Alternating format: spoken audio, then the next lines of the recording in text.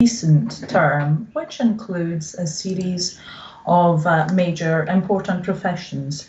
First of all, artists, the representative arts, audiovisuals, people who make software, all those who, with their own needs and power, can create something tangible or intangible, something in the creative world or the literary world. We started about a year ago an initiative that I would like to tell you about. And in the regions and in Pyrgos, I would like to tell you about it. It's a collaboration with the Ministry of Culture in order to establish a regional authority for the creative industries in Western Greece. This is important because we have seen that a series of professions that are amongst those that have suffered a major blow from the pandemic for various reasons are not supported as they should be by the government, by the region, by the municipalities, by the various collective authorities, do not appear many times statistically in the various researches and surveys conducted.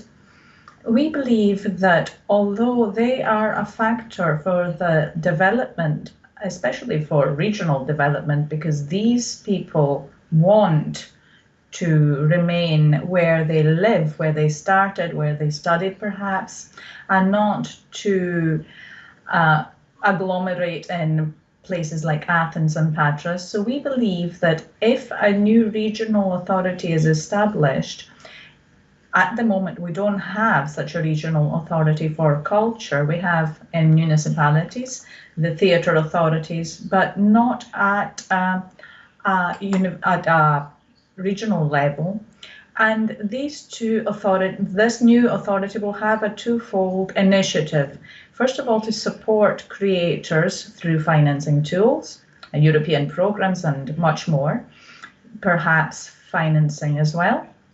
And secondly, to be able to boost networking and host creative performances and offerings from other countries to Greece. So it will have a twofold aim, and it will have its own human resources, its own fund to be able to be sustainable, viable, and to be independent of any political changes. This procedure is nearly ready. We're in the final stage. We are about to draft its articles of association, and we're looking into the possible scenarios. And I believe that this will be an important structure for the region of Western Greece. And if this goes ahead, we should look into creating something similar in other regions, either through the dialogue we have started with other regions, or through the Interreg programs, or through the various authorities such as the chambers across the country.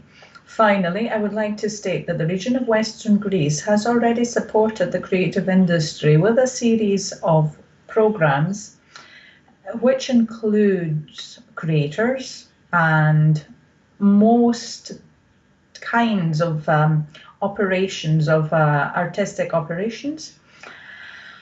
The last one that expired on Friday concerned the collective companies, which is a major program for 2 million euros. It just ended and is now in the evaluation phase, which also includes in the form of social entrepreneurship, various creative companies. So we are looking at the creative industries in a very serious light. The region of Western Greece, with another two regions in Italy and in Spain, are the leaders in the creative industries in the Joint Research Centre in the European Union.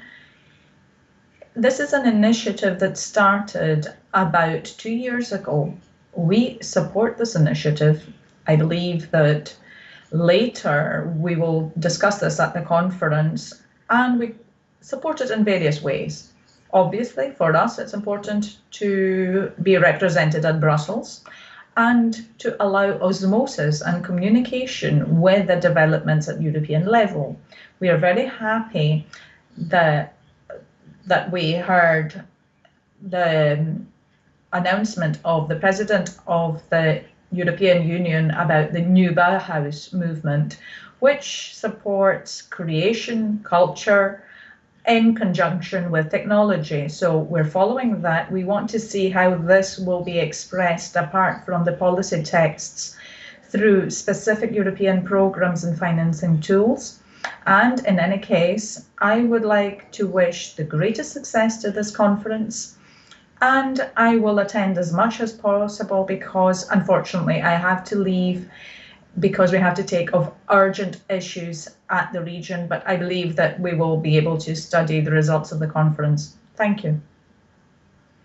Now we move on with Mrs. Tina Ranieri from the General Secretariat of the Programme in Italy.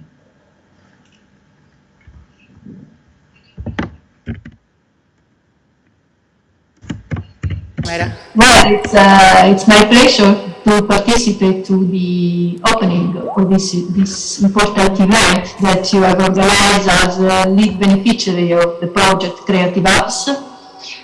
I know all of you know probably that this is a strategic project that has been selected inside the Greece Italy program Interreg for this period of 2014-2020, and the aim of the project is in fact to create cooperation between the first of all the region involved, the 4 regions that have been also now listed by the governor of the Western Greece region. And the aim is, in fact, to create synergies between the target of the project Creative Apps, that is the creative industry, which involved, in fact, several sectors.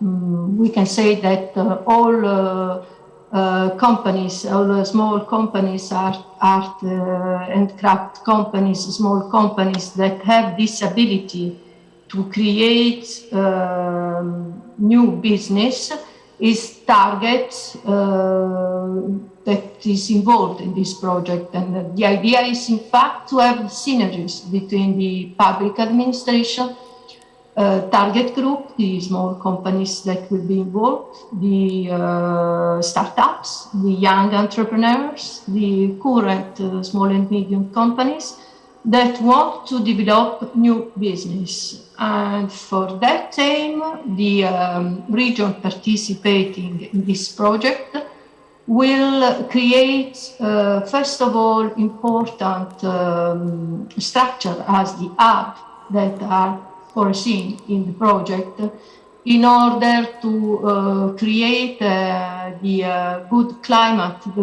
good perspective for this company to launch their business and to continue to work all together.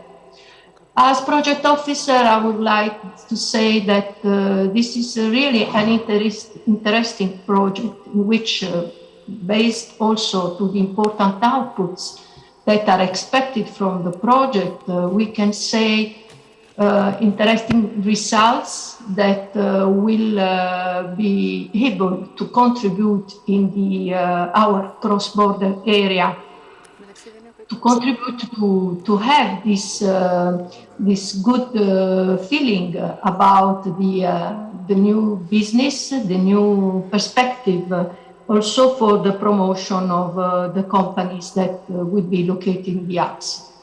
Well, as you know, the project implementation will be done during 3 years of activities.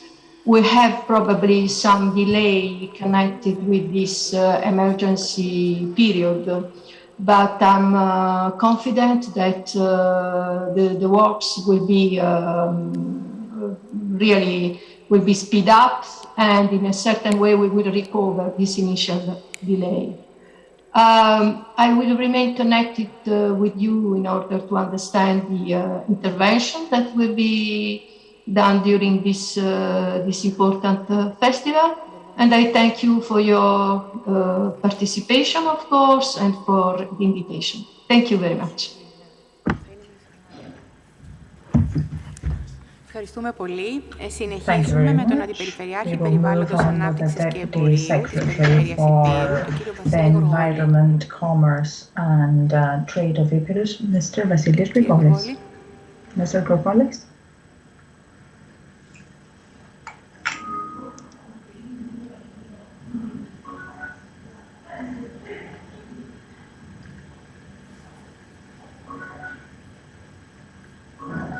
Προφανώς υπάρχει κάποιο τεχνικό πρόβλημα. I think we have a technical issue.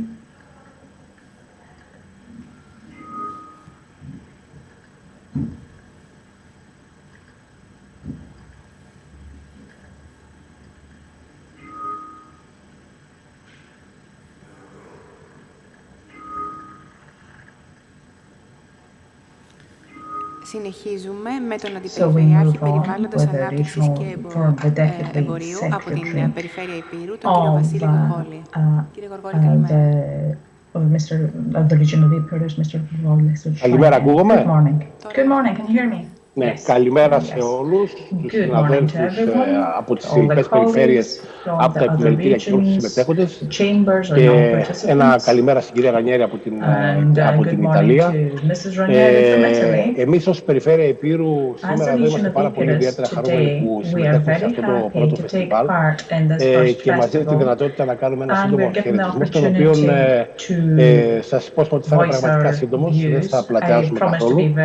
Θα θέλαμε να πούμε ότι αυτό το έργο, το πιλωτικό έργο το οποίο πρόκειται να γίνει, το Creative Hubs, είναι μια πάρα πολύ καλή ευκαιρία η οποία δίδεται σε όλες τις φορείς να πετύχουν στόχους οι οποίοι have been set many years ago, which concern not only creators but society at large, because through the implementation of this project at the region of Epirus, we've set various targets we want to achieve, which are interlinked, and in general the region will offer to society through this in the form of employment as a creative action that will have a great appeal to a wide audience in society. The region of Epirus has selected as its targets in this case during the pilot project to proceed to a multifaceted action. The first concerns the training of various artists who will take on to create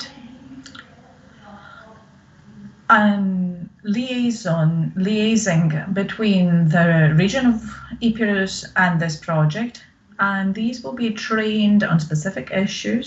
They will be the ones who will then create specific projects that will have to do with memorabilia, which will be distributed to people, to the public, and with these memorabilia, any person will be able to take a part of the action over time in the culture and sports and daily life and social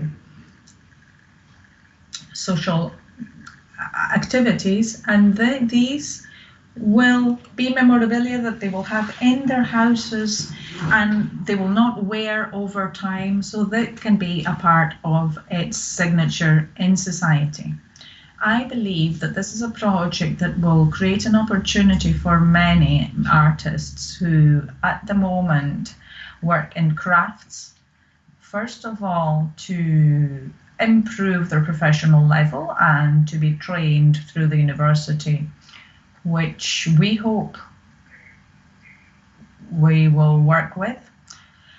So apart from this personal gain, so artists will receive training and funding, and we also have an increase in employment, which is obviously a matter of concern for everyone over the last few years, because the people who will be involved in this pilot project will have the opportunity to be employed in a sector they are interested in, which they know about over a long period of time. So in this way, we will limit unemployment in this sector. This action will cover many bits of daily life, culture, sports, and other things. And in this way, we will see a variety of expressions which will be characteristic in all activities that we will create. And this is something that we are very happy about, because this is only a small part of this big Interreg Greece-Italy program, which we have always supported at the region of Epirus, and from the onset, we have supported it. I believe that over time, this will leave its mark in society, and it is a continuation of various actions of the region of Epirus that aim to boost the creative industries, be it through businesses, because we have a program for social enterprises as well, which is now in the stage of the call, and it has closed. We have evaluated it, and we are now proceeding to the financing of the selected companies, and we have an overbooking in order to meet as many companies as possible. So this project comes in continuation of a series of actions that have been developed to support the creative industries, which we all believe is an integral part of daily life and an integral part of the cultural heritage of each region. So I hope that the results of the conference will be successful. I see people who really know what they are talking about, and they will talk about things they know, and they will have much to offer. Good morning from the region of Epirus. Now we will move on with Mr. Liberes, who is the head of the project we are talking about today, and he is going to explain the targets of the project. Good morning. I have a presentation here.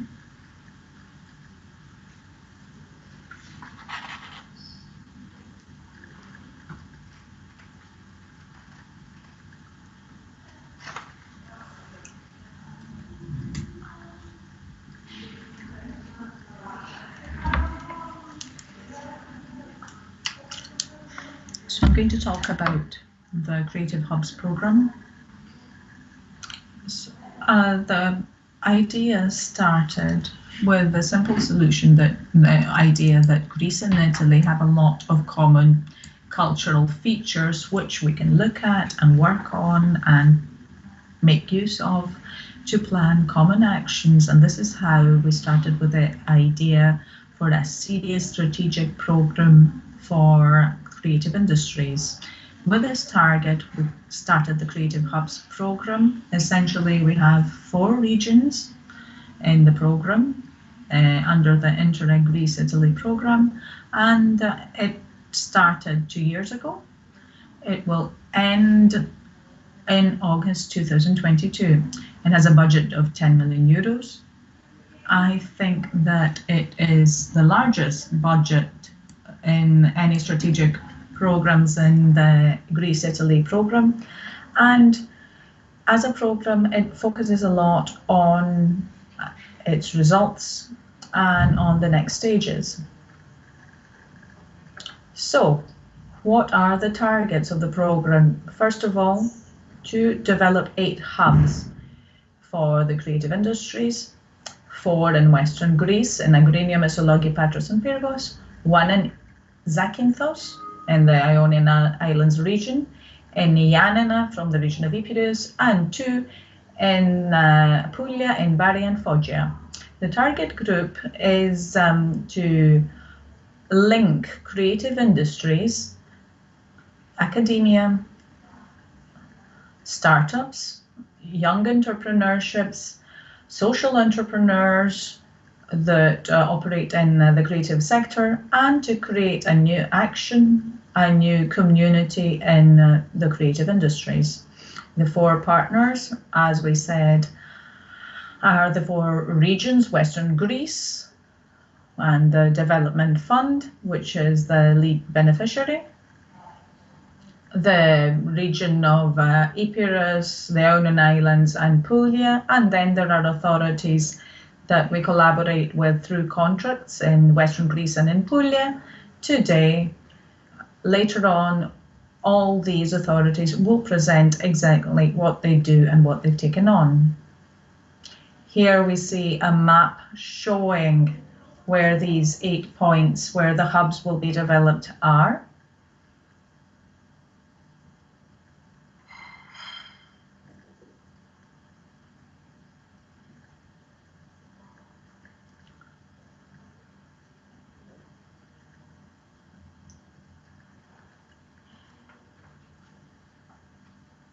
So let's have a look at the activities. There are 3 kinds of activities. First, we have infrastructure. So renovation of infrastructure. So we are creating 8 hubs in these 8 cities, buildings that we are renovating. So we are buying equipment and we are going to use it.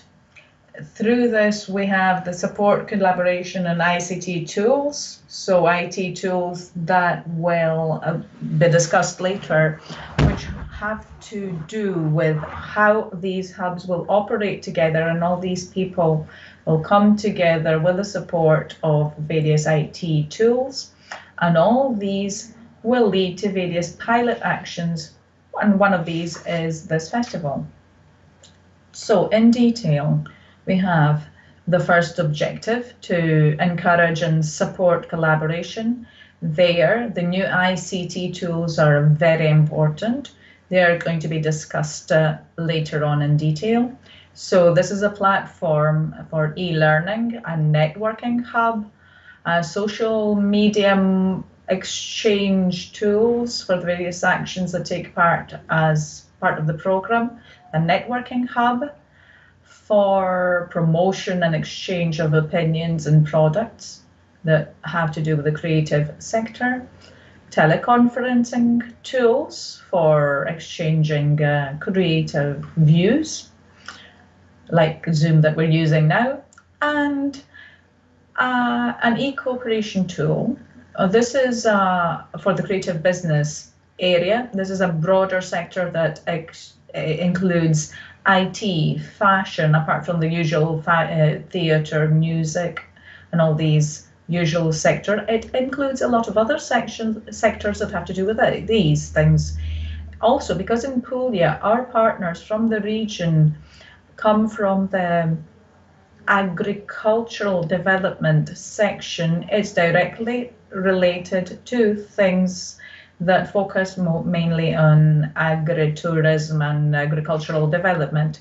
We also have various seminars and workshops that we're planning, mainly through the chambers, the 3 chambers of the area in Western Greece. There are obviously various actions for support and promotion like today's event. Now, in the renovation, which is the main building of the main sector of development, it has to do with the 8 buildings renovated. This is at various stages of implementation. Some are moving ahead much faster, some others are delayed, but our target is by the end of the program to have 8 buildings with modern infrastructure to host creative industries, to be visitable if possible, given the pandemic, to be able to exchange views and have planned actions, and together with the hub managers that will exist in all these points. Now, the last objective is various pilot programs. So these have to do with promotion, with seminars, events, the exchange of people, if COVID allows this, between the various hubs, common actions in various sectors of the creative industry. We're already planning some festivals and events for the summer of 2022. And all these are actions that will be implemented in this 10 months remaining up to the end of the programme. And all these we aim to have a common sustainability plan that will allow the continuation of this action. We don't see we don't want to see the programme end and finish, but as Mr. Zaimis said, it is an area that is of interest in the future for the region and for the broader area. These are the 6 work packages of the programme. They are already being implemented. Some have suffered slight delays, but more or less, I think by the end of the programme, they will be on track. So by the end of the project, we want to see the 8 hubs in operation. Most pilot projects will have been completed. The tools will be widely used, and the partners and the creative industry to have people coming to the hubs and exchanging views and planning common actions. But the main thing is the next stages. What happens after that? The region of Western Greece aims to play a major role in the macro region supporting creative industries. Within the EU strategy for the Adriatic and Ionian region, as Mr. Zaimis said, we have actions and coordination with the creative regional ecosystem. I will talk about this later in today's event. And this is something that we're looking into and taking very seriously for the next stages. The creative hubs for us is just the beginning. And what we really want to see is a successful project that will be the starting point for a dynamic journey. Thank you very much for your attention. Here are the links for LinkedIn, Facebook, YouTube. We use social media a lot, obviously, to promote the project. So, follow us to see the latest at what's happening on a local level and a regional level. Thank you. We will move on with the communication manager of the project from the region of Puglia, Mrs. Serena Minoglia.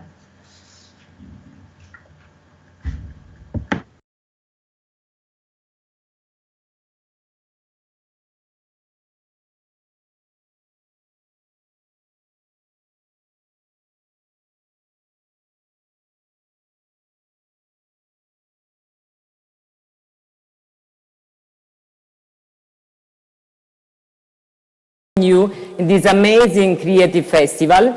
In Puglia, we are working right now on the implementation of 2 of the 8 creative hubs of the Creative Hubs project. They will be located in 2 important Apulian structures, 2 fairs of 2 of the most important Apulian cities, that are Bari and Foggia. We are now in the process of giving new life to these pavilions and equipping them with the technologies and services needed to make them the best place to welcome creative people like you and creative enterprises. Puglia region brings into the Creative Hubs project and community a specific factor of innovation that is the importance of cross-collaboration between different sectors. In particular, our hubs will focus on the cross-collaboration between creative cultural industries and agricultural and agri-food sector, finding in this link the added value for innovation and development of both these strategic economic areas. In the further months, we'll be in touch with you with more news from Puglia. We started out with an important collaboration with regional research and training institutions, Apulian University of Foggia, of Bari and of Salento, and also the Mediterranean Agri-Food Institute of Bari.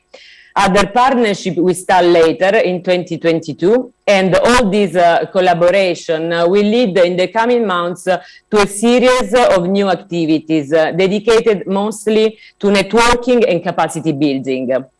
I want to give you some anticipations.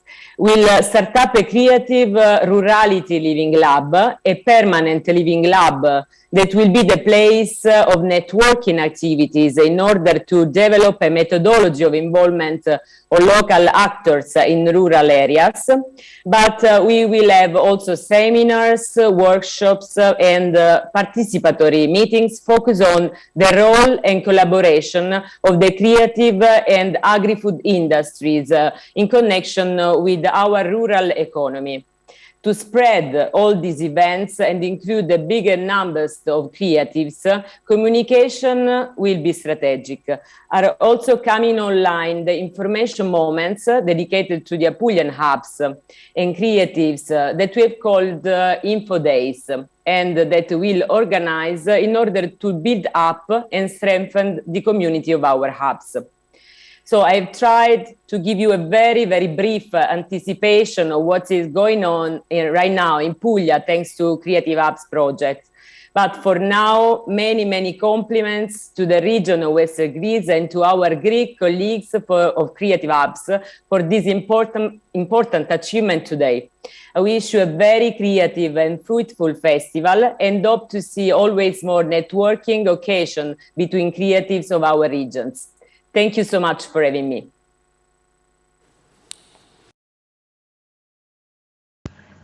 Thank you, Signora Nolia.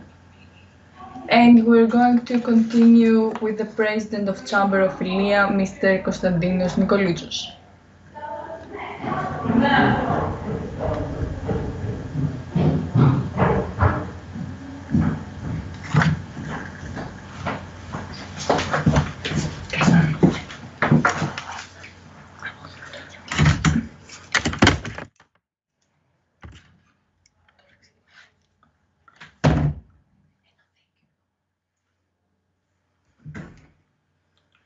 Good morning. I would like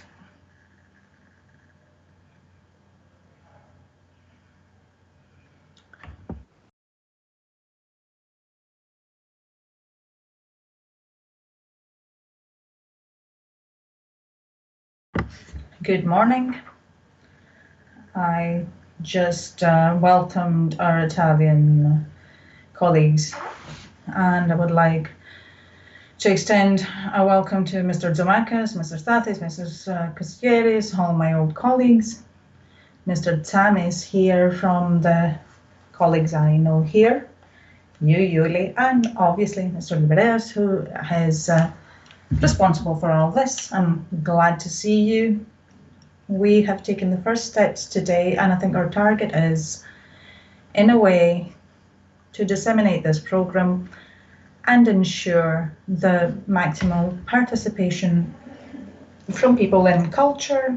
And these have to be join forces and get them to understand the benefits they can gain through the program, and to support what the Deputy General Governor, Regional Government said, that we need to support the creative businesses in the land. So we know that Patras, due to the existence of the university, the Computer Information Centre and its cultural action, has more things that have to be done here. Things are more decentralized. There are a few issues to take care of. We need to find a platform to accommodate all this.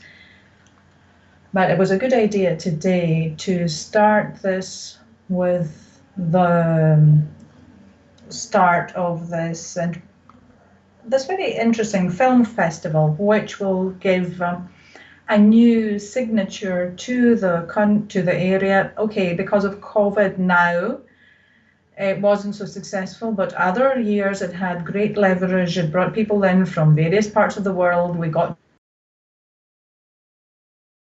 was very important for the area and culture. On our part, our manager is Mr. Varelas, who cannot be here today.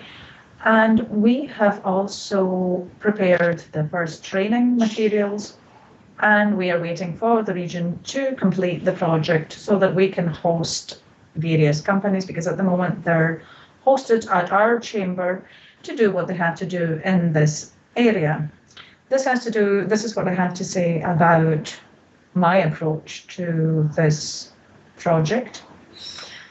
So I'm happy that we've taken the first steps, and then Mr. Domakas will have to see what improvements need to be made and to see how we can adjust not only the initial proposal and planning when it was submitted, but because things have changed drastically, to see what we can do. As Sotiri said, you have prepared the digital tools, more or less. So now we need to focus on dissemination and attracting mobility trainees, business people to, and I believe that it's very important to focus on what Mr. Fokiona said, because this is the start, and this will have a result only if it continues over time in this very difficult period for the significant activity.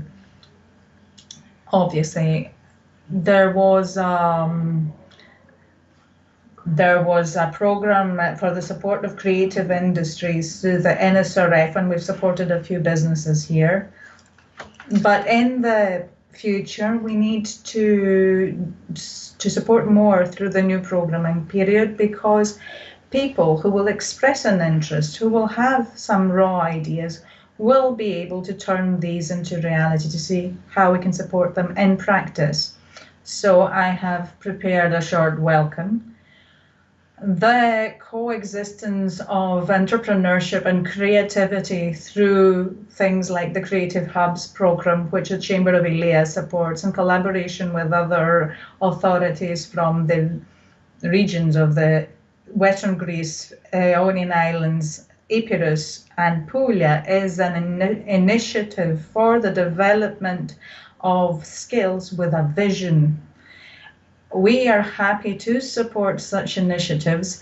I am happy to see this new collaboration with the region of Western Greece and other small authorities active in the creative industries, such as this one that we're discussing today, with the collaboration of people with business plans supported by the EU that will open up a window to global innovation. Through the Creative Hubs, new young entrepreneurs will be able to host their company with various tools such as high-speed internet, modern equipment, and other tools for things like online appointments with clients, exchange of views in the fields of interest for them. The operation and creation of an incubator for the Creative Hubs of a building that we own, which will be used by young entrepreneurs, will boost all new business activities in the creative sector and from various professional sectors. And on this occasion, I would like to say that we always face an issue. Apart from the whole creative industries thing that, you know, all these things that we usually think about as creative industries, theatre, cinema, and whatever else, here we have a great commercial audience that has to do with creativity. And this has to do with souvenirs. Souvenirs are a great market. Souvenirs today, I mean, for the last few years have been given to the Chinese market, and we're just reselling them. Over time, we lost a lot of creativity in this area. The older amongst you will remember those blue ceramics they used to make in Rhodes, and we always thought that these were not valuable at all, but now they're collectibles. I think this is a great market and we should focus there. What we need to do is to find people who works with ceramics, crafts, because it's tragic if you go to an exhibition. It's not that we've lost our commercial interest, we've lost our creativity. This is something that we focused on as a chamber for years, but we haven't managed to do anything. this does not only concern Greece, but it concerns the entire Mediterranean. For Greece, it's a transnational product. Obviously, it's the only, all the cruise ships that came from Switzerland or wherever to Greece, to Dubrovnik, to Corfu, to Katakolo, and some move ahead to other places. So the market for souvenirs is great. And today it's lost a great market share. And we don't have an expression for our Greek creativity. It could be an area of interest. So that's what I wanted to say in brief. I hope that the conference will go well. And I think that the main thing is to see how attractive what we will create will be. And I hope that we will work together soon. Thank you. Thank you very much, Mr. Nikoloutsos. And we would like to move on to the Chamber of Aetola-Karnania and Mr. Triantafyllos Tatoulis. Good morning from the Chamber of Aetola-Karnania. I would like to wish success to the festival and to the program overall.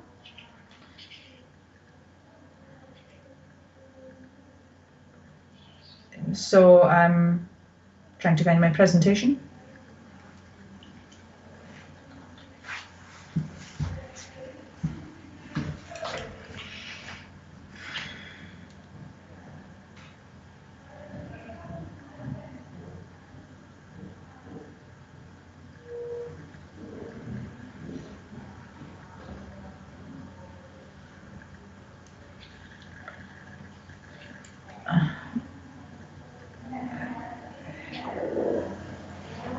So I'm going to look kind of more holistically at what has been discussed so far at the Chamber of Aetola-Karnania.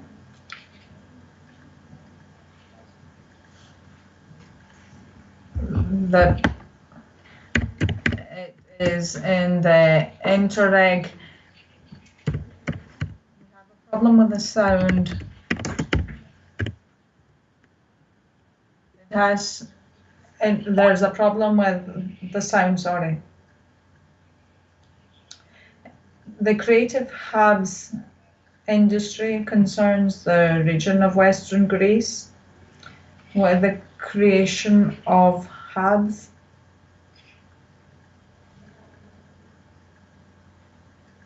I'm sorry, we are facing a technical problem with the sound.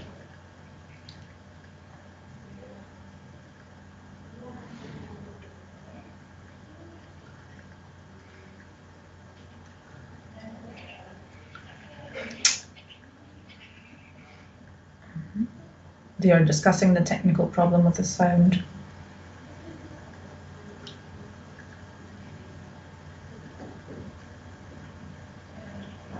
So the target is for the operation of these hubs that will function throughout the year.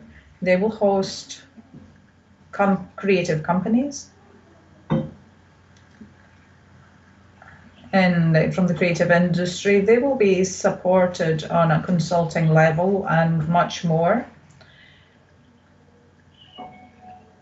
to have mentoring from executives to solve any problems they might face.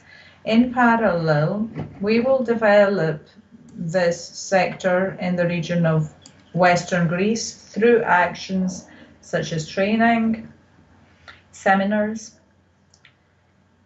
networking events between these companies, and of course, the organization of local, regional, and national, and perhaps international level. The Chamber of Aetola-Karnania takes part through a programmatic contract as an implementation authority under the leadership of the region of Western Greece with IT, Computer Technology Institute and Press Diophantus, and the Chamber of Achaia, the Chamber of Elea, and the Regional Development Institute at the Pantheon University. It supports entrepreneurship with a basic aim of achieving the values of the model of sustainable, viable development in the economy. It supports the development and creation of business value in the creative industry in combination with the competitive advantages of cultural heritage, customs, traditions, products in the prefecture of Aetola-Carnanea, and in all economic sectors that link these with the Greek economy, and of course, which point towards sustainable development. The holistic planning is only allowed through the creation of financing tools that aim to support a project with development excellence, which will create added value for the local economy. So, specifically, the Chamber of Aetola-Carnanea has undertaken to implement the following actions according to what is stated in the technical sheet of that project. The definition of the training needs of SMEs that are in the sector of creative industries in Aetola-Carnanea. The preparation of content for 3 training packages aiming to the holding of live seminars for the use of training material in an electronic learning system so that they can view it after these are completed. The selection of an external hub manager who will be a specialist in development and entrepreneurship in the creative industry to support the operation of the 2 hubs in Aetola-Carnanea, in Agrinio and Mesologi. The selection of a business development manager as the head of business development and support for the businesses in the creative sector. A network manager, obviously, for facilitating communication and coordination between the businesses and the hubs. The recruitment of 2 secretaries, one in Agrinio and one in Mesologi, with a work contract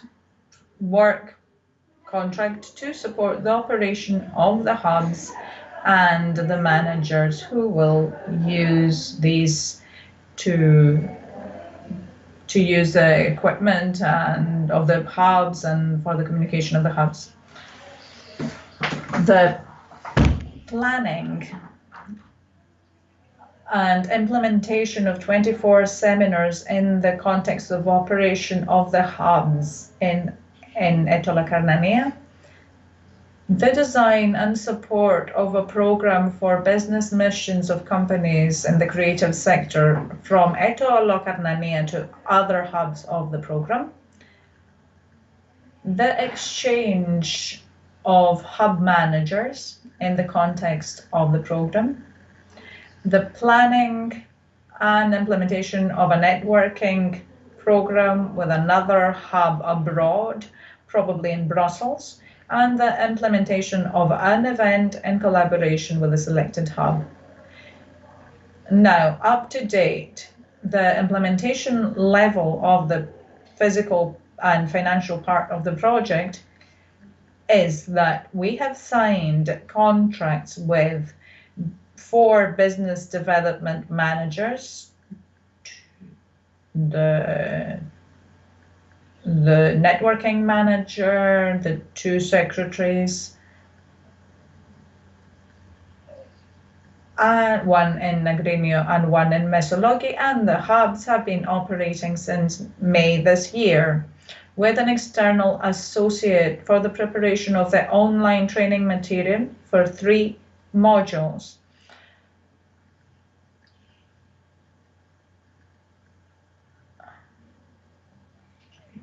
As imposed by the program.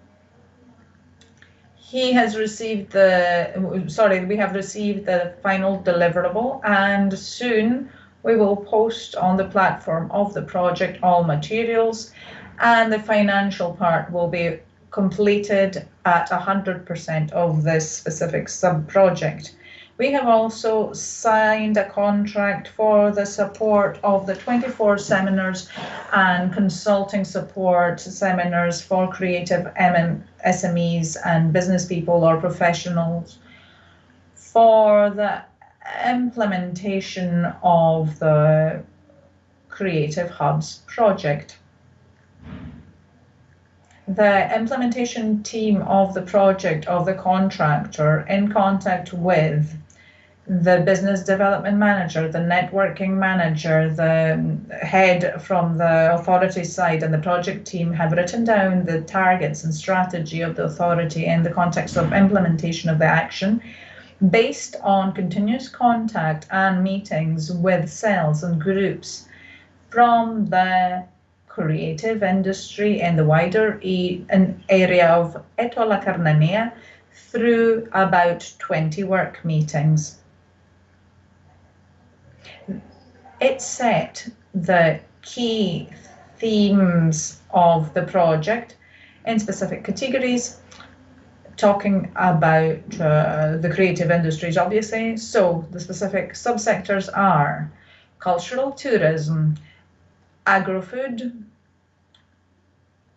which is the spearhead of this effort for the prefecture of Etola Carnanea, internet entrepreneurship, which over the last few years has gained ground a lot given the COVID pandemic, and people have focused there because it facilitates entrepreneurship in this way. Photography, and finally theatre, cinema, music, folklore, musical instruments, traditional wear, and etc. Up to now, 9 first creative industry workshops have been held. In brief,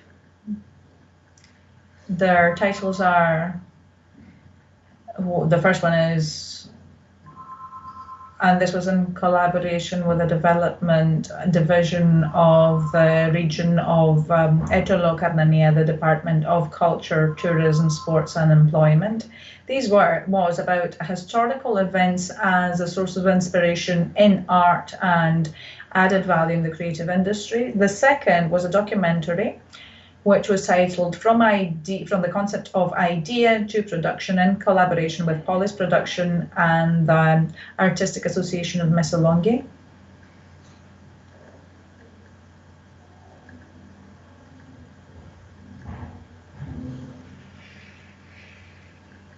So the third had to do with Art Under Starlight,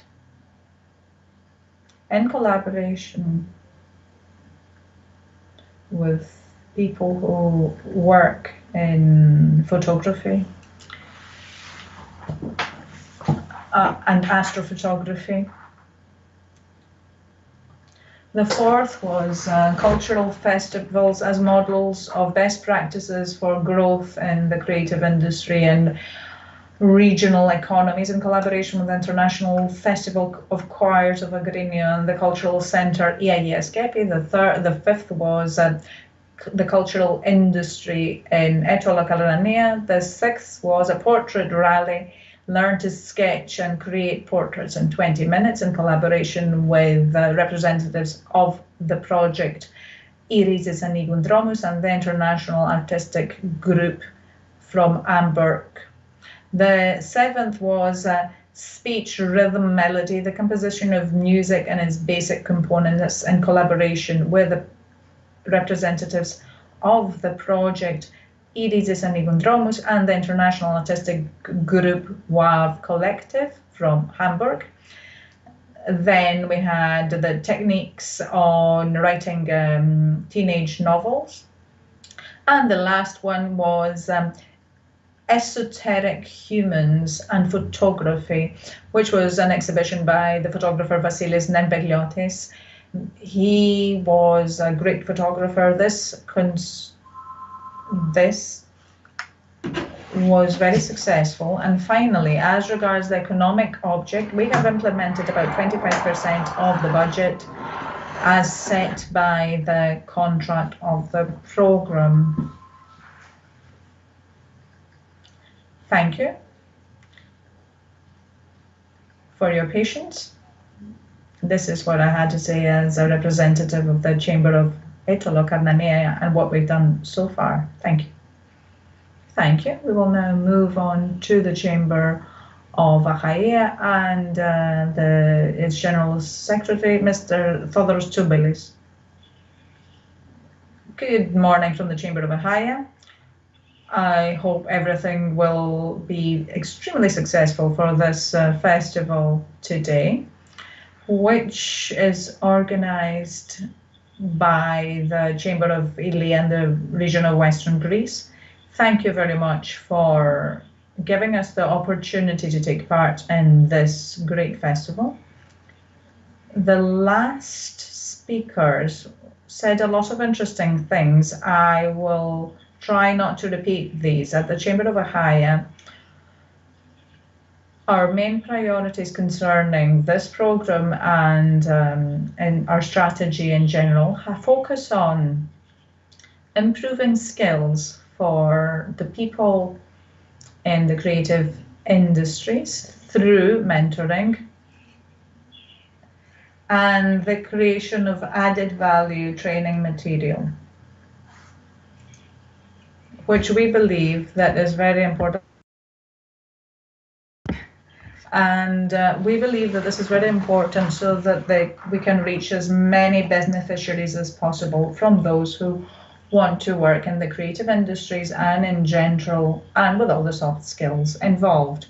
The second issue is to provide facilitations as much as possible to those who want to work in this sector, such as, for example, exhibitions, spaces, venues, synergies, portals, support that we want to provide so that they are as much as possible on a multifaceted level. Through this project, the Creative Hubs, we are given the opportunity to do a lot of things in this sector, but the Chamber of Achaia is taking on other initiatives as well, through which we are trying to homogenize our actions and make the results helpful to all those people on a complementary basis. So we're taking on, together with the region of Western Greece and other chambers in the area, initiatives for European programs through which we are financing such companies. And an initiative which is very important and in the next few days is the Patras IQ technology transfer exhibition from the 4th to the 6th of December. And in this way, we believe that we are giving an answer to the challenges posed by our times with all the features that it has and the added aggravating factors of the pandemic and the quarantines. We believe that through such efforts, such projects, we will provide robust answers for all those who work to do business in these sectors, in the creative industries, and in social economy in general. Thank you very much. I hope you will have successful results in this festival. And I would like to give the floor to Mrs. Katsada, who will talk more about training in this program. Thank you. Thank you very much. Now, Mrs. Katsada. Good morning. Just a second. I want to share my screen.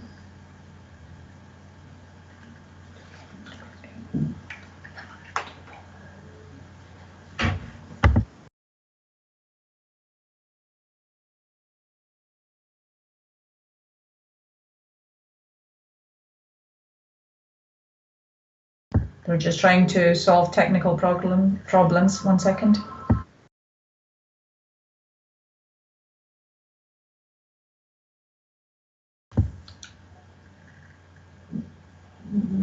We have a slight problem with the sound.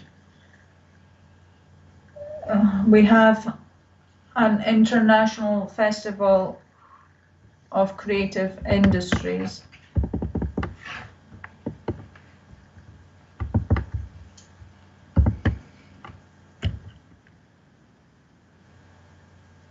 They're probably solving the sound problem.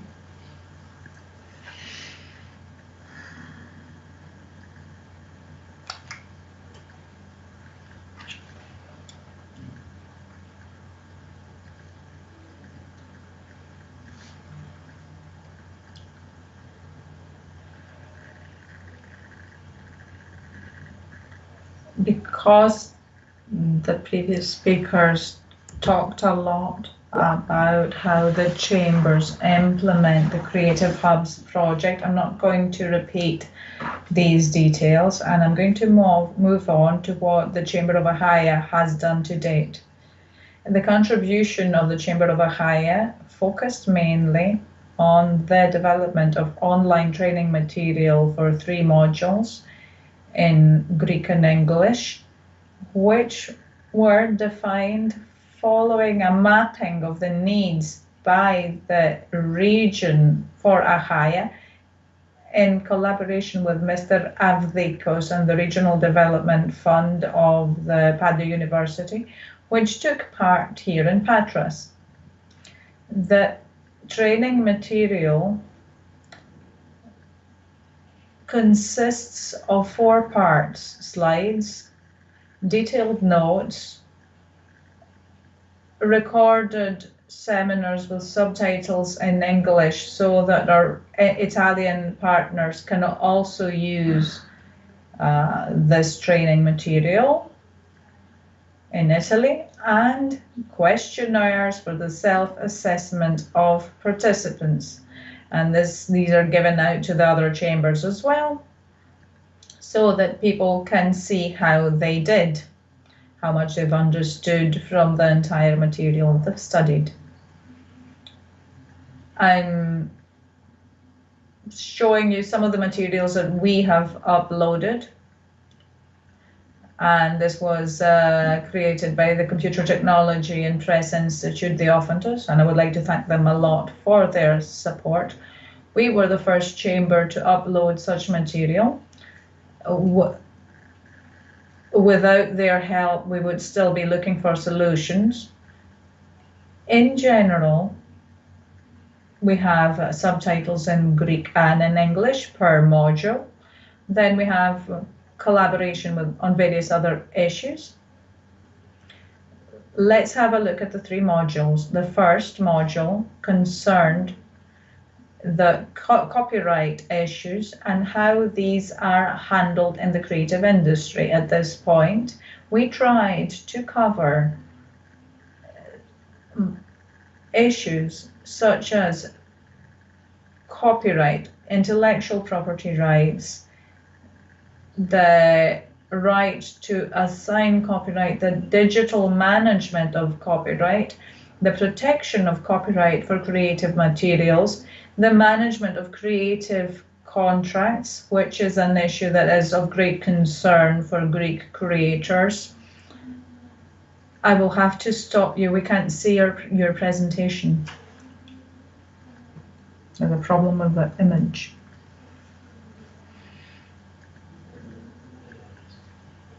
Can you see it now? No, remains the same. Just give me a second to restart the server.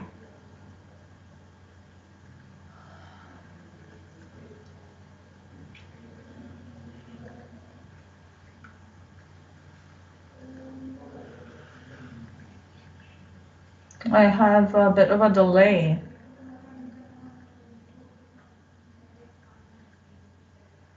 Can you see the slides now?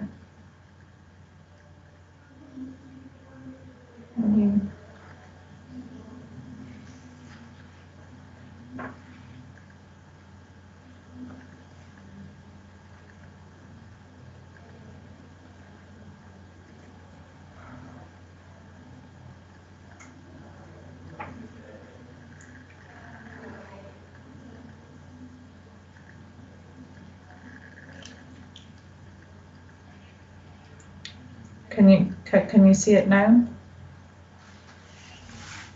Can you see the first slide, the first module? Yes. So I'm taking off from where I stopped earlier on, which has to do with the management of copyright under European law. I'm on the second slide now. Can you see it? Yes. Now, the second module concerns the project management in arts and culture. Indicatively, this covered things like tools for cultural management, financial management of cultural projects, tools and resources for financing cultural projects such as crowdfunding, business opportunity identification, and proposals for drafting new business models such as synergies, associations, incentives and persistence, risk and trust, cultural communication, of course, the legal aspects of cultural administration, and this is important, the creation of cultural companies and how this can be done, cultural marketing, as well as international exhibitions and best practices to achieve extroversion and the dissemination of the results of works that have to do with culture. All the above are needs that have arisen through the needs study, the mapping of needs, and through other projects implemented by the Chamber of Ahaia in the creative industry. And these are common obstacles and problems for those who wish to engage in the creative sector and creative industries. So I'm moving on to the third module, which has to do with the development of soft skills in creative industries and the arts. Our target here was to focus on self-management, self-presentation. These are skills that, according to studies conducted, are required for those who engage professionally in the creative industries. These also have to do with credibility, flexibility, adaptability to new conditions, the strategy and followed an innovation, and of course, inspiration to third parties, planning, vision, that learning through experience, synergies with others, networking, and much more. These are very important. Now, what does the Chamber have to do from now on? In detail, this was presented earlier on, but I think that it's important to mention that we will activate the network manager and the hub manager that will take on the collaboration of the hub for Ahaia in collaboration with the project team of the Chamber of Ahaia. And they are online with us at the moment now, actually. And then we will organize 24 seminars for cultural consulting for SMEs in the creative sector to see how synergies can be developed, how this is a key issue for the area in general, how we can develop campaigns to promote the results, to make money from photographs, for example, or from products marketed in Achaia, and many other things that have to do mainly with digital skills. So we focus a lot on digital skills as regards those who want to operate in this sector. Then networking of the hub and the beneficiaries in Achaia with other hubs covered by this project. And then, of course, the last thing is that apart from these hubs that we could work with in Greece and Italy or with other countries, we could work a lot with networking between them. As you see, the actions are not very different from those of other chambers, from that of Atalo-Karnania, for example, because we have a joint purpose to have actions that contribute to the implementation of the project in Greece. Finally, I want to say that with a reference to in international literature, where creative products are the results of creative people through creative processes and supportive environments. This sets very clearly the need for the hubs in Achaia, in Atalo-Karnania, in Ilia, in Puglia, in Italy, are a prerequisite for the creation of this supportive environment through human resources, infrastructure to allow creativity to be a force for the development of the involved regions. Thank you very much for your attention.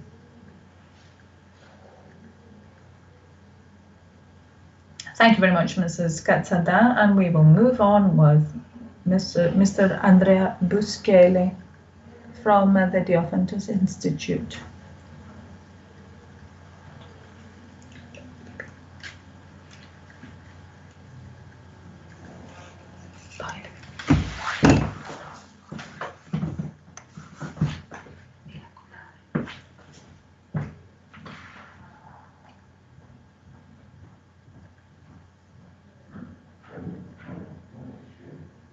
Good morning. The Computer Technology Institute and Press Diophantus, thank you for this invitation.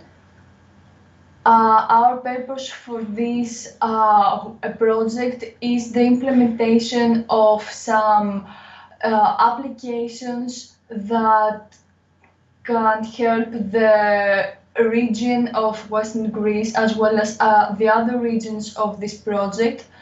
What we have already done is to implement some applications that will be discussed in detail later.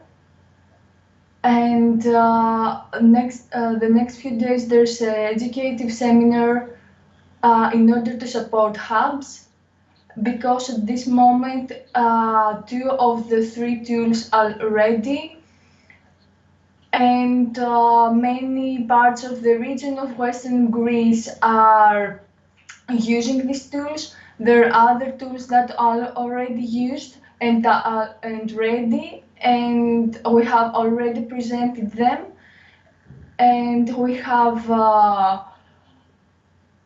the chance that next week there will be held a seminar for using these tools, and later we are going to organize a next educative seminar for Epirus, Ionian Islands and other regions.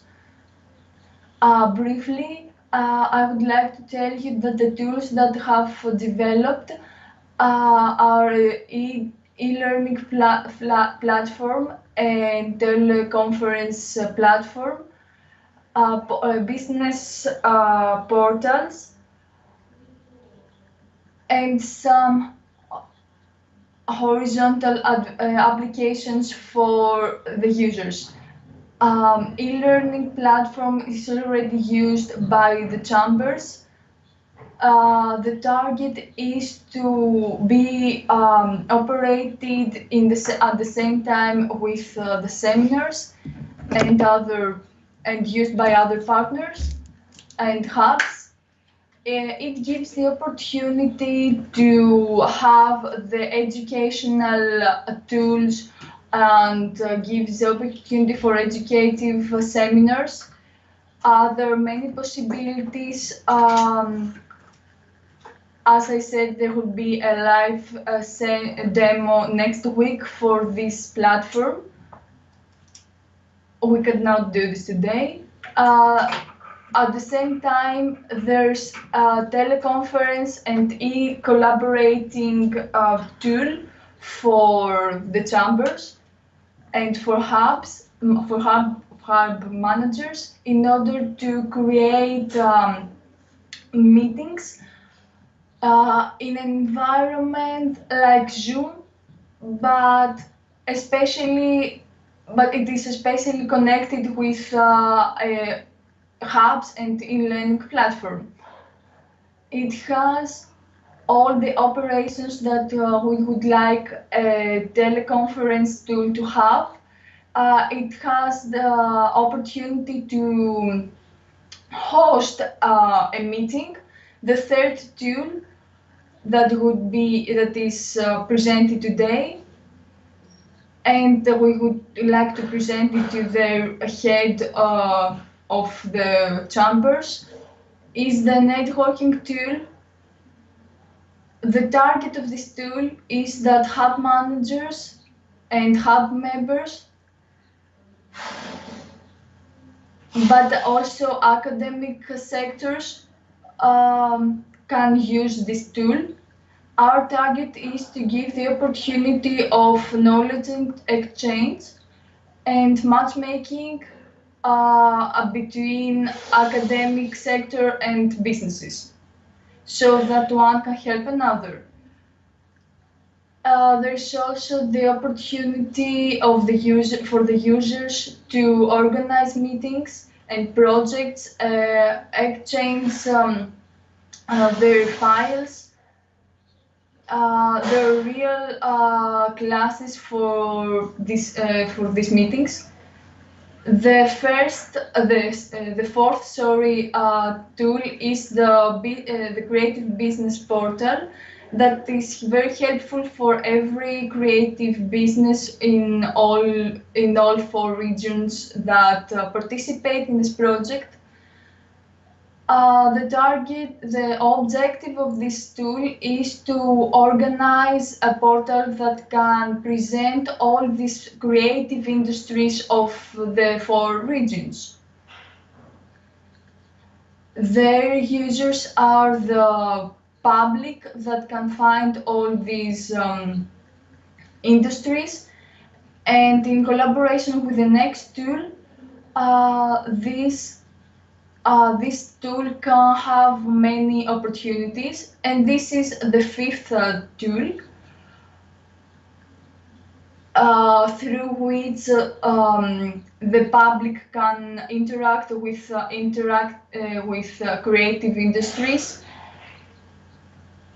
The visitor can see all the creative industries of the 4 regions and evaluate them, comment them, etc. As I said, it is also a mobile application. Finally, there is the help desk that all users for all the applications can refer to a support team for any questions or requests, and we can help them.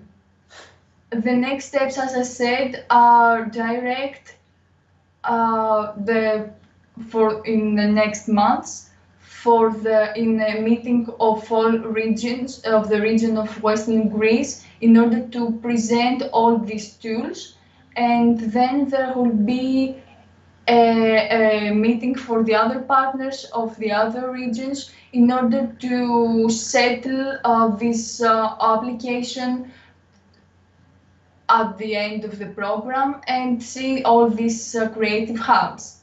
Thank you.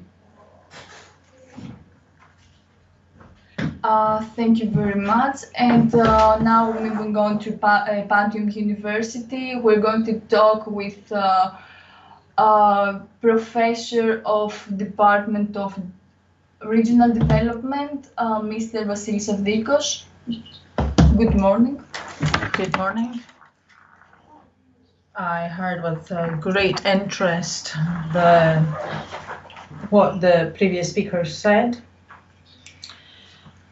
A hub obviously does not only cover the creative industries, but what we will see through the roundtables, it also covers in essence, and it comes to connect the creative industry with other sectors of the economy, such as tourism and agri-food. I will briefly present the role of the Regional Development Institute of the Pantheon University in this project. The Regional Development Institute, as most of you know, was the first university institute in Greece. It was established in 1975, so it's the oldest existing at the moment. And over these years, through almost 43 years, it has undertaken a lot of studies and contributed to policies for culture for ministries and regions. The latest survey that we did is that in 2017, which was the first effort for the mapping of the cultural and creative businesses in Greece. This showed the wealth that exists in these industries in Greece, how they're distributed, how production and the consumption of creative products is distributed in Greece. And this was a first mapping, and that formed the basis for the planning of the NSRF 2014-2021. And we are currently implementing some other projects. There are 3 projects, 2 research projects, and a very big international network that have to do with hubs. The first is Marie Curie ITN, an innovative training network. We have at the moment, along with another 6 partners in Europe, we have 15 candidate PhDs working on finding the impacts of collaborative workspaces in rural and peripheral areas in the EU and in Greece. For example, like the region of Western Greece, which is taking part in this project as an affiliated partner. Another project is Urban Co-work, which essentially researches the evolution and impacts of collaborative workspaces and hubs in the urban environment, comparing hubs in Athens, Berlin, London, and the various functions they provide for connection with other authorities. And then the cost action. This is a collaboration program that concerns hubs. This one aims at gathering research around the development and functions and impact of collaborative workspaces in rural and peripheral areas. Our role in this project was to provide scientific advice on the functions and impacts.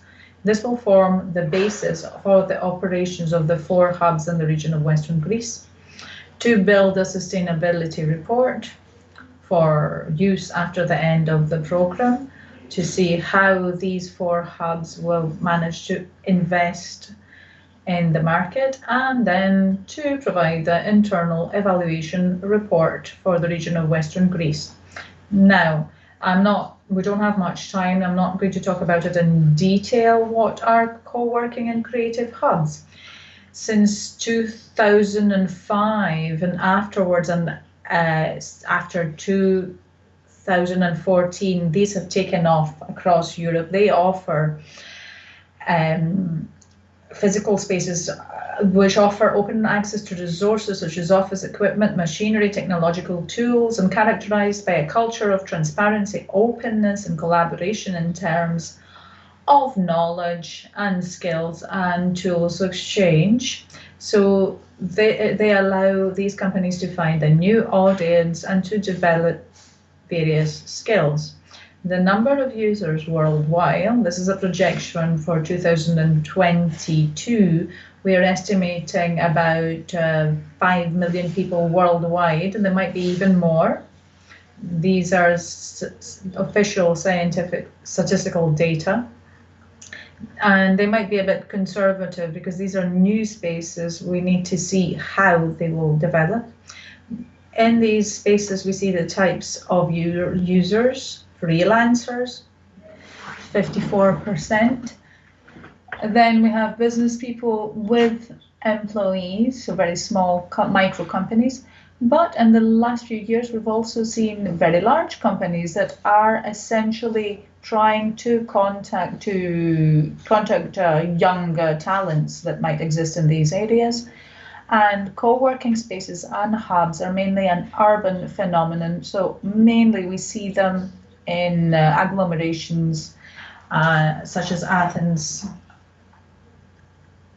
and mainly we have the user's educational background here. About 80% have a university degree, so we're talking about high-skilled, high-expertise human resources. The average age of users in relation to the size of the city, we see here the breakdown per city size. So when we go down from large cities to smaller ones, we see that the average age of users increases from 34 to 43 years. In users we see in hubs located in very small cities. Now, the ideal co-working space offers 24-hour access to its members, mainly in cities. They offer a lot of tools, and in recent years we see that we have large players coming into the hubs. So there are big players in the market like Riga's WeWork, Workspace Group. They have franchises with thousands of collaborative workspaces in Europe, Asia, America. Riga's, for example, has collaborative workspaces in more than 3,000 collaborative spaces used by about 2.5 million employees. And recently, through the studies, we've seen that these spaces have begun to develop in smaller, medium-sized, smaller, and very small cities in various regions. And this is very interesting because we're trying to understand the characteristics of these spaces in these very small or medium cities. In general, we see the benefits for the freelancer and the enterprise. They manage to minimize the operating costs of the self-employed and very small businesses. They increase labor productivity. They strengthen their professional networks through assignments of tasks between co-workers.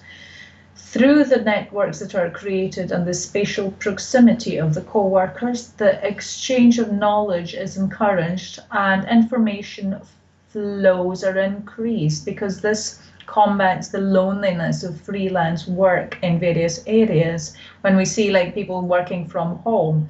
So these areas decrease social isolation, and they help in separating the workplace from personal life.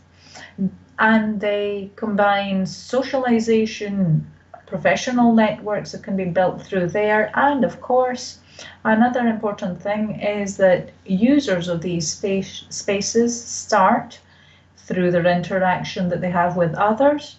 They start to upgrade their skills. For example, their digital skills. It could be skills that have to do with their core operation or kind of general skills. These are kind of parallel skills. For example, how they self-present to clients, how they take care of their intellectual property rights, etc. In the region of Western Greece, based on the mapping of 2017, there are about 1,870 creative and cultural enterprises, which represent 3.72 of the overall GDP of Greece. This first study, apart from the geographical mapping, allowed us to organize 4 focus groups last summer up until September 2020. In these focus groups, we had the participation of 51 persons from the industry, from the 4 countries, Agrinio, Mesologi, Padra, and Pyrgos. And this focused on identifying the needs of these users and potential users, and try to adapt the functions of the 4 hubs on their needs. So the potential users of these hubs, for example, need a physical space, they're freelancers, small enterprises of the local creative economies. But because these are very few companies, we thought that it would be very good to connect these hubs with other sectors of the local economy, which are usually part of the same value chain, such as, for example, cultural tourism or agri-food, such as, for example, farms, design, packaging of agricultural products. And the 4th potential user is local NGOs and social enterprises in these 4 hubs. What are the aims of the 4 hubs? Of course, to boost freelancers and small enterprises through the provision of adequate and modern workplaces with increased networking and fast internet connection, to give them fresh information, new skills that they need to manage to handle this business environment, which is very competitive, to provide freelancers with the space that they need for meetings, for events, to be able to achieve osmosis, and of course, through these 4 hubs, to create a point of interest in each city, to create a buzz around them so that everyone focuses on this hub. So these hubs offer space, flexible workspaces, meeting rooms, social rooms for social gatherings, teleconference facilities, printers, copiers, and etc., etc., seminars, networking, and this is the end for me. Thank you very much. Thank you very much. We're going to take a short break, and we'll be back with the president of the social enterprise of the Festival of Olympia, Mr.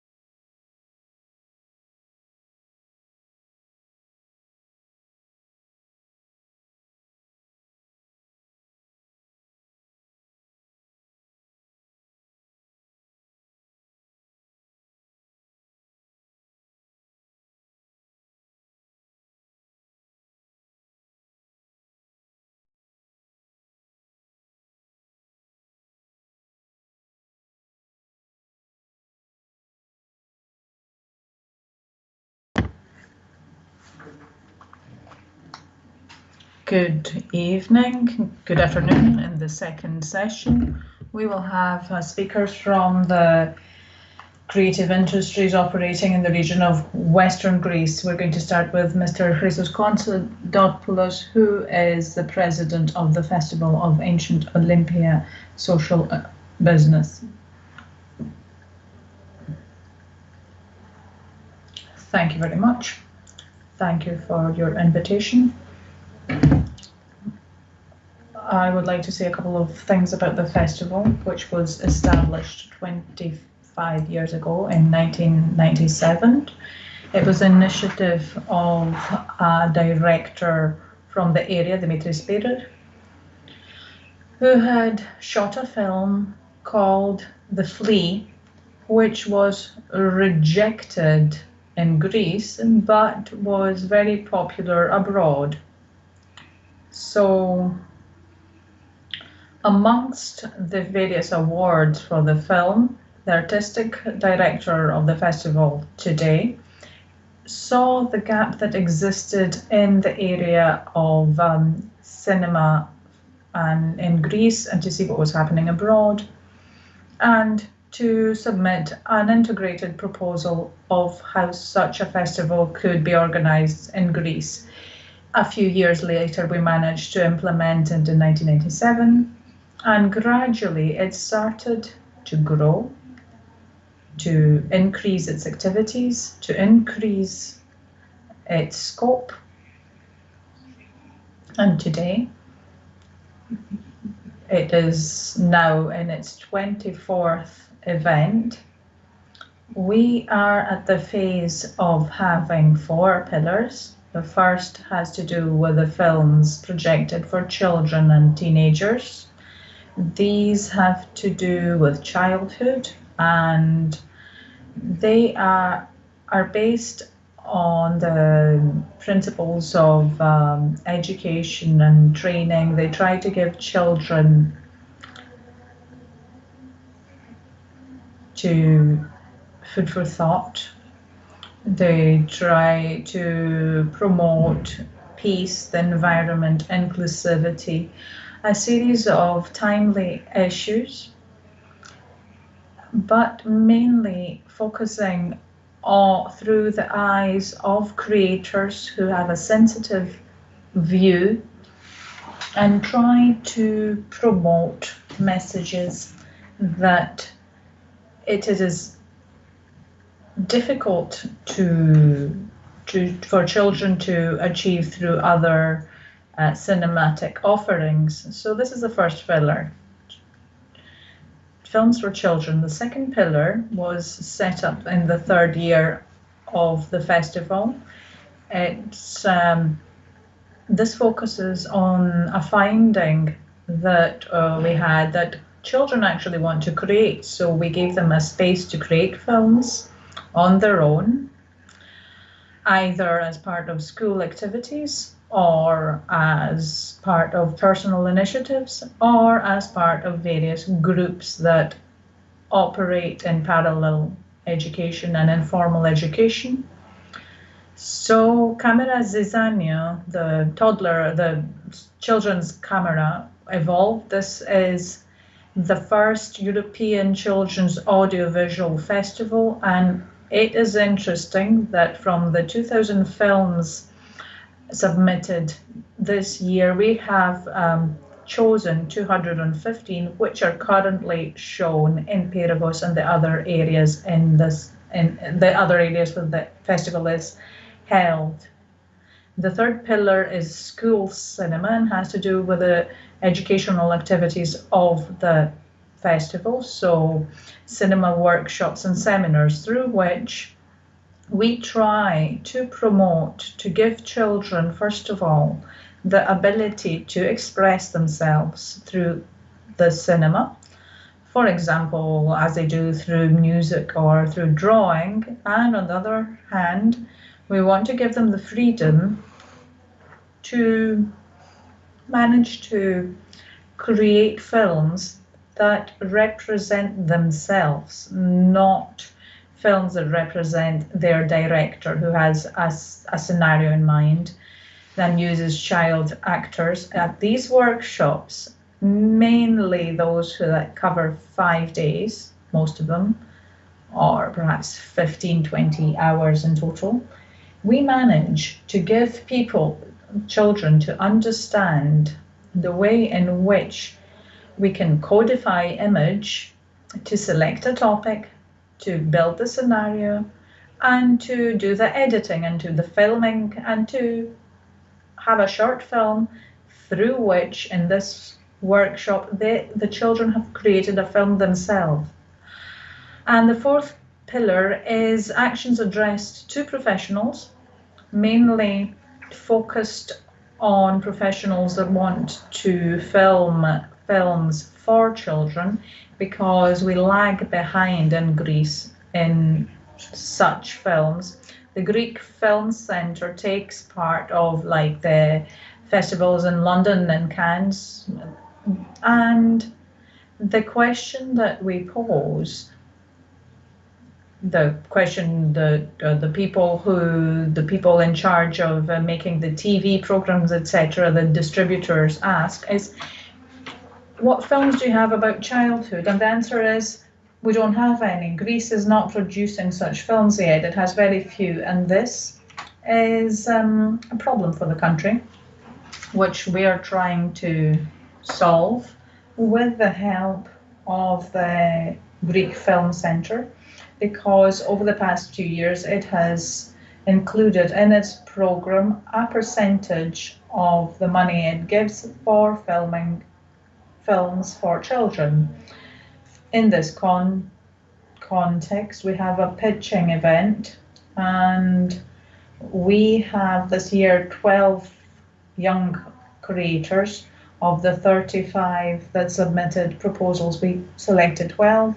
And what we're doing there is that for 1 week, cinema specialists, directors, producers, film set managers teach the children, these young directors, based on their proposals.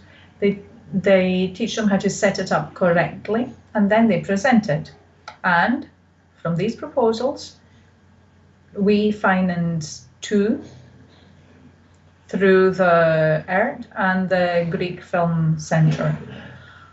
So this is what we are currently doing at the festival. And we could say that it covers all these sectors.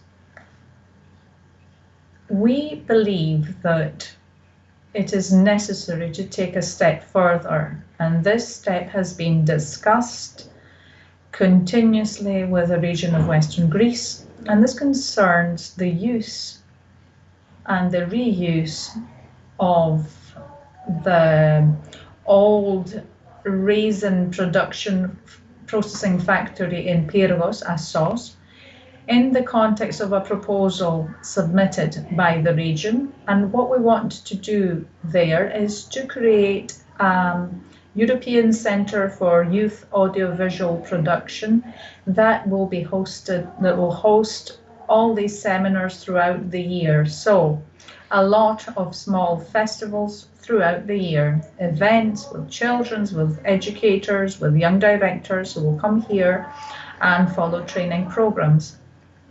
The other thing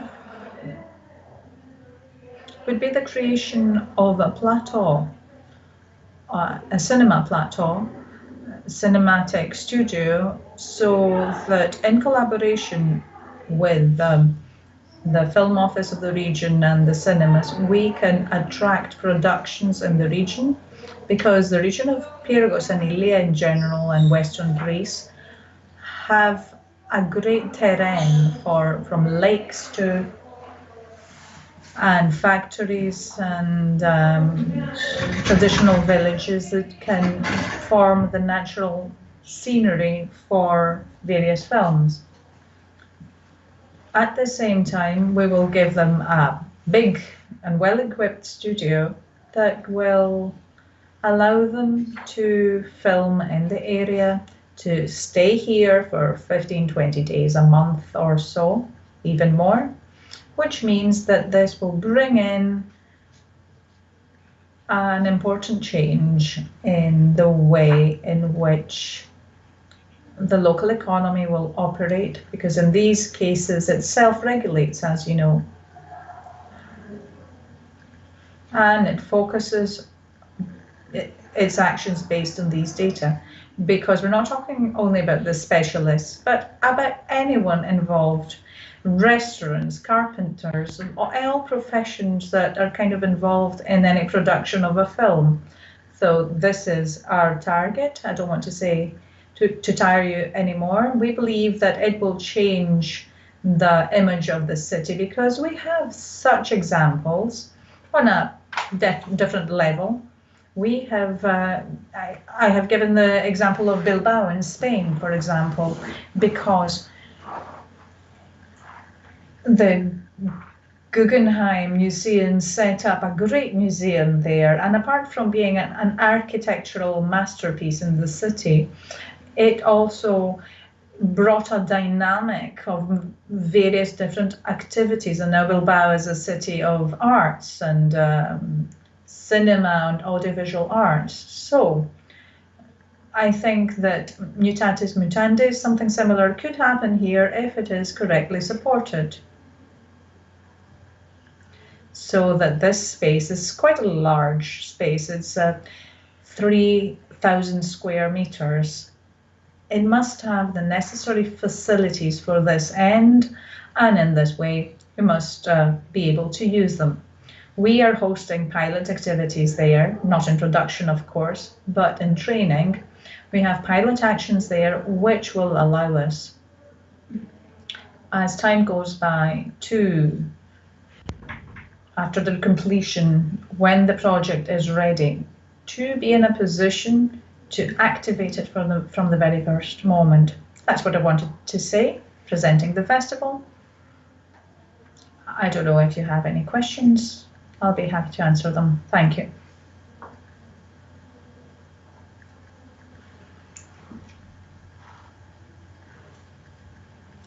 So the ancient and digital world, the creation of a common ground in Olympia. This is what will be analysed by Mr. Christos Liagoras, an archaeologist from the Ephorate of Antiquities of India.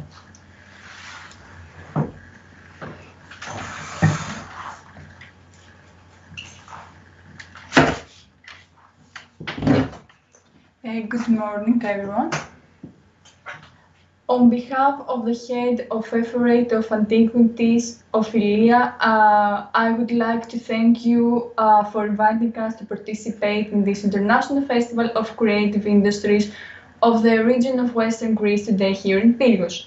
The subject of my speech has to do with the creation of a new digital cultural product for the archaeological site of Olympia, a product of the collaboration between the Ministry of Culture and Sports and the Microsoft company, which, through which the creative coupling of the ancient and the new, the real and the virtual, the classic and the modern, or in a sense the postmodern, was highlighted. Let me, however, briefly refer to the role of the creative industries in the management of cultural goods. According to the 2005 UNESCO Convention on the Protection and Promotion of the Diversity of Cultural Expressions, creative industries are those sectors that create and promote cultural goods and services, regardless of the existence or no of commercial value.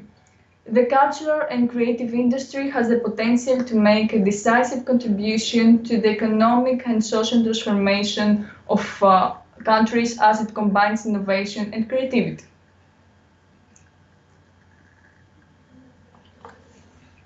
Cultural industries are central to the European Union's policy of sustainable development and strengthening social cohesion. Development, which is based on cultural creation, has not only direct positive economic effects, but also many indirect ones, which are reflected in various sectors of society and work. As mentioned above, cultural content is directly linked to innovation, creation, and has a catalytic role in the development of new capabilities and skills. For this reason, the promotion and development of the cultural goods through new innovative practices is essential. Both the creators themselves and the creative industries have adopted the new technologies in all aspects of the production and promotion of its products. As a result, combined with many products of contemporary artistic creation, they're more easily disseminated to more people. In addition, cultural counter to the creative industries acquire a new educational role that contributes to lifelong learning and development of new skills. As you may have already been informed, it is a multi-layered product which includes a web page, an application for smart devices, and the Microsoft HoloLens 2 exhibition at Athens Olympic Museum. With the titular civil non-profit company, Athens Olympic Museum, under the auspices of the Hellenic Olympic Committee, the exhibition offers the opportunity to the visitor to virtually explore using special glasses the archaeological site of Olympia with special references to selected monuments. The project was designed and implemented under the scientific supervision of the Ministry of Culture and Sports. Its formation required the interdisciplinary cooperation of people from completely different fields and specialties, who managed to find a common ground with the vision of creativity and innovation. Let me at this point name the scientific team of Ministry of Culture, consisting of the archaeologist Dr. Erofili Koya, head of Ephorate Ophelia, Dr. Olympia Vikatou, Dr. Sotiris Patronos, Dr. Michalis Lefagis, and myself. The work required from the first moment varied and was very demanding. At first, a digital mapping of archaeological site was carried out and hundreds of photographs were taken. This material was processed through artificial intelligence in order to form the first models of the monuments. This was followed by a month-long collaboration between scientific team of the Ministry of Culture and the technicians and the creative department of the society in order to integrate the archaeological and architectural documentation in the digital display of monuments. It enables researchers to This technology enables researchers to proceed with digital restorations and representations, applying many different interpretative approaches, different theories and opinions, many possible versions as to the original form of the monuments. Scientific validity and correctness was our primary concern, stated the coordinator of the scientific team of the Ministry of Culture and Sport, Mr. Erofili Koya.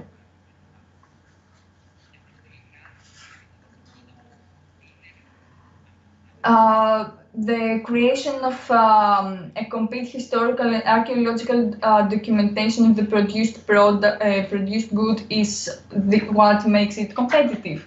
On the website and in the application, the archaeological site of Olympia is represented in a digital three-dimensional form through an augmented reality software application.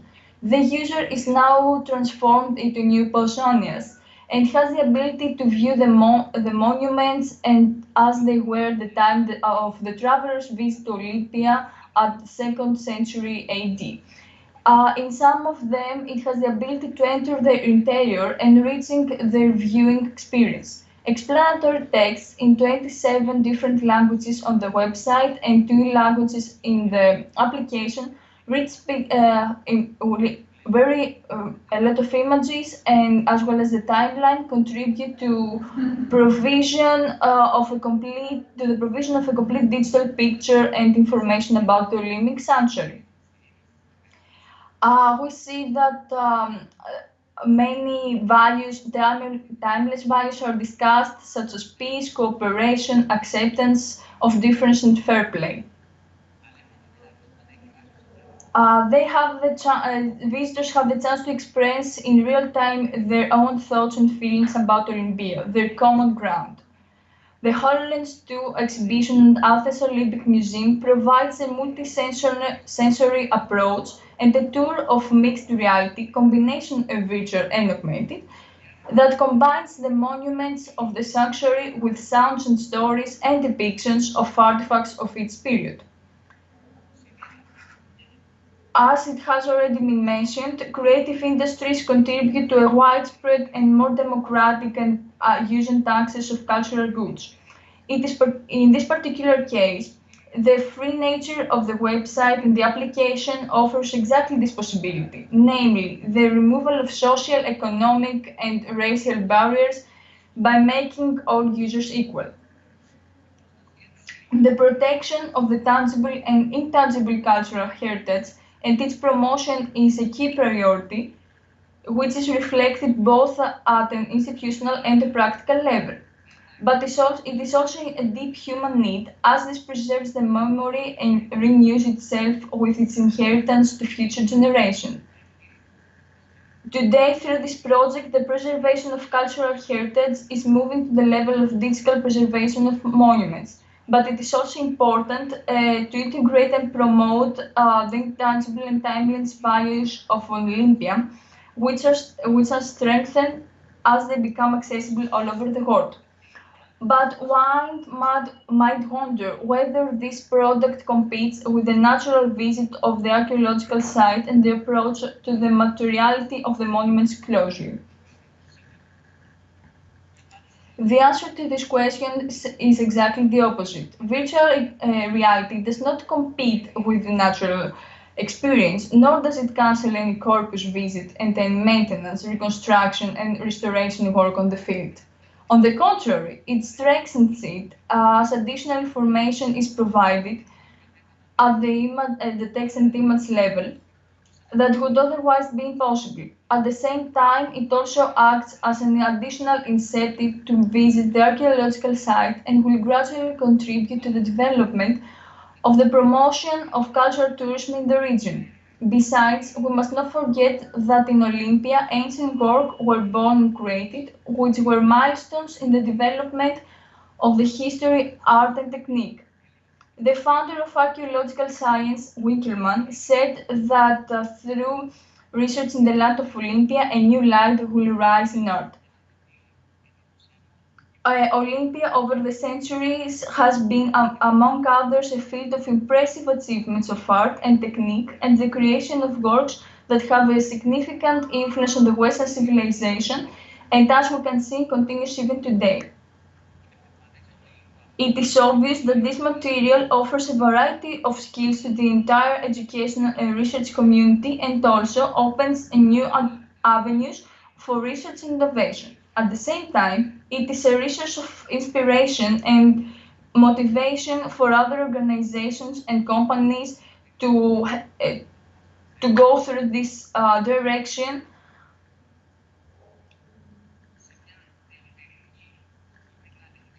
In this modern or postmodern era, the cultural subject acquires another dimension, and new ways of expression and experience must be sought.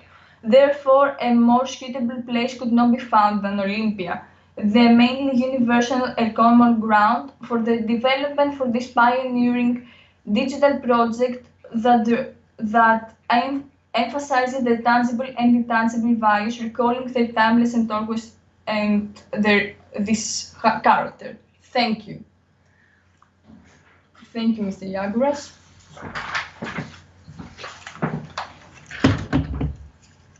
So we are going to move on with Mrs. Ioanna Kouri, the president of the social entrepreneurship of the municipality of Patras. We all know that the Carnival of Patras is one of the most important cultural events, and the impact from the cancellation of the carnivals over the past 2 years And the uncertainty about what is going to happen next year for the city of Patras is a catastrophic event. In today's presentation, I will talk about the character we want to give as the municipality of Patras to the Carnival of Patras, on how we have used the Spark program in relation to the creative industries and the hub we have created at the Palais Faye, the old abattoir. We see here the picture, and how last Carnival, which was during the lockdown, we used the internet and modern technologies to be able to have ready training material about the operation of the abattoirs, which has already started. The Carnival is part of the identity of Patras as a creative expression and as a leverage for social inclusiveness and expression. The identification of Patras with this institution highlights its needs, its creative concerns, and its cultural identity. The Carnival of Patras rightly is rightly a pioneer in Greece, because it's often referred to as the Carnival of Greece, especially in Patras. Those participating have shown increased interest over the years, despite the epidemic and the difficulties in 2021. We were there online through events as a municipality and as separate carnival crews. We focus on a carnival with a greater popular participation even in this difficult time. And just a second, sorry, I have a problem with the text.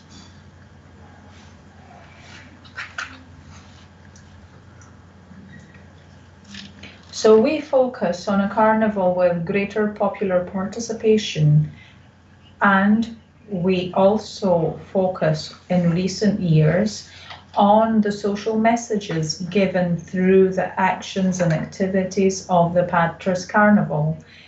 This year's topic is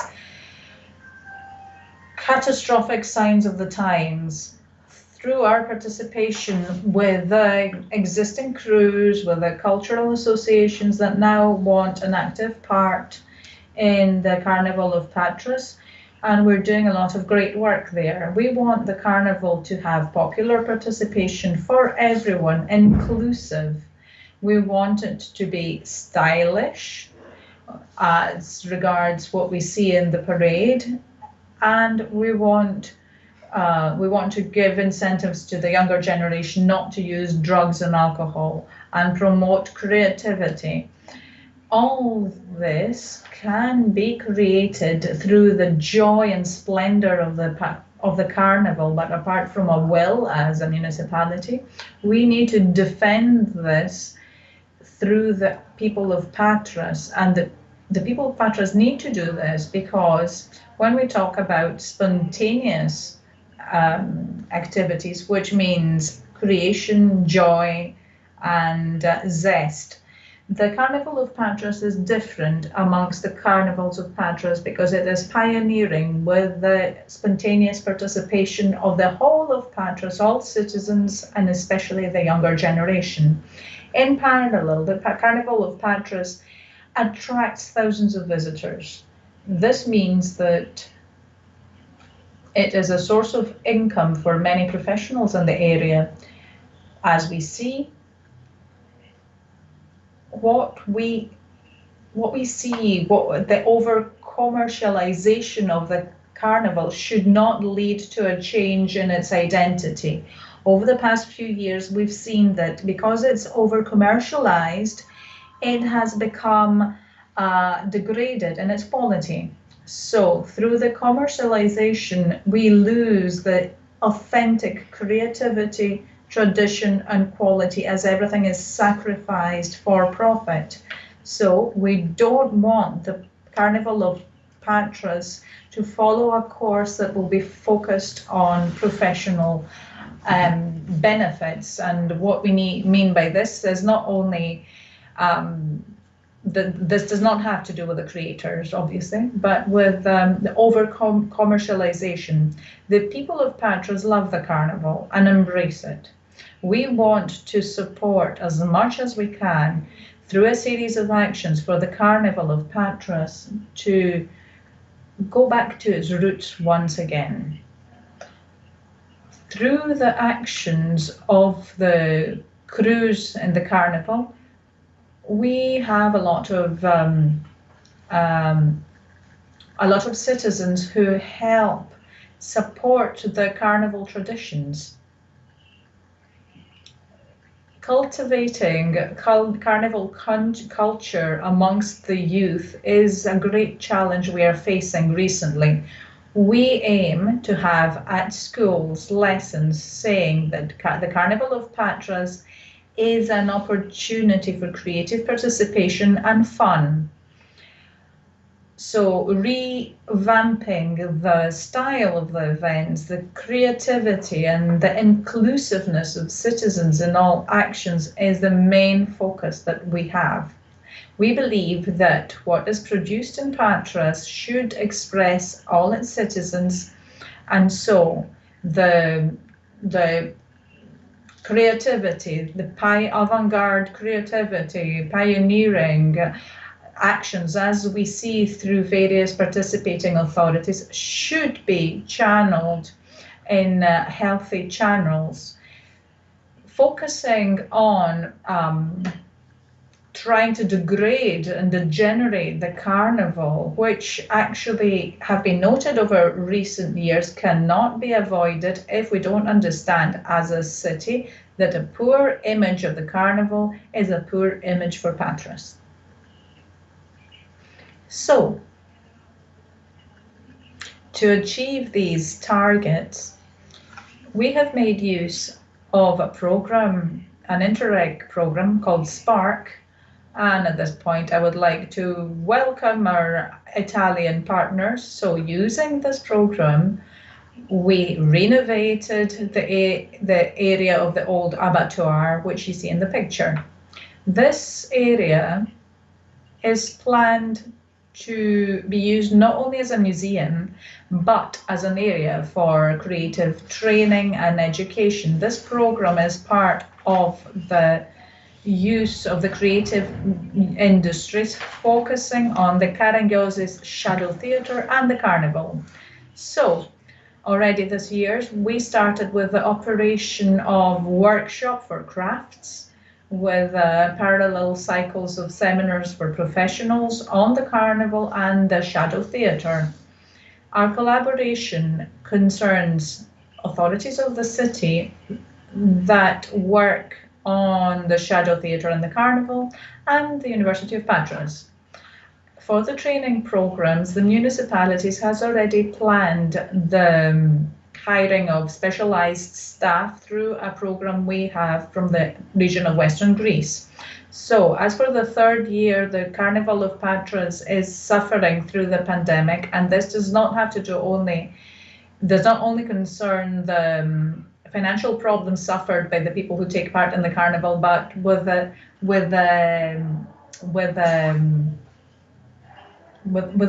we are focusing on conducting the carnival according to all health protocols, and we are going to be open to lots of schools that are going to attend the creative seminars and have to do with the creation of masks and hats, the creation of comics, and the sewing, the design and sewing of carnival costumes.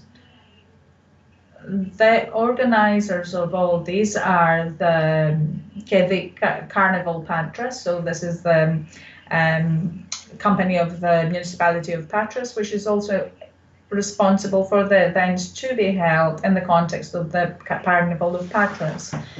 So the pandemics gave us the opportunity to seek new ways to create, to express ourselves and to collaborate. The plan for the events for the Patras Carnival 2021 was formulated based on the applicable health safety protocols due to the pandemic. Our first focus was to protect our citizens, but also to be able to give the opportunity to directly readjust its offering. Our targets also concerned how the facilities at the abattoir would operate. So it was a plan that concerned not only the abattoir as a place for the promotion of the carnival, but also as a training space for expressive arts.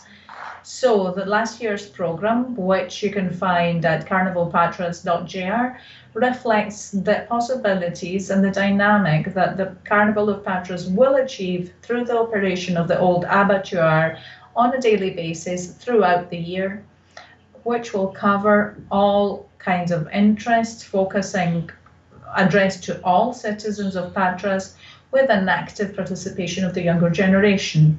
The difficulties that we faced had to do mainly with red tape, given especially the unprecedented health safety protocols. But in collaboration with the Civil Protection Service in Athens and by issuing the necessary travel permits, we implemented a program aiming at keeping alive the carnival and through multiple actions to map what kind of things we can expect from the old abattoir. We contacted people from the world of art. As you know, last year they suffered a lot due to the pandemic, and we arranged through the theatre, through shadow theatre, through concerts, comics, animation, to create an environment that will have a training character as well. We faced a lot of difficulties that had to do with the constructions and with the travel,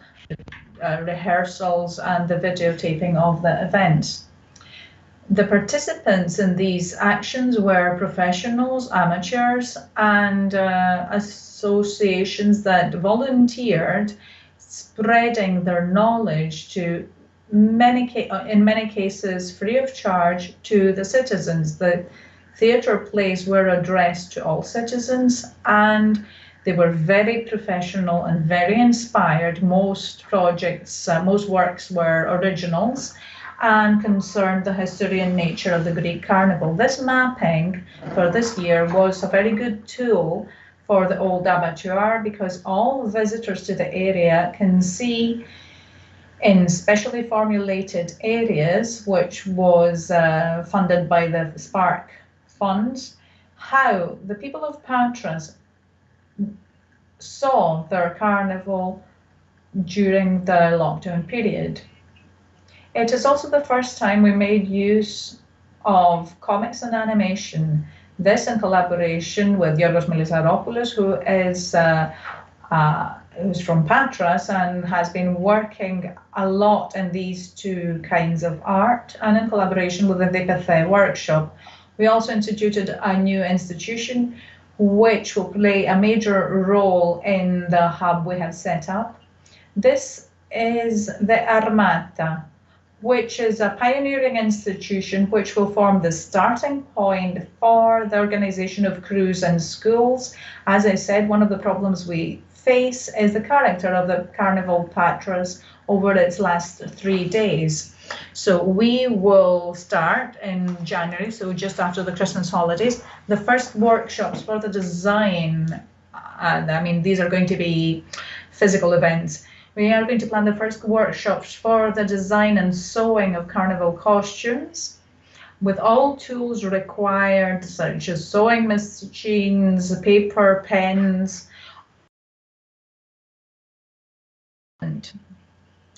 has been bought with Spark funds, and all these will be used for the teenagers of Patras in our morning sessions, in the afternoon sessions, and over the weekends.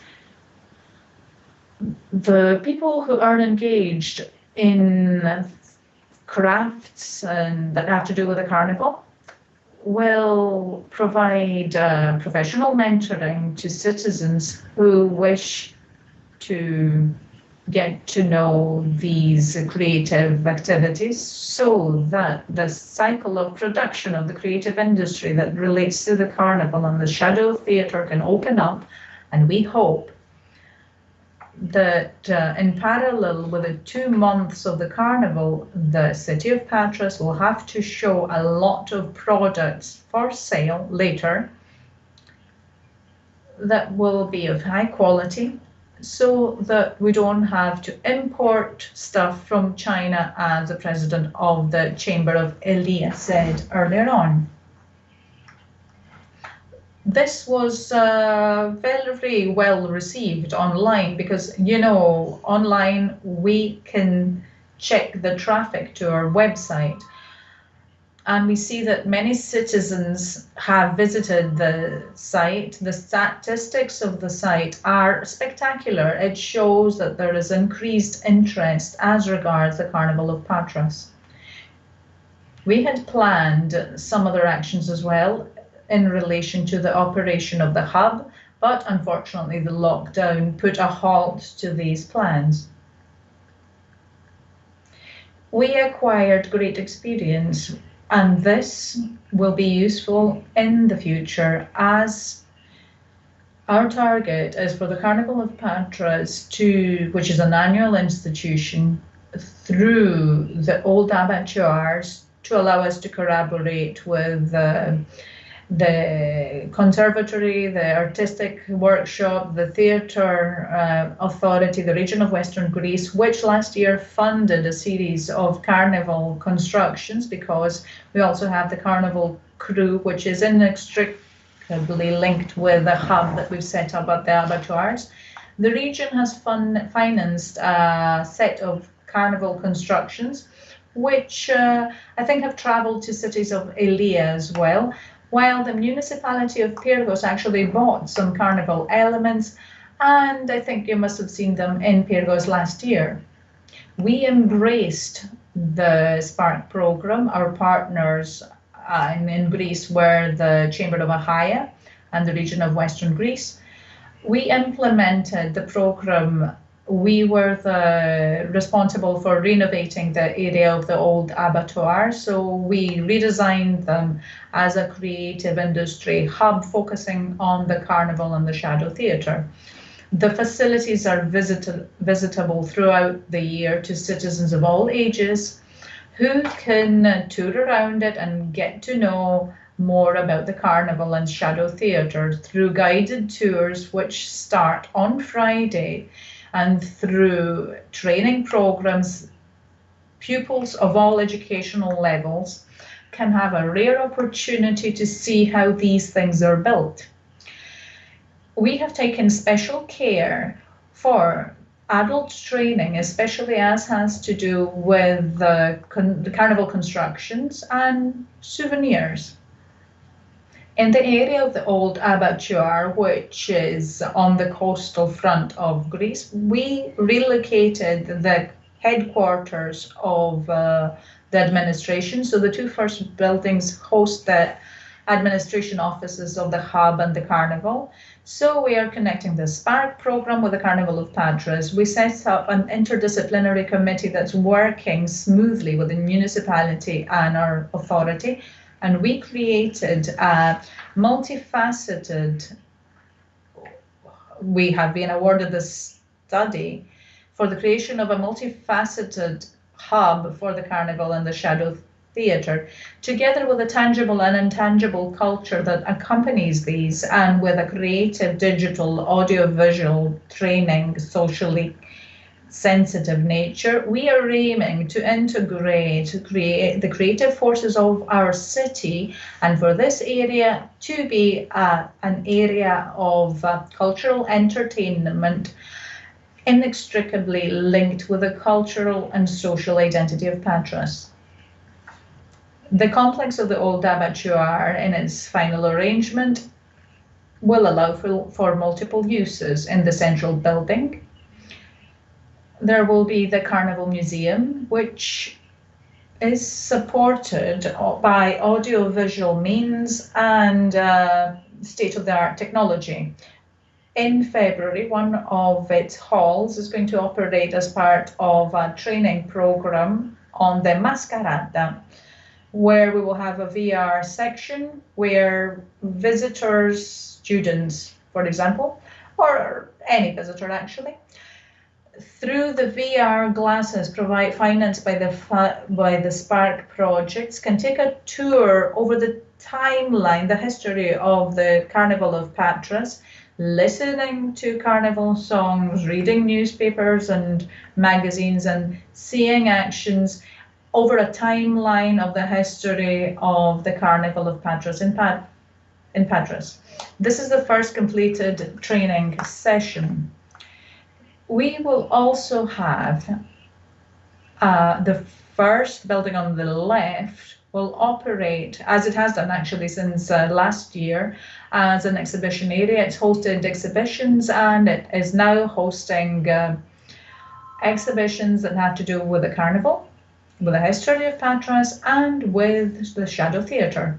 It is a multi-dynamic area, and in the two buildings with the darker tiles on the roof, these host the two workshops, one for children and one for adults. They are fully equipped, and the one for schools will start operating on Friday for lots of actions for primary and secondary school students. The building in the back is the Shadow Theatre Museum, which will cover not only Karagiozis, but the Greek Shadow Theatre, but Shadow Theatre across the world.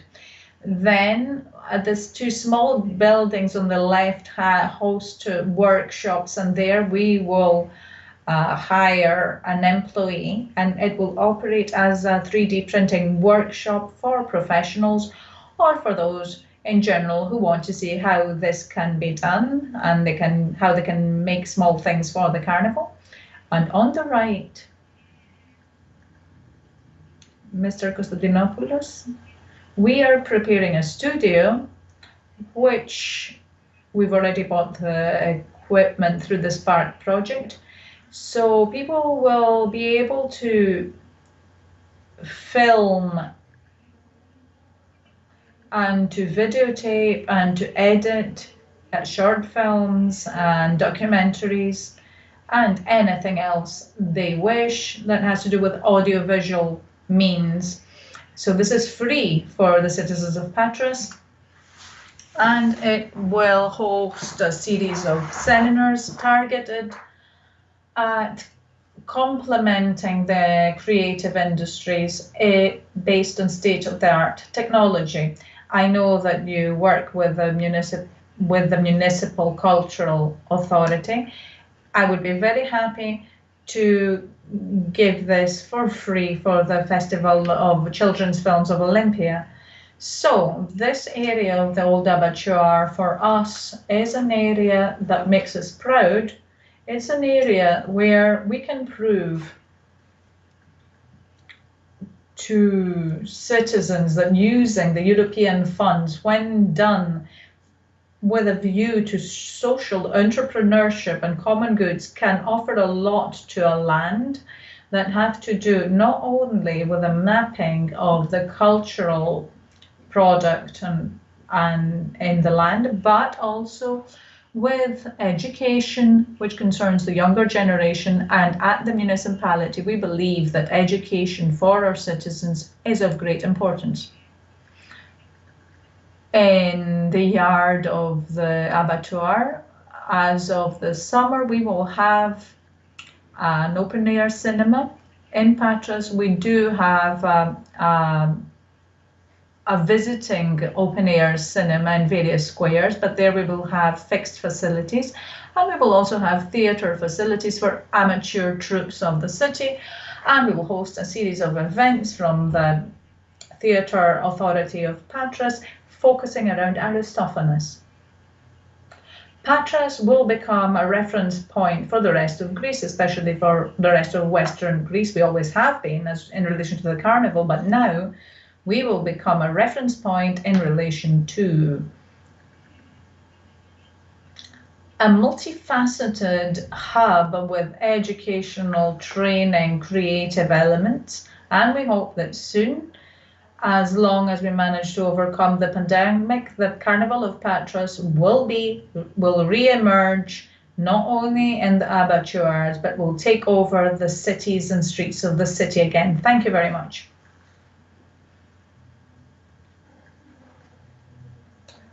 Theatre, actions and impacts. We are going to hear about the theatre by Mr. Athanasios Haikalis.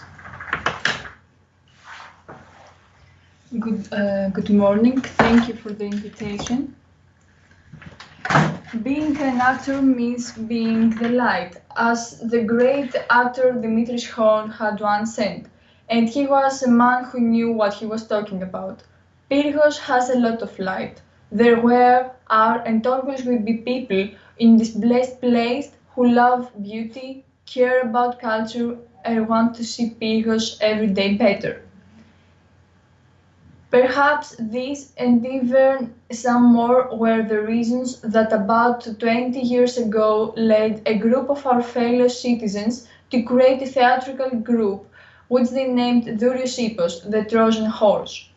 The public of our city accepted this effort and regarded it respectively. The performances that took place on the stage of Apollon Theatre bore the signatures of world-class writers such as Oscar Wilde, Bernard Shaw, Chekhov, Leon Tolstoy, Molière, Lorca, Shakespeare.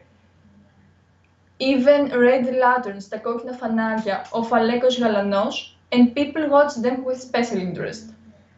The tickets sold testify to its wide appeal. The citizens of Pyrgos and the surrounding area, with their natural, spontaneous and exciting applause, confirmed the efforts of the team. The applause may last a little, but the memories from its performance for the protagonists last longer. In the hearts and souls of those who worked, toiled and tired to actualize the theatrical play on stage, the experience cannot easily end. Maybe for some, experiences will end when the new theatrical project begins. For others, they might end later, and for others, we may never know. In the performances, some may have more lines, but the roles are all the same, because this is what the collective effort requires, and applause is due to everyone. Everyone has the same participation, the same anxiety, the same excitement. Regardless of the order of appearance and the duration of presence on stage. I have the luck, the honor, the joy and the opportunity to be a member of this team. Amazing experience. I've lived up the anxiety, the fatigue and the effort of these people. They had a lot to deal with. Family, work, unemployment, fatigue, moving. Nothing was able to discourage them. They sacrificed 3 or 4 afternoon breaks of the week for rehearsals. Ordinary people with love for culture, for theatre, for humanity, for Pyrgos. Employees or unemployed, married or single, retired, but also scientists. They find their footing and do everything they can to entertain their impressions and satisfy their beautiful craze for the theatre.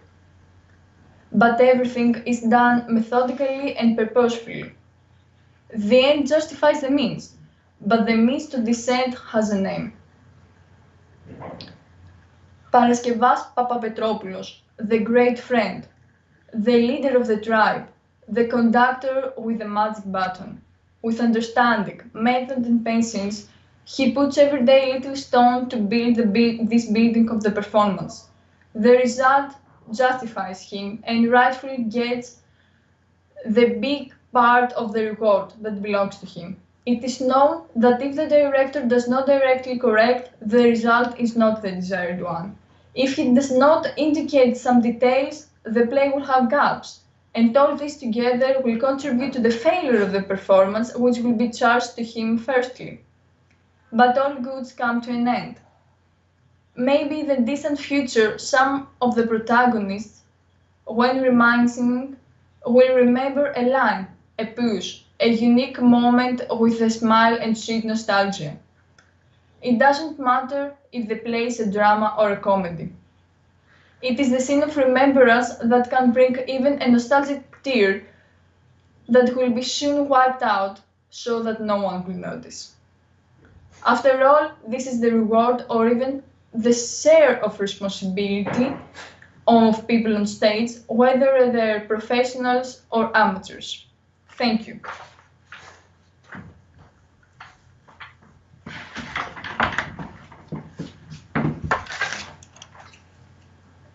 The next speaker is Mr. Yorgos Pavlidis, the Director of Research at the Research Centre Athena, who is going to talk about new technologies in our field. Good afternoon.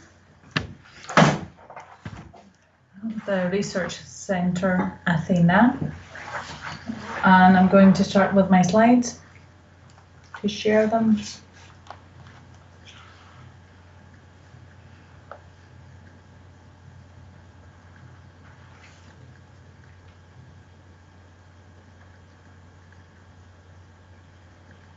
Can you see them? Yes. So I have my slides in English to help those viewing who cannot understand Greek, but I'm going to speak in Greek. So I'm going to talk about the applications and innovations presented in various sectors in our field. Of course, a lot of previous speakers have spoken a lot about what this sector is, what activities it covers. Many have spoken about this. We have the UNESCO definition here and the EU definition here. So we're talking about innovative activities that have to do with cultural principles and values, and how these can help in taking culture a step ahead, and the economy that is related to this industry. In place of a definition, we can see it as a puzzle of various sectors. Here we have some of them. They are the best known forms of art that we know, but all these integrate other forms such as crafts, product design, publishing, culture and tourism, information technologies that have to do with all these. And in reality, this is an innovation that arises through the bridging of science of technology with all these sectors that we call cultural creative industry, CCIs. How does technology help in CCIs? Obviously with tools that we all know about now. We have the World Wide Web, which is the vehicle through which we view all developments. The Internet is moving towards an ontological redefinition. We have smart devices, which are part of our daily lives. We have a lot of developments in various extended realities, such as VR, augmented and mixed reality. All these include geographical information systems and services that have to do with geolocation and location awareness, artificial intelligence, which has entered a lot of sectors, crowdsourcing, participation and inclusion of citizens, which is widely discussed now. Now, what I want to show you is a series of applications that already exist today. 3D rendering technologies for images. Here we see some very characteristic samples of objects that you can have in a 3D rendering today, or even larger objects.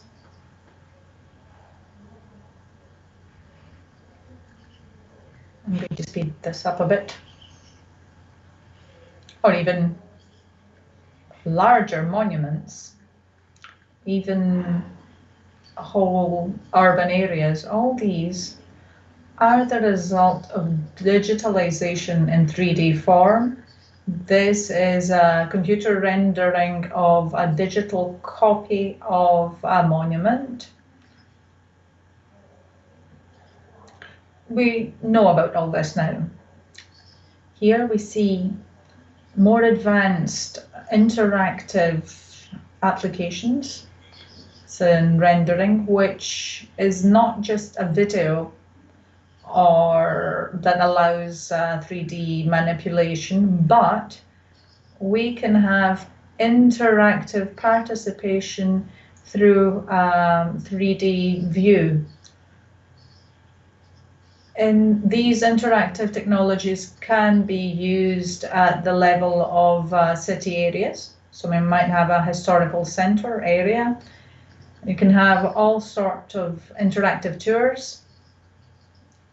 Given that if we have this area in 3D format and on a computer, we can do this on a much larger scale, on the scale of a whole city. You will have seen examples such as on Google Maps, where it does have some such renderings based on satellite technologies mainly, but we can now use drones, low-flying drones, to capture much better renderings and digitalization of a whole city.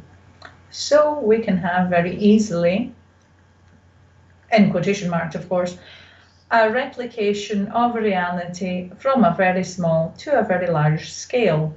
This is a very important tool for pioneering innovation. Of course, we can have applications in 3D TV. We can have advanced interactive experiences, which will allow simulation environments in which we don't only have a digital copy of an area, but we also have a simulation of weather conditions to be able to feel the experience in different conditions, depending on the message one wants to convey. You see here you can play with the weather very easily and to show how a specific monument looks like in different weather conditions, and to convey the experience to the viewer in a more integrated fashion. All these are widely applied recently through the gamification of the experience in education. In education, a lot has been done and much more can be done, because gamification has opened up a lot in this area, because 3D graphics technologies with software and gaming machines are now widely available and relatively low cost. So this opens up a new horizon and innovation in this area.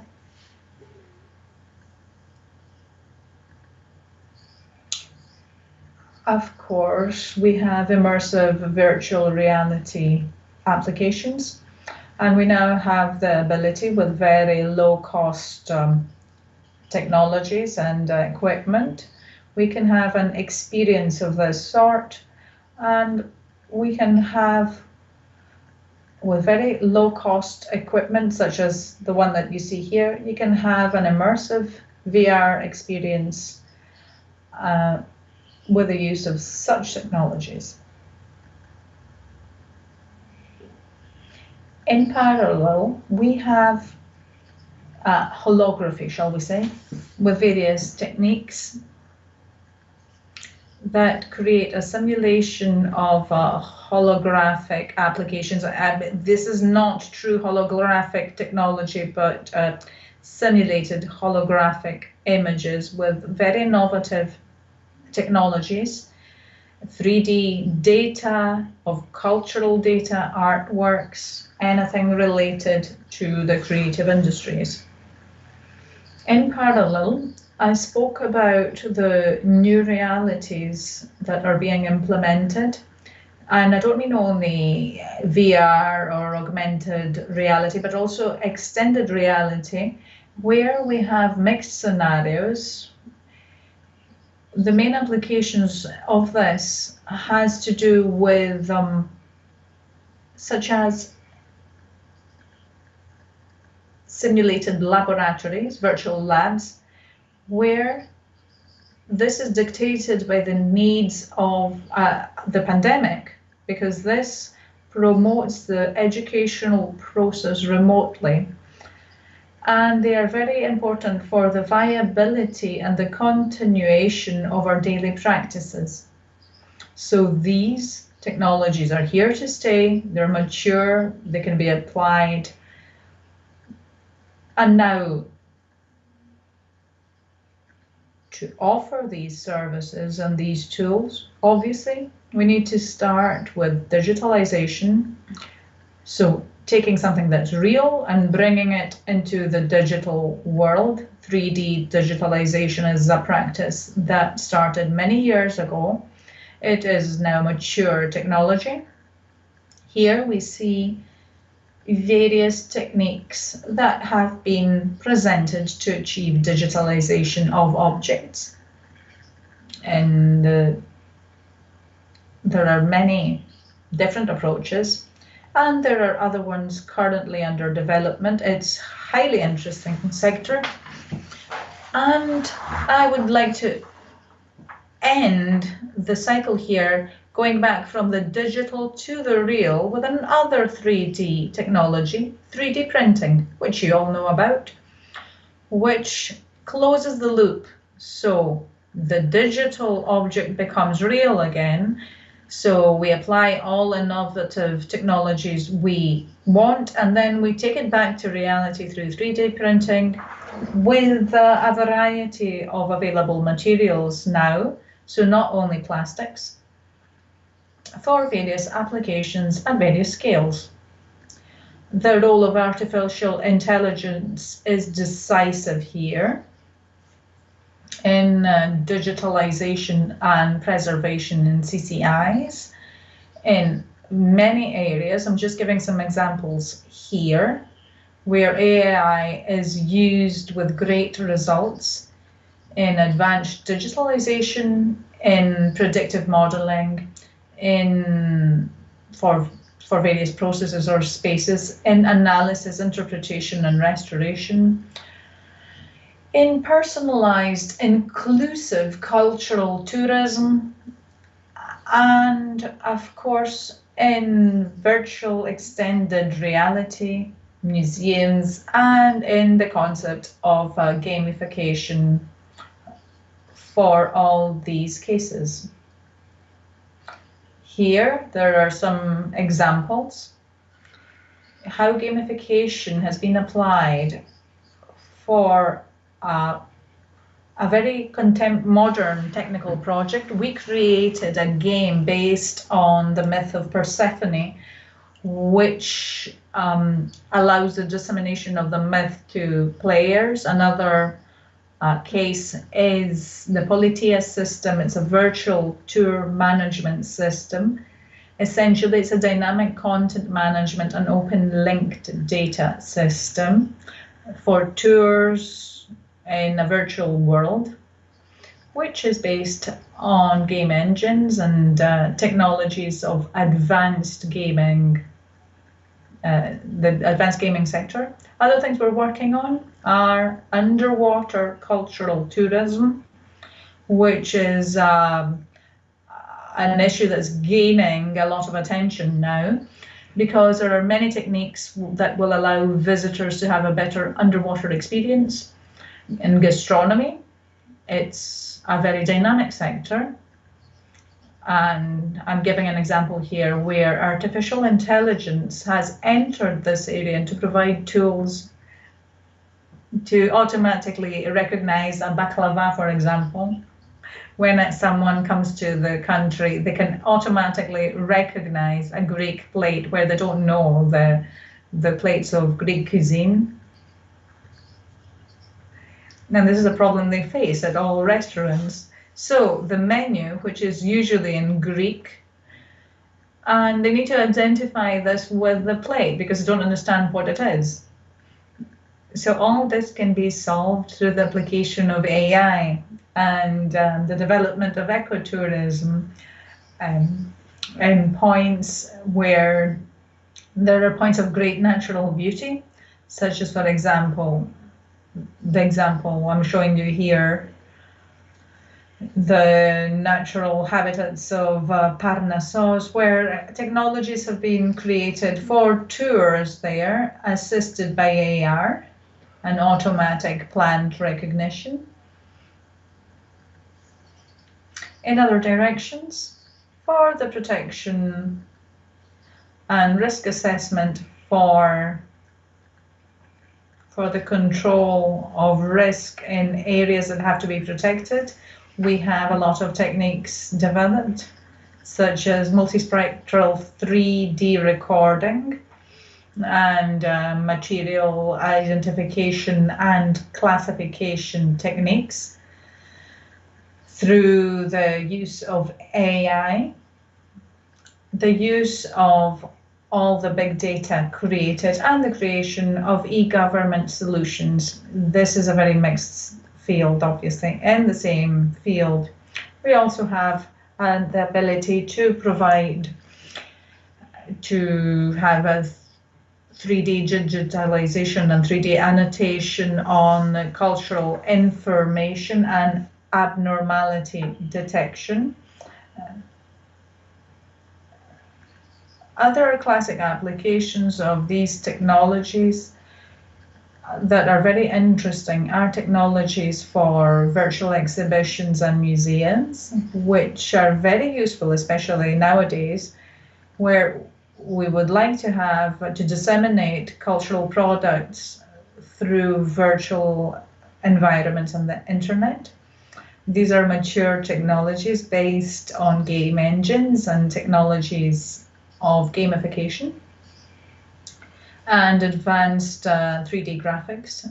And here we can make use of open source, open linked data, and thus we can create virtual exhibitions with data from Europeana, for example, in a virtual world that can be made from scratch sometimes, as in the examples that we see in the videos here.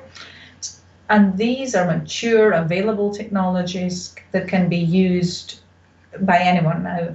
There are much simpler solutions, of course. We have, as we have seen in many cases, smart devices in collaboration with various QR codes.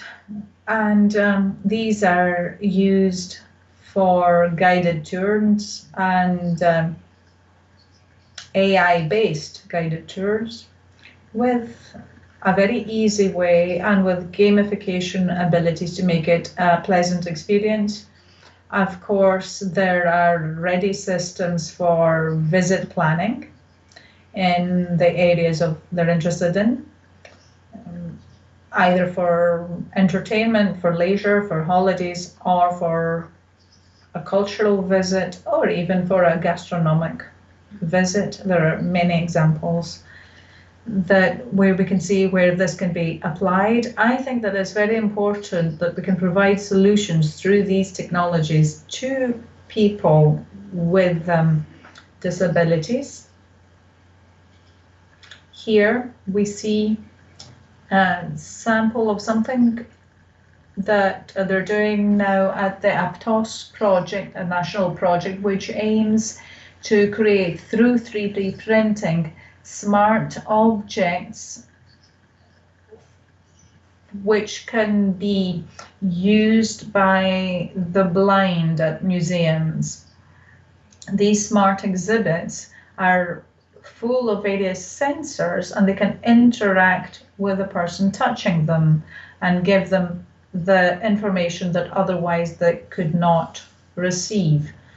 Now, the next step, which it seems like Europe is interested in at the moment, and we are as well, is sustainability and development, because as you understand, there are many technologies and there will be many more coming up, but we need to see how we can build new financial models, how we can view asset management and the marketing of CCIs, because often these face great viability problems. So we need to focus on this in the coming times. And as the Athena Foundation Institute, we hope to see a lot of work done on this. In the Horizon Europe program, the current trends and targets are in that direction on CCIs. And we see here kind of codified the basic targets to extend access to products of creative industries, strengthening the promotion of products of the creative industries, engagement and participation of citizens, environmental friendliness in anything we do. Of course, to promote sustainable development with a low carbon footprint. So we're talking about energy autonomy as well, and low CO2 emissions, and of course, further development through sustainable development. So I'm going to end here. I just wanted to give you an overview of where we're at the moment, where we want to go. For some, this could be food for thought. Thank you very much. Thank you very much. We now go straight to the Prefecture of Italo-Campania and the hub manager, Mr. Avlikos, who is going to talk about the photography, a modern tool for the promotion and development of the cultural industry. Just a second. Good afternoon.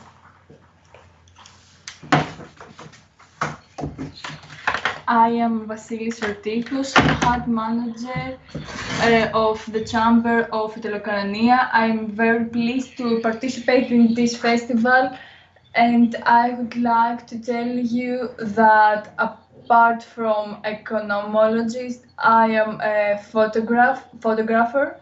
So I'm going to talk about my experience as a photographer.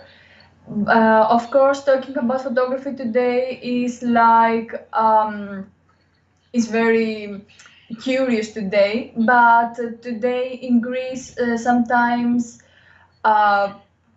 things that we think that are standard are these things that need to be very specific.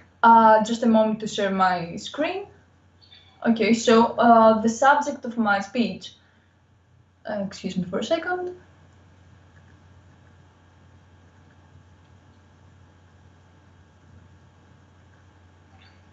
So, the subject of my speech is photography, a modern tool for the promotion and the development of the cultural industry.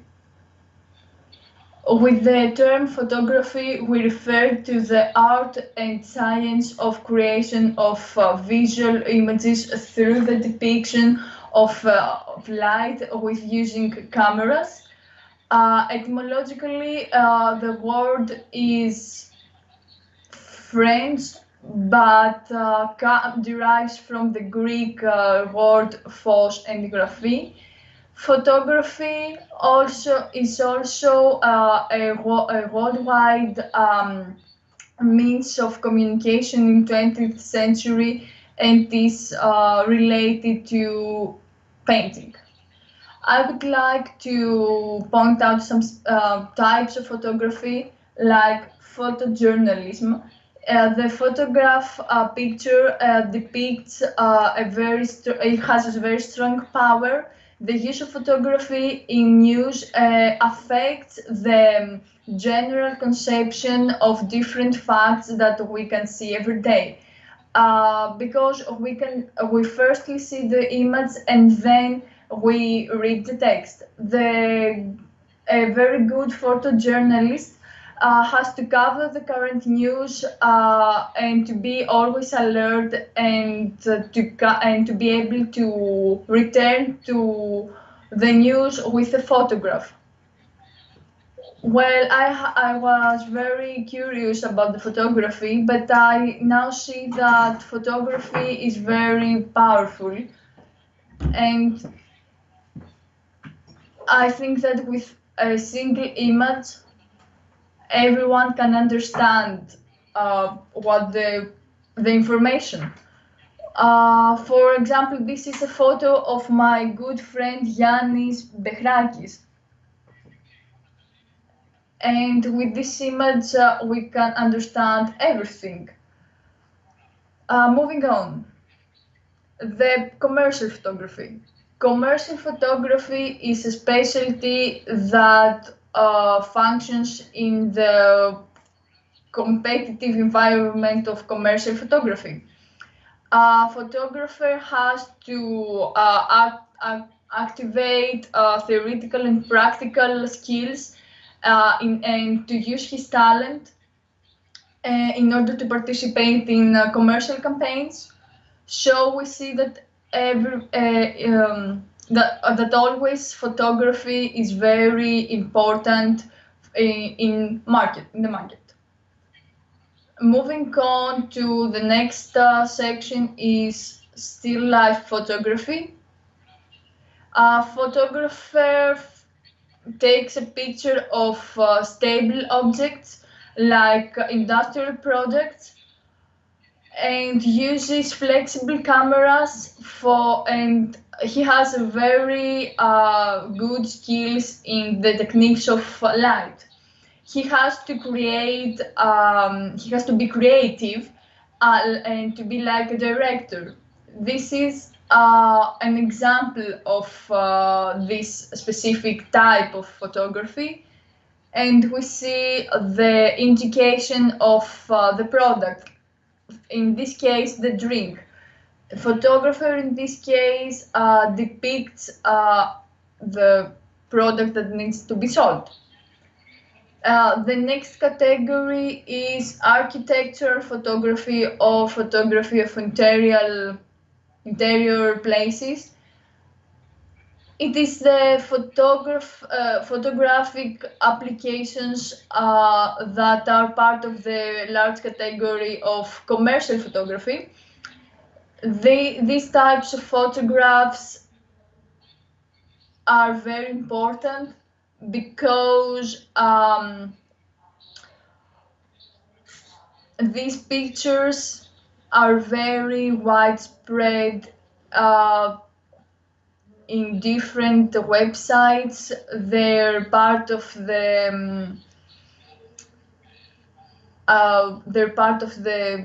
different websites for products or the promotion of products. This is a typical example.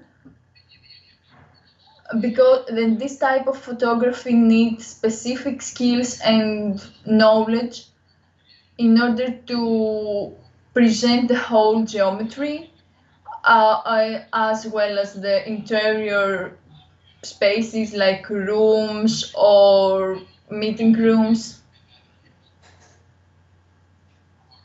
Moving on to fashion photography, well, is the most glamorous part of the photography, but it is also very demanding because it combines different elements from other photographic applications. Well, it promotes uniqueness, so it needs to the photographer needs to be expert and inspired in order to reach the upper level of the artificial existence. a lot of things have to work in order for a very professional picture to be taken. Moving on to travel photography, which has as target the depiction of people, cultures, archaeological sites. Through this type of photography, we can see the history and the culture of a place or a country. We can meet people, the civilization and natural beauties. It doesn't have geographical restrictions. Some examples of this type of photography are pictures from National Geographic. This is a typical example. Moving on to the wildlife photography, which is the subject for many photographers, amateurs or professionals. It has different objectives like creativity, information, sensitization, and education. For example, there's a club in Mesologi, and because the Edolokannania and in general Western Greece is a place with great natural beauty, and this type of photography is a very growing sector, especially in Edolokannania and in the region of Western Greece. You can see some images. From my experience, I can tell you an example. There are English photographers that come to photograph the beauty of Mesologi. There are many workshops in order for photographers from all over the world to come to Edolokannania and Western Greece to photograph the natural beauties and the seas, the lakes, and it is also a tool in order to advertise our region. And moving on to the photography of products for e-shops, today is a widespread type of photography because due to the pandemic, the market functions via internet, so it is a very good method in order to promote a product. And people need to see the picture rather than read the description of a product. So the picture of a product for an e-shop needs to be qualified in order for the buyer to understand and select the item. This is a typical example.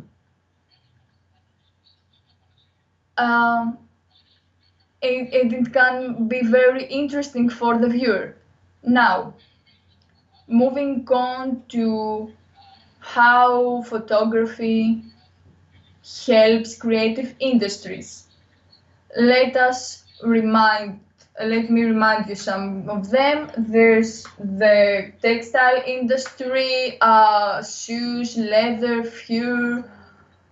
I am talking a little quick because I need to be in time.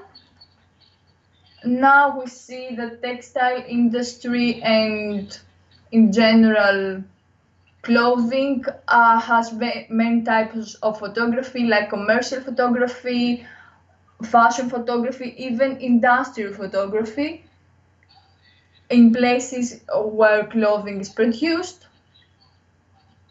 Now you see on the right a fashion photography and the product photography for an e-shop.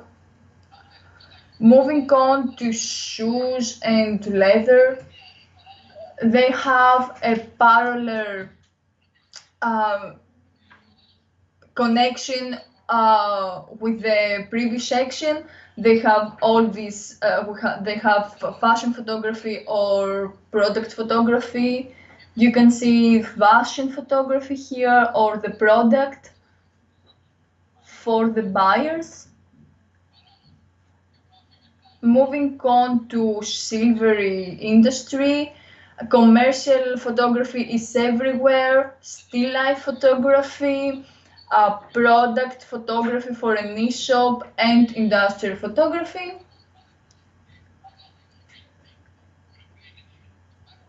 Because there are many industries in this sector, and we need to see the way the silver jewelry is made. You can see some typical examples of pictures from silvery industry, how we can advertise the product, and details that are very important in order to promote this kind of industry.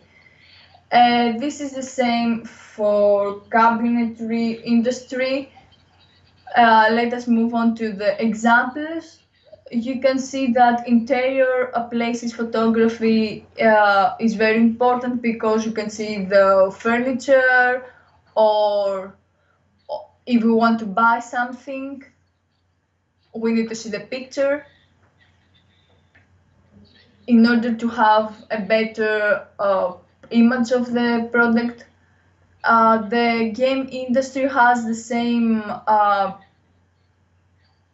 photography categories, like commercial category and product photography categories. We see the way products are sold in stores, the way they are produced, and a product in an e-shop. And finally, handicraft. There are photographs for e-shop and lifestyle, and then have cultural industries like cinema. Cinema is only image. Commercial photography, artistic photography is used, because one of the important factors for a film is the photographer, because cinema is based on photography, and it is a very important part of the creation of a movie. Moving on to the example, there are some advertising campaigns. A typical example of photographs in films. Moving on to games, technologies, and gaming in general. Even though they have great potential, they always need, buyers always need a picture for advertising. And this is why photography is so important in this sector. Moving on to paintings, and in general arts, cultural arts like photography or painting, still life photography, product photography is important, photography of interior spaces is important, commercial photography is important. For example, these are some examples.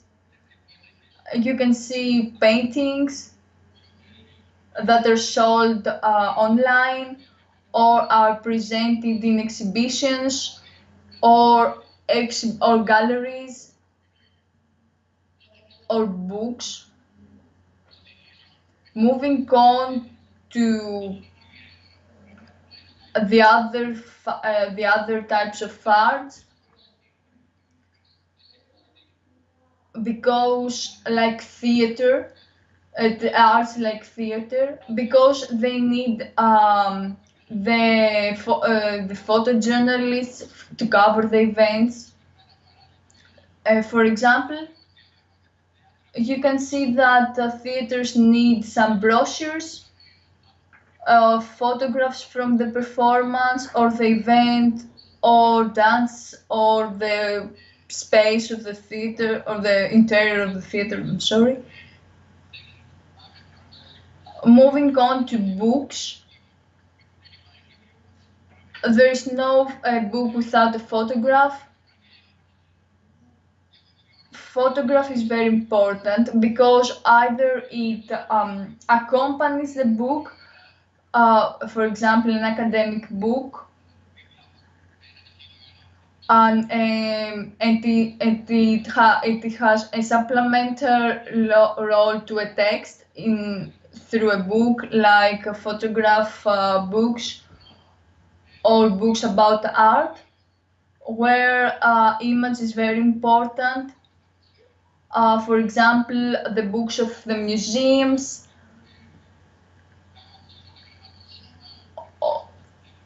or in general books that present something, for example, stamps, or the school textbooks that need to explain the content. Moving on to the production.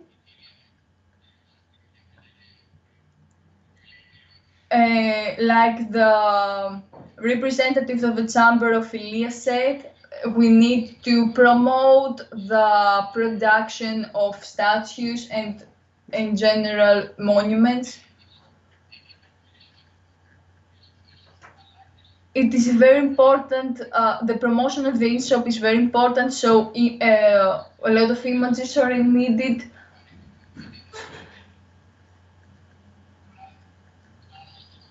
Moving on, we need to understand why a business needs the photography, because it is a very essential tool, and it needs to be confronted severely. Well, an image equalizes to many words, and this is quite true in a business environment, because we can show to our customers what the business offers, and the consumers can see what they want to buy before they decide to buy it. So internet has made this very flexible, and that means that photography is very important for e-shops. The quality of photographs or video represent our brand name, because the cost of professional photography also sometimes does not allow us to afford a professional photographer, and we have to do it on ourselves. We have to take into consideration the fact that low quality pictures show the impression to our customers that we have, that this is the kind of product we sell. So we need the best in order to promote our shop. Customers need to know us. So stock photos are an alternative solution that is quick and cheap, because it is not, these are not the photos of our business, but these are photos of general businesses. People need to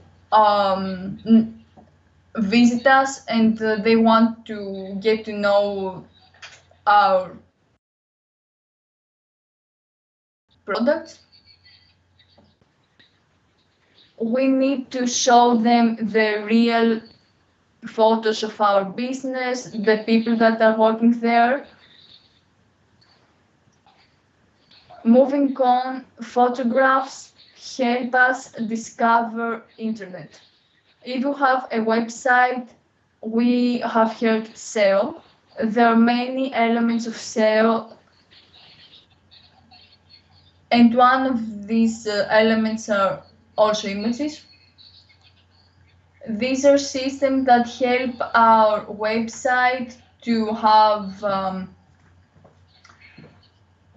better performance. For example, in Google, the professional pictures help us attract customers and encourage them to choose us. And finally, professional photographs are a very powerful form of content. When it comes to marketing, or the marketing of our business, when we have heard the expression "content is the king." This is the case for a long time now, and it is going to be true in the future. Photographs create a very flexible and powerful form of content. We can use them for social media or our brand name. Because we are all every day connected to the social media. We can show pictures in texts and articles. There are also offline photographs for brochures and commercial stuff.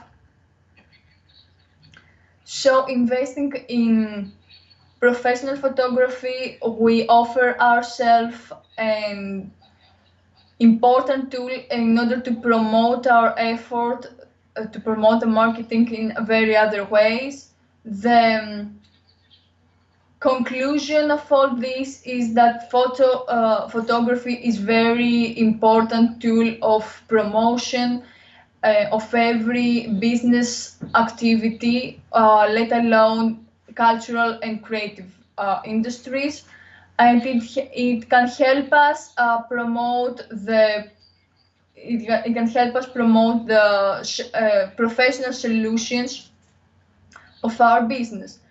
I would like to tell you that sometimes we take this for granted, and we do not emphasize to the promotion of our business. Photography is the only way. It has great power and it is true that no one needs to read the text. We can only see the picture and understand a lot of things. So we need to emphasize in photography and the way that we use photography.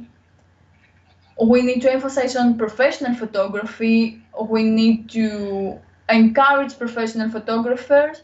This was what I had to say. Thank you once again. Thank you. And I hope everything goes well with the conference. We will continue with Andreas Tsileris, the publisher of the publishing house, the Dodi, who is going to talk about the actions in publishing of the region of Western Greece. Good afternoon. Thank you very much for inviting me here. First of all, I would like to wish success to the conference and to the Creative Hubs project, which I think is going to be very interesting from now on, which has to do with the Creative Hubs operation in the region. Thank you for giving me the opportunity to present two companies, the Mosaic and the Dodi, in which I am personally involved as examples of cultural organizations in the region of Western Greece. Obviously, there are many more, and we're glad about that. There's a dynamic in the area. I'm going to try to limit myself to the 10 minutes you've asked us to, so I'm going to share my screen. I'm going to start with the general and going to the more specialized. So I'm going to start with a brief presentation of Mosaic. What is Mosaic? It's culture and creativity. It is an creativity support organization. It was established in Patras about 3 years ago in September 2018. Its primary objective is to support cultural and social innovation and creativity. It is to mentor and guide creative ideas and projects to entrepreneurs, startups, create synergies between stakeholders in the public and private sector, and to make the most of the dynamics of the area, not only to help the people involved, because these people can find synergies and promote their work outside the region, but because the region needs this, because CCIs offer, as we've said, a lot to the local economy and social cohesion. So at Mosaic, we have 3 main pillars of operation. The first is collaboration with the public sector, which might concern municipalities, regions, chambers, public organizations, and in general state authorities with which we collaborate on issues such as mapping, surveys, policy making, action plans and strategies, consulting, good practice identification, and obviously project management.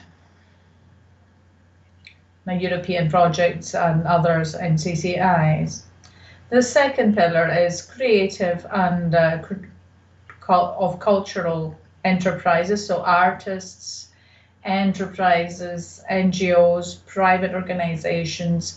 It could be social entrepreneurships or whatever, with whom we try to support in needs that have to do in cultural management, entrepreneurship support, business plans, productions, communication, finding funding, and obviously networking and much more. And the third pillar is training and capacity building, which has to do with the organization of workshops, seminars, boot camps, master classes, placements, study visits, summer schools, vocational training, and others. All these take place through collaborations with international partners. Up until now, we have collaborated in projects with study visits or other things with 11 European countries. For example, we see here some of the projects and the contracts we are running. So our work so far, in a nutshell, a mapping of the creative sector, and the first one at a regional level in collaboration with the region of Western Greece and the Chamber, needs assessment, business incubation, entrepreneurship capacity building for larger projects, which go beyond just cultural events, and artistic productions in collaboration with various creators and artists in general. I just want to show you some figures in support of what we've said about our region, the most recent mapping of the creative sector. It was an update of an Interreg creative study which uses 2017 data. So we see almost 2,000 enterprises, 2,016 employees. It's a dynamic sector. Obviously it has room to grow, but that's why it needs support. And to link this with Mr. Avdiko's presentation, pictures tell all. So this is focus groups for needs analysis and Spark. This is creative business incubation program in the context of the Trainus program. It's a creative workshop other creative activities and seminars. The production, as we said, this is something we did at the Roman Conservatory.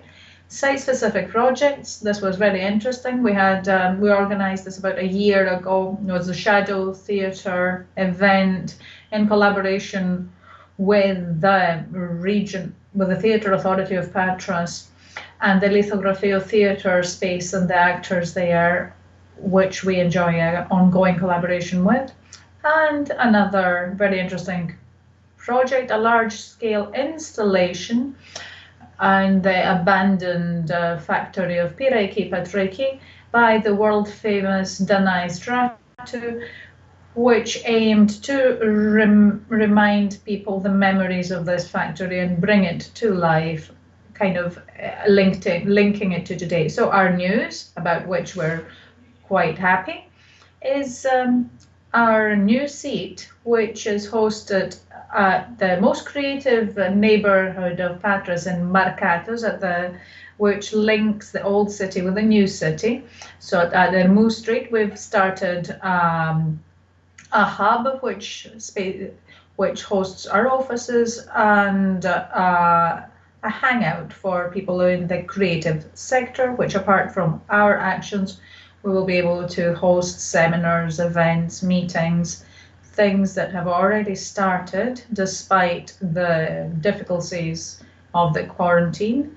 And already the space is very popular. And we believe that when this is all over, we will manage to have other actions hosted there, exhibitions. We just set up a small studio for podcasts and filmings of e-learning lessons.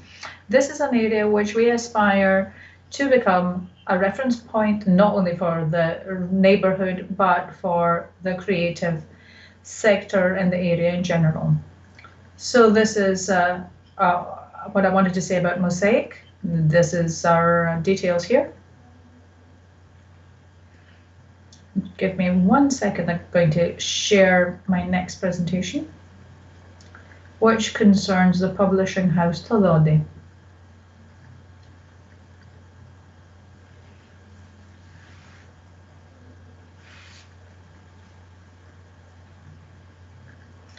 So Tododi is essentially a publishing house that started as publishing house, and then we did other things as well.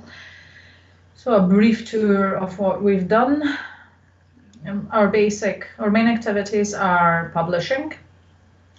As we said, books focused in the fields of local history, oral history, and microhistory over the past almost 20 years.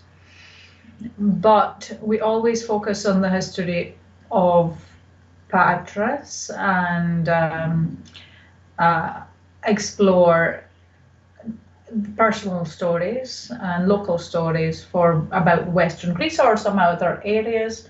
And this is a very interesting field because we want to collect and publish testimonies that altogether create an interesting puzzle, helping us understand what used to happen in our area and in other areas during the 20th century and even slightly before this. The second thing we work with is the archive digitization.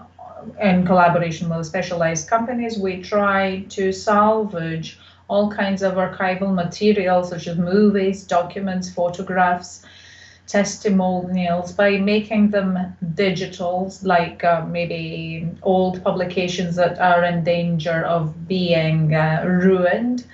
And we want to gather material that can be used for the production of various digital products.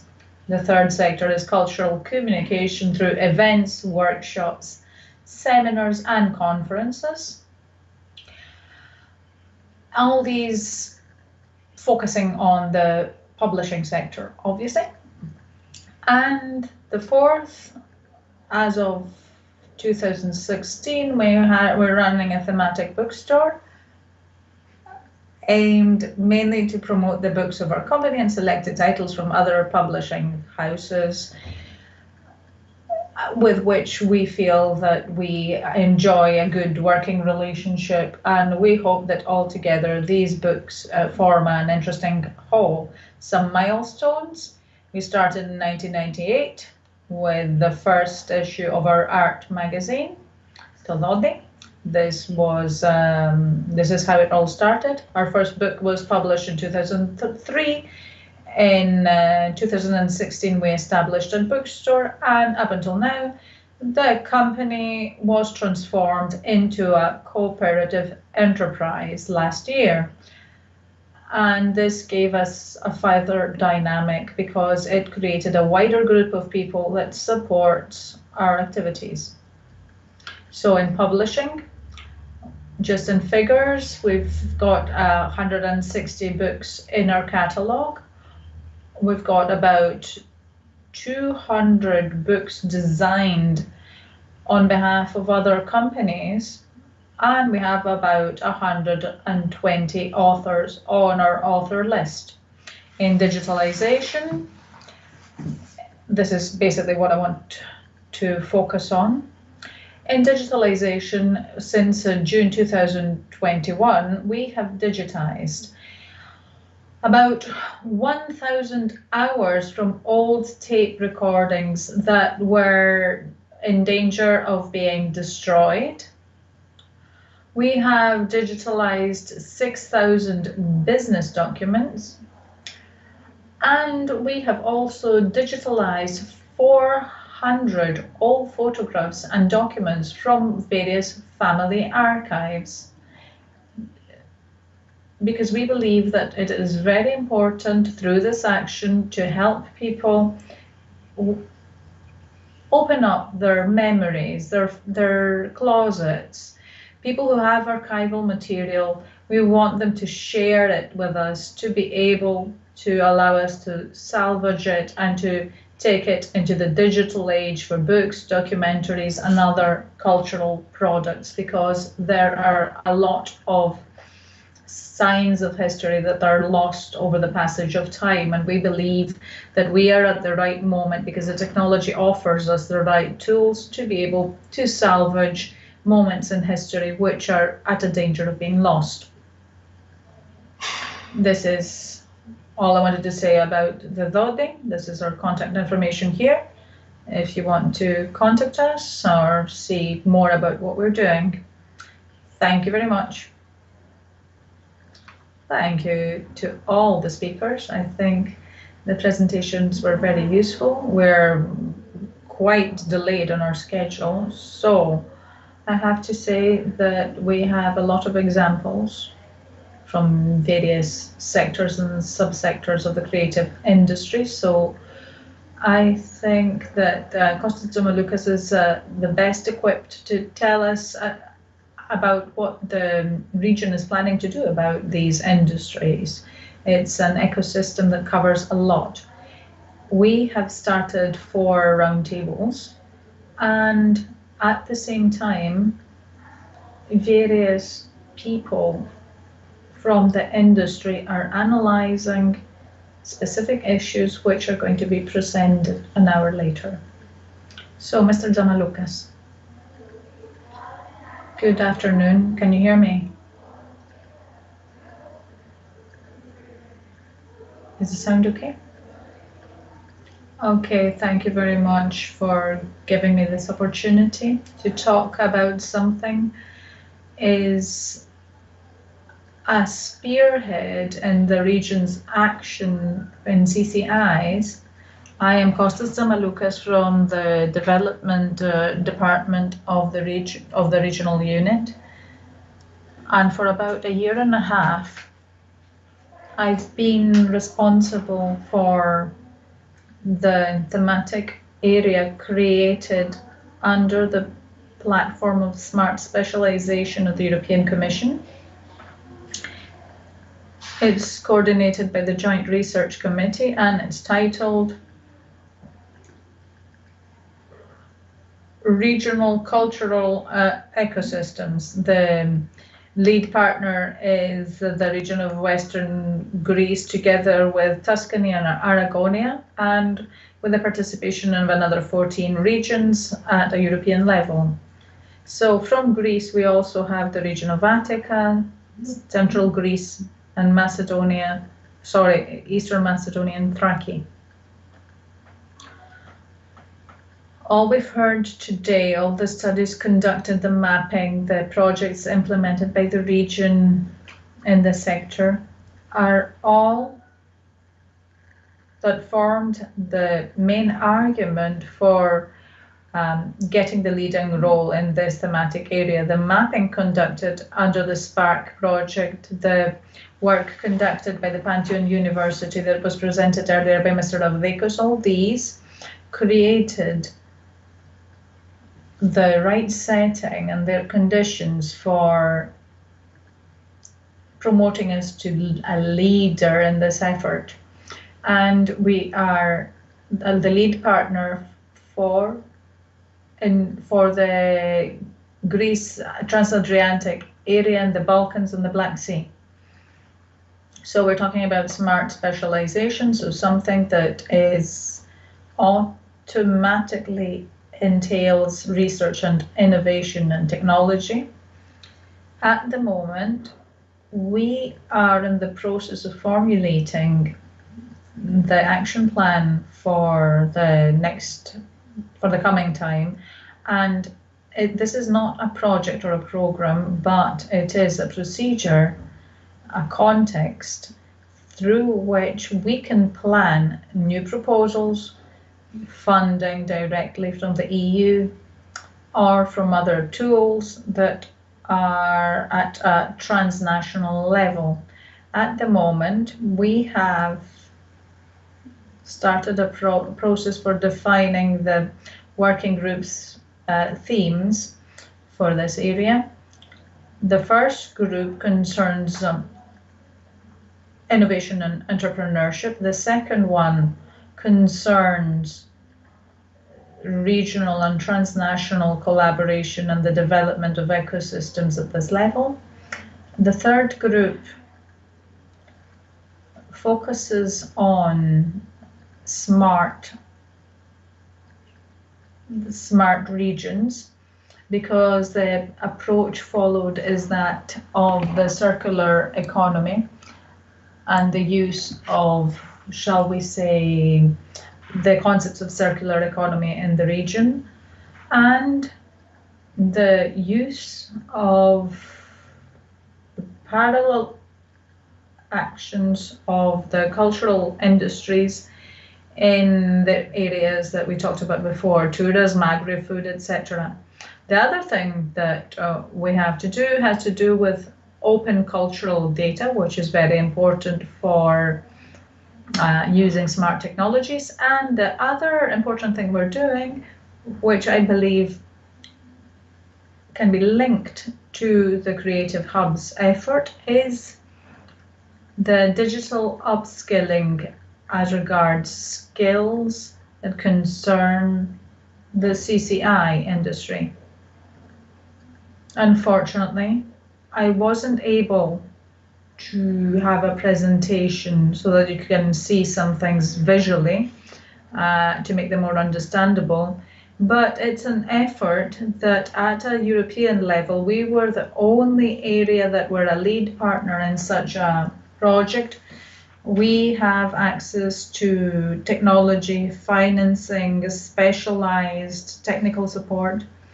And this is something that over the next few years, we will see how important it is as it's being implemented. And as I say, the Creative Hubs was one of the main arguments that we had to become the lead partners. I know that we're far behind schedule, so that's all I wanted to say. Anything you need through the Creative Hubs, we can help, we can reply to any questions. That's all from me. I will be interested to attend the roundtables later on. Thank you.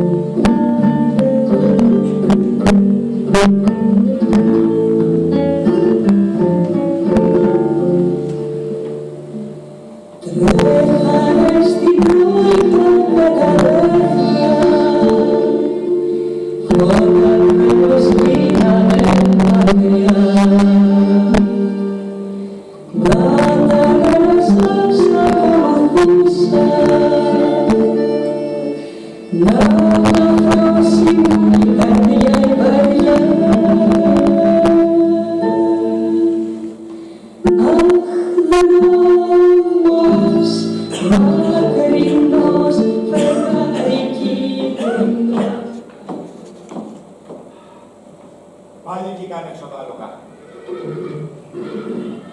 Αμάν, θα μου το σκοτώσουν εκείνο το πουλάρι. Νικήτα! Δεν ακούει. Σοπά στα πιάτα. Δεν ακούει τίποτα έτσι. Τι είναι? Βάλε μέσα τα άλογα. Τι κάνω? Αυτό κάνω. Να πάρει. Αυτή η εγκάτα σκέφτεται σου πετάσει. Ας ήμουν καλά και δεν θα έπαιρνα κανένα. Νικήτα! Δεν ακούει. Να πάει μια από εσάς. Ακουλίνα, βάλε τα άλογα μέσα. Ακουλίνα, βάλε τα άλογα μέσα. Για, τα άλογα. Τι λέω το σιωπή. Πάω. Αυτός είναι άχρηστος. Όλα στραβά τα κάνει. Για πέτρωμα. Κοίτα ποιος μιλάει. Εσύ, μια στη σόπα που μοιάζεις, μια στον πάγκο που σαπλώνεις. Μόνο να διατάζεις ξέρεις. Αν δεν σας έλεγα εγώ τι να κάνετε, σε ένα χρόνο θα είχαν ρημάξει όλα εδώ μέσα. Ούτε που ξέρετε τι το κάνω για σας. Εσύ θες να κάνουμε 10 πράγματα μαζί. Και όλο κοιτάς με μισό μάτι, συνέχεια κριτικάροντας. Είναι ωραία να κάθεσαι εκεί και να διατάζεις. Ας μην ήμουν έτσι χάλια. Ούτε μια μέρα δεν θα το κράταγα. Αυτός μόνο για να πράγμα είναι κάπως. Να τα έχει καλά με τον εαυτό του. Καυχησιάρης. Μα την πίστη. Να του δώσω μία. Να του δώσω μία. Για να σε δούμε σένα να κάνεις τη δουλειά και ύστερα να μιλάς. Μου βγάλαν την πίστη ανάποδα για να τα βάλω μέσα. Εκείνος, ο ψαρής. Πού είναι ο Νικήτας? Ο Νικήτας, στον δρόμο. Ωραία, και τι κάνει? Στη γωνία είναι, μιλάει με κάποιον. Καβάκι με αυτήν. Με ποιον μιλάει? Με ποιον μιλάει? Ήταν ο πατέρας και η μητέρα του Νικήτα. Ήρθα να το πάρω πίσω σπίτι, αλήθεια σου λέω. Λες ψέματα. Όχι, στο αρχίζω, να μη σώσω. Να, πήγα πριν από τον Νικήτα και μου λέει αδειό, Άννα Πετρόβνα. Κόπιασε να γλυμπήσουμε στο γάμο μου. Και ύστερα λέει φεύγω από εδώ για εσάς τα γέλια. Χωρίστε πόσο σε έχει ανάγκη. Μόνος του θέλει να φύγει και φεύγει. Να του δώσω μία. Άστο να πάει. Είπα, άκουσα κι αυτόν. Και τι θα γίνει με τα λεφτά που πήρε μπροστά. Αν είναι έτσι, μπορεί να δουλέψει εδώ για μένα μέχρι το καλοκαίρι. Ναι, το μόνο που θες εσύ είναι να σου αδειάσει τη γωνιά. Ένα στόμα λιγότερο. Όλο το χειμώνα, εγώ θα δουλεύω σαν το γαϊδούρι. Όλα πάνω στην πλάτη μου θα πέσουν. Η προκομμένη κόρη σου δεν κάνει τίποτα. Και εσύ όλα εκεί, στη σόμπα θα κάθεσαι. Σε ξέρω. Τσάμπα με ζαλίζεις. Άσε να δούμε πρώτα τι τρέχει. Ώρα να τα είσαι τα ζωντανά. Τα ζωντανά! Τα ζωντανά! Πάω! Δεν θα κάθομαι εγώ να δουλεύω για σένα. Βαρέθηκα πια. Να κάτσεις να δουλέψεις και λόγους σου. Λύσαξες πάλι. Τι μίγα σε τσίμησε. Χριστός και Παναγία.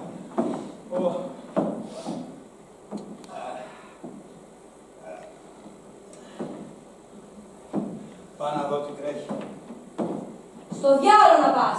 Γεροξεκούτη, ξεμοραμένε. Γιατί τον βρίζεις τον μπαμπά.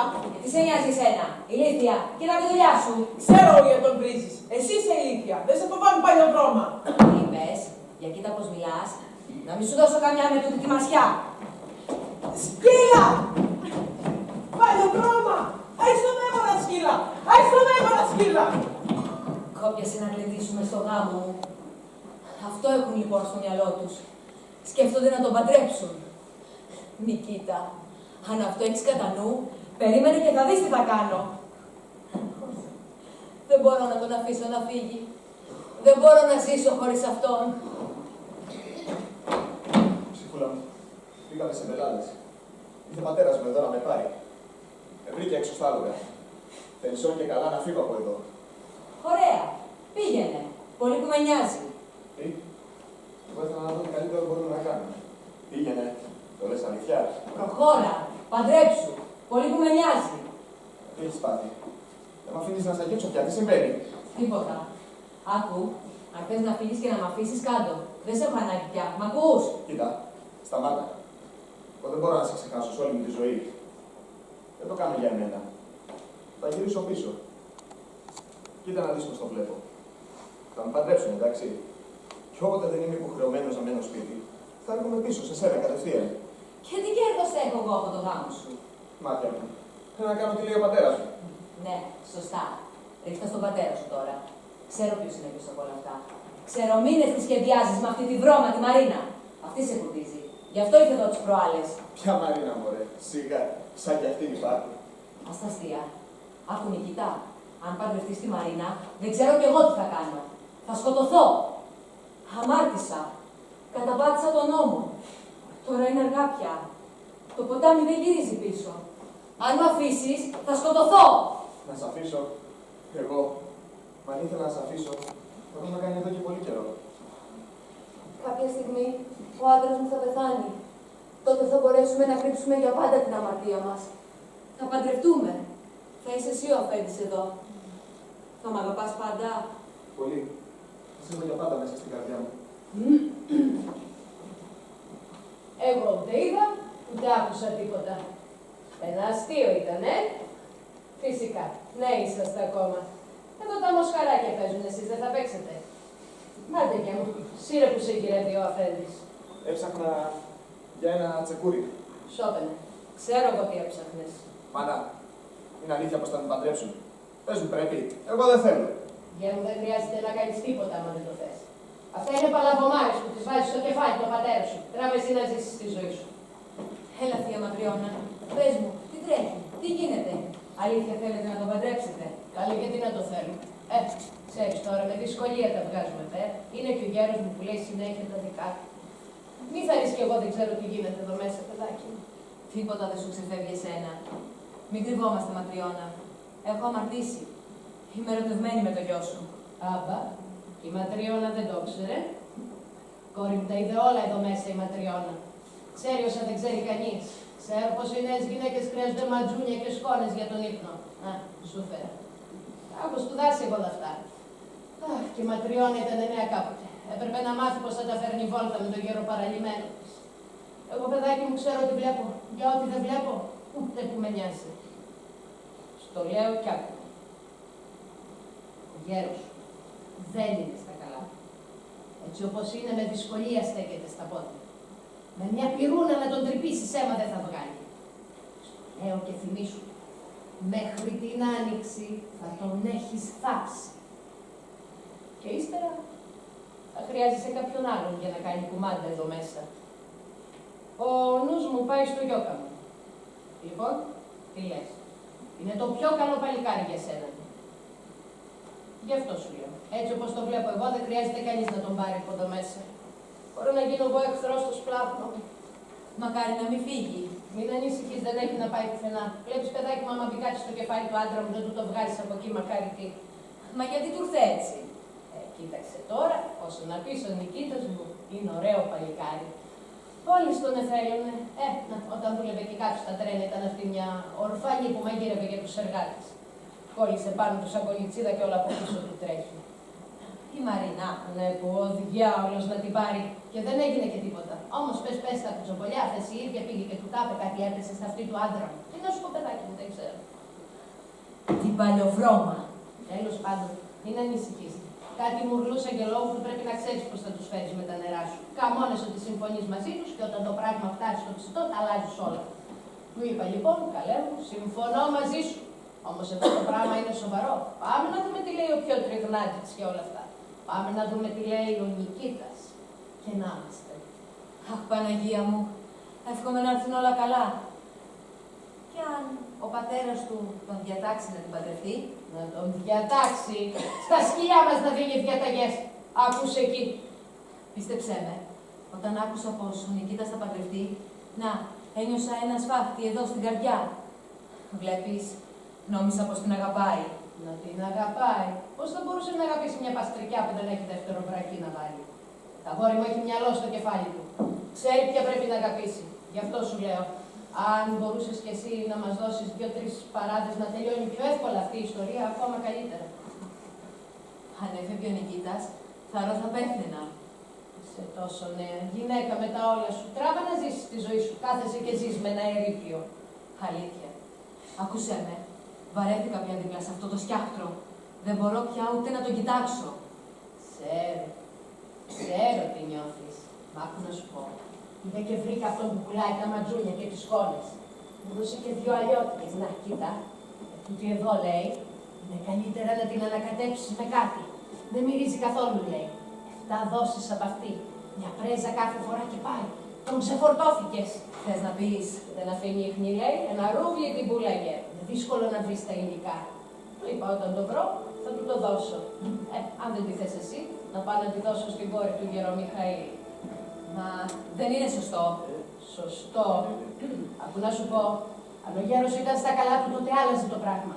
Έτσι όπως είναι τώρα, είναι θαύμα που ζει ακόμα. Το κεφάλι μου πάει να σπάσει. Φοβάμαι πως κάτι κακό θα βγει από όλο αυτό. Όχι. Δεν μπορώ να το κάνω αυτό. Καλά. Άστο το. Το παίρνω πίσω. Λιώνουν μες στο νερό όπως οι άλλες σκόνες. Τα καλύτερα στο τσάρι. Και δεν αφήνει ίχνη, λέει.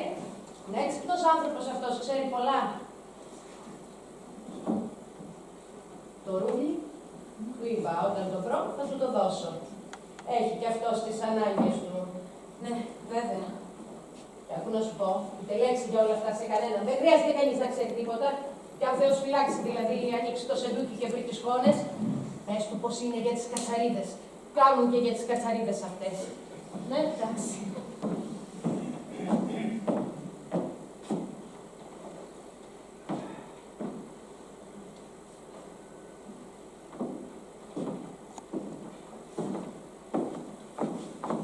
Καλώς τον Αγγί. Πώς πάνε τα πράγματα? Καλύτερα, κύριε Πετράτης. Καλύτερα από πριν. Δόξα τω Θεώ. Δεν είναι σωστό να κλεγόμαστε. Το παλικάρι μου θέλω να βρει μια καλή δουλειά. Κι αν δεν έχεις αντίρρηση... Έλα, κάτσε. Τι άκου. Θες να παντρέψεις τον Νικήτα?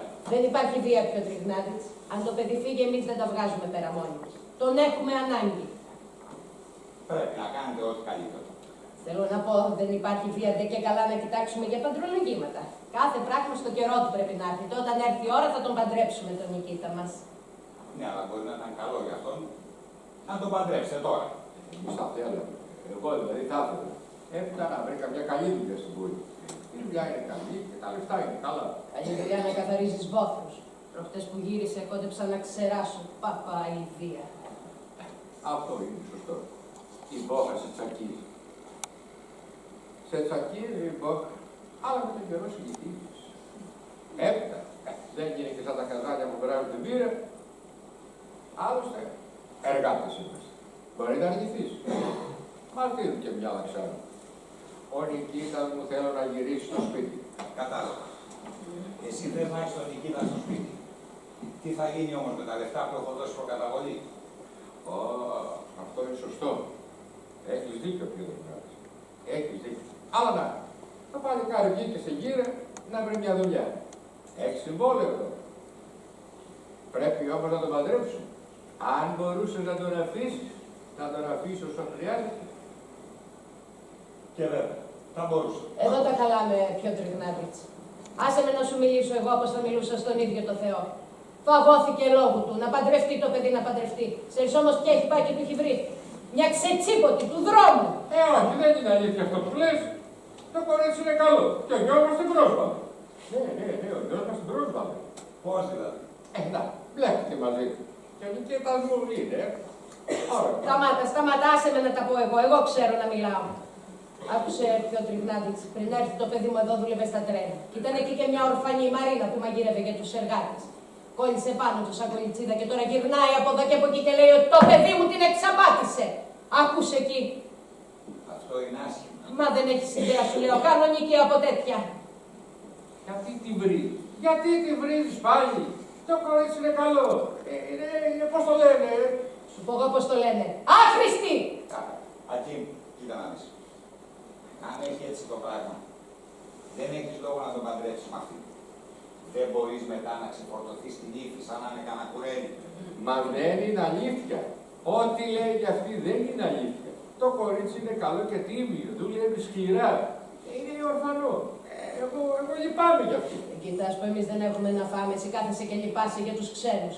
Μη χειρότερα, δεν έχω ξανακούσει τέτοιες σαχλαμάρες. Δεν είναι σαχλαμάρες. Μη με διακόπτεις, δεν τελείωσα. Ξέρω τι λέω. Εσύ τα λάδεις όλα. Τα λάδεις όλα κατά πως σε συμφέρει. Ακόμα και για πράγματα που δεν σε αφορούν. Θέλει να έχεις τα πάνω χέρι παντού. Όμως ο Θεός βλέπει. Βλέπει ο Θεός. Πού να φάω τη γλώσσα μου, χάνω τα λόγια μου μαζί σου. Το κορίτσι είναι καλό. Δουλεύει σκληρά και τα φέρνει βόλτα μόνη της. Εμείς φτωχοί άνθρωποι είμαστε. Και δυο χέρια ακόμα θα ήταν καλύτερα. Και ο γάμος δεν στοιχίζει πολύ. Απλά το κορίτσι είναι μόνο του. Έχει ακούσει πολλά και έχει υποφέρει ακόμα περισσότερο. Όλες τα ίδια λένε. Εμείς είμαστε γυναίκες, Μπάρμπα. Ξέρουμε εμείς. Άκου, δεν θα μετανιώσεις. Ο Θεός βλέπει όμως και το κορίτσι είναι άνθρωπος. Βλέπει ο Θεός. Αυτό στα δικά του. Ακίμ, κοίταξε να δεις. Δεν μπορείς να πιστεύεις σε φίλες γυναίκες. Εγώ λέω να φωνάξουμε και τον Νικήτα, κάπου εδώ θα είναι. Να μας πει και αυτός την αλήθεια. Δεν θα θέλει να χάσει την ψυχή. Ανίσια, τι δεν φωνάξει τον Νικήτα. Πες του θέλει να του μιλήσει ο πατέρας του. Εγώ, με το μικρό μου το μυαλό, λέω πως το παιδί πρέπει να μείνει εδώ και να συνεχίσει να δουλεύει για σένα. Εμείς θα τα καταφέρουμε. Θα μας δώσεις 10 ρούβλια και όλα θα πάνε καλά. Σιγά. Να ξεκαθαρίσουμε πρώτα και ύστερα βλέπουμε. Λοιπόν, Πιότρ Γνάτιτς, εσύ με καταλαβαίνεις. Ναι, με καταλαβαίνεις. Νοιαζόμαστε τόσο πολύ για του λόγου μας και ξεχνάμε το Θεό. Και όταν ξεχνάς το Θεό, εκεί που νομίζεις ότι όλα σου έρχονται δεξιά, ξάφνου πέφτουν πάνω σου και σε πλακώνουν. Βέβαια. Το θέλημα του Θεού γίνεται πάντα. Άμα ακούς τους νόμους και τους προφήτες και πας με το θέλημα του Θεού, όλα καλά θα είναι στη ζωή σου. Γι' αυτό και εγώ σκέφτηκα να φέρουμε τον Νικήτα στο σπίτι, να τον παντρέψουμε, να είναι μακριά από την αμαρτία. Ποιος ο Νικήτας θα είναι στο σπίτι. Εγώ θα δουλεύω στην πόλη. Η δουλειά είναι καλή, τα λεφτά είναι καλά και το κορίτσι ορφανό είναι. Μόνο του. Δεν έχει κανένα στον κόσμο.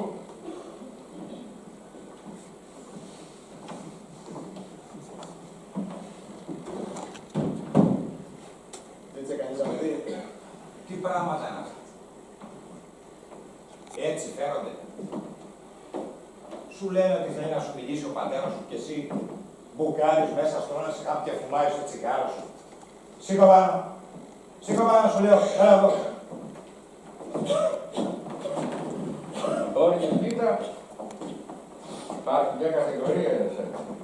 Κάποιος σε κατηγορεί. Ποιος με κατηγορεί? Ξέρεις ποιος σε κατηγορεί. Εκείνο το ορφανό, το κορίτσι η Μαρίνα. Αλήθεια. Τι λέει για μένα? Σου μίλησε έτσι, δεν είναι? Θέλω να σε ρωτήσω ορισμένα πράγματα. Αλλά θέλω να μου πεις την αλήθεια. Πρέπει να μου πεις την αλήθεια. Για πες μου λοιπόν, είχες τίποτα παρτίδιος μαζί της? Μα τι σου ήρθε, τι λες τώρα? Κοίτα, ξέρω τι λέω, δεν είμαι τρελός.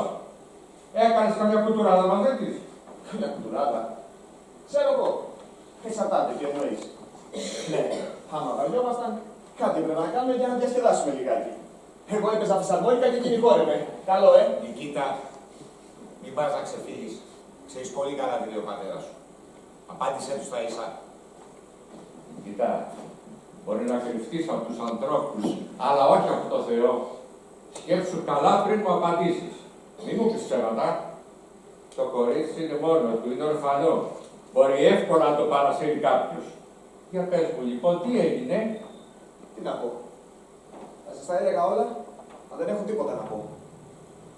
Αυτή τέτοια είναι, μπορεί να λέει ό,τι θέλει. Μπράβο της μεγιά της με χαρά της. Νικήτα, το ψέμα φανερώνεται. Πες μου τι έγινε. Να πάρει ο διάολος επιμένει. Τίποτα άλλο δεν έγινε. Ό,τι είχα να πω το είπα. Μα το Θεό στορκίζομαι να μη σώσω. Να πεθάνω τούτη τη στιγμή να το κάνω. Μαλώνεις και το τίποτα το παιδί. Εγώ νομίζω πως το καλύτερο που έχει να γίνει είναι να μείνει εδώ και να συνεχίσει να δουλεύει για το πιο τριχνάτης. Και ο πιο τριχνάτης θα μας δώσει τα λεφτά να πάμε στο καλό. Ακή, ας γίνει έτσι. Κοίτα, τα δάκρυα του αθώου πέφτουν βροχή πάνω στον ένομο. Πρόσεχε. Εγώ, εσύ να προσέχεις. Πάω να το πω στη μαμά. Συγχώρα μας που σε αναστατώσαμε πιο τριχνάτης. Το παιδί θα μείνει εδώ. Εργάτη σου είναι. Εμείς αν χρειαστούμε έναν εργάτη θα πάρουμε έναν το θέρουμε την ημέρα. Ακή. Τι να πω, δεν μπορώ να το φέρω με το ζόρι στο σπίτι. Ας αποφάσισε μόνος του. Εσύ δεν ξέρεις τι σου γίνεται. Ας το παιδί να μείνει εδώ. Εδώ θέλει να μείνει. Αν είναι να γίνει έτσι, ένα πράγμα να ξεκαθάρισω μόνο. Αν νομίζεις πως θα το χρειαστείς το καλοκαίρι, καλύτερα να τον πάρεις από τώρα. Αν είναι να μείνει εδώ, θα μείνει για όλο τον χρόνο. Για όλο τον χρόνο. Ναι, για όλο τον χρόνο. Με τα ίδια μεροκάματα το παιδί θα μείνει εδώ. Να μας έδινες και τα 10 ρούβλια τώρα. Για ένα χρόνο λοιπόν. Εντάξει. Για ένα χρόνο. Κάνουμε αρχή από τούτο το Σάββατο που είναι και το Άι Δημήτρη. Μας δίνεις τα λεφτά και φεύγουμε. Εντάξει. Θα συμφωνήσαμε. Πάμε να πιούμε τώρα ένα ποτηράκι. Ακή, έλα. Η βόλτα θα σου κάνει καλό. Α, δεν πήρε. Ούτε ένα τσάι. Ένα τσάι θα το πιω, ναι. Εντάξει, πάμε εμείς. Οι γυναίκες θα έρθουν μετά. Κοίτα. Βάλε μέσα το κομπάρι. Στρώσε χαμοτάχια. Μάλιστα. Σ' και καλά. Να σκαλίσουν τι έκανα. Αμάτιζα να λέω. Ακού λέει να την παντρευτώ. Αν ήταν να τις παντρευόμουν όλες, γιατί να σκοτίζομαι με γάμους. Μια χαρά ζω παντρεμένος τώρα. Όλα του κάνουν τα καλά, τα έχω. Όλοι τους με ζηλεύουν. Τι μέτρησε και σταυροκοπήθηκα μπροστά στα εικονίσματα. Του βούλωσαν όλοι. Να μην ορκίζεσαι, λέει ψέματα. Τώρα δεν πάνε να λένε. Σιγά, σιγά μη φοβηθώ. Είναι εύκολο. Ούτε τη λάμπα δεν μπορείς να ανάψεις. Γιατί, για να σε βλέπω, φαίνεσαι κι έτσι. Εσύ στο διάβολο. Έλα γρήγορα, κάποιος θέλει να σε δει, στορκίζομαι. Ποιος είναι? Η Μαρίνα από τα τρένα είναι έξω στη γωνία. Ψέματα λες. Όχι, στορκίζομαι. Και τι θέλει? Θέλει να σου μιλήσει. Πρέπει να του μιλήσω, λέει. Τη ρώτησα τι σε θέλει, μα δεν μου είπε. Με ρώτησε αν θα φύγεις. Της είπα πως δεν θα φύγεις. Και επειδή μου είπε για το Θεό, πήγαινε φώναξε τον. Πήγαινε, περιμένει μια ώρα εκεί. Μα δεν πάει στο διάλογο εγώ. Και γιατί να της μιλήσω δηλαδή? Αν δεν πας εσύ, θα αυτή εδώ. Έτσι μου είπε. Θα έρθω να τον βρω εγώ. Σιγά, θα κάτσει εκεί καμιά ώρα και στο τέλος θα φύγει. Με ρώτησε, θα σε παντρέψουμε την Ακουλίνα. Ποιον να παντρέψουμε την Ακουλίνα? Τον Νικήτα. Μπα, ποιος το είπε? Έτσι λένε. Ακουλίνα, θα παντρεύεσαι? Εσένα. Αν με ζητάγεις πιο πριν, μπορεί να έλεγα ναι. Τώρα όχι. Τώρα όχι. Γιατί? Γιατί δεν με αγαπάς. Γιατί όχι? Δεν σ' αφήνει. Ποιος? Ποιος, βλάκα. Η μητριά. Σε τρώει με τα μάτια της. Δεν σου ξεφεύγει τίποτα εσένα. Δεν είμαι τυφλή. Έπρεπε να την έβλεπες πως έκανε φίλο με τον πατέρα. Έβραζε από το θυμό της. Κυλήσε πάνω τους αντάβρους. Άφριζε. Είναι μάγισσα. Κοίτα, κοίτα. Έρχεται, στορκίζομαι, έρχεται. Εγώ φεύγω. Τι πας να κάνεις? Εγώ? Τίποτα. Θες να μ' αφήσεις? Τι πράγμα? Νικήτα! Στο διάλογο θες εδώ μέσα. Νικήτα! Τα ακούσαμε, λέει για τη θέση φεύγα. Θες να μ' αφήσεις? Να ξεχάσεις? Τι έκανε, λέει? Να ξεχάσω. Δεν είμαστε με τα καλά μας. Εσύ δεν θυμάσαι που φαίνεται. Έρχεσαι και στείλεσαι εδώ πέρα και στέλνεις και τη μικρή να με φωνάξει. Ξέρεις γιατί δεν ήρθα? Δεν σε έχω ανάγκη πια. Αυτό είναι όλο. Έλα, φεύγα τώρα. Δεν με έχεις ανάγκη πια. Εγώ σε πίστεψα όταν μου είπες πως μ' αγαπάς και τώρα λες δεν με έχεις ανάγκη. Θα πεις και στον πατέρα μου. Μα δεν έπιασε τον κόλπο. Έλα, φεύγα τώρα. Δεν με νοιάζει που μου υποσχέθηκες πως θα παντρευτούμε. Εμένα με πονάει που δεν με αγαπάς πια. Βρήκες κάποια άλλη. Αυτό με πονάει. Ξέρω ποια είναι. Και χάνω τον καιρό μαζί σου. Εσύ δεν παίρνεις από λόγια. Φεύγα σου λέω μια βλακία. Καμιά βλακία, γιατί θα με βαρέσεις. Μπρος, τι είπαμε. Δεν μπορείς, Νικήτα. Φεύγα. Και ύστερα, ποιο είναι το πρόβλημα? Παράτα με, δεν έχω να σου πω τίποτα. Αυτό είναι λοιπόν το τέλος. Υπήρχε ανάμεσά μας πάλι, τέλειωσε. Εσύ θες να τα ξεχάσω όλα. Ήσουν μόνο πως εγώ κράτησα την τιμή μου σαν τα μάτια μου, Νικήτα. Εσύ τι έκανες? Με κατέστρεψες για ένα τίποτα. Με εξαπάτησες. Δεν σ' ένιωξε που είμαι μόνη. Φαμί. Κορόιδεψέ με. Αφήσέ με. Σκότωσέ με. Δεν σου κρατάω κακιά. Θεός να σε συγχωρέσει. Αν βρεις καμιά καλύτερη, με ξεχάσεις γρήγορα. Αν βρεις καμιά χειρότερη, θυμάσαι, Νικήτα. Το ξέρω πώς θα θυμάσαι. Ξέρεις πώς. Σ' αγαπάω. Παράτα με λοιπόν, πώς το λένε. Φεύγα. Αλλιώς θα φύγω εγώ και κάτσε μόνη σου εδώ μέσα. Παλιάνθρωπε, ο Θεός δεν θα σε αφήσει ποτέ να ευτυχήσεις. Είσαι γουρούνι, Νικήτα. Τι σε έπιασε τώρα, εσένα? Δεν την είδες πως έκανε. Εσένα τι σε νοιάζει? Τι με νοιάζει? Την έκανες κουρέλι. Έτσι θα κάνεις και με μένα. Γουρούνι! Μαγιά κουβάρια γίναμε. Γυναίκες. Τις αγαπάω, αγαπάω. Γουστάρε. Σκατά.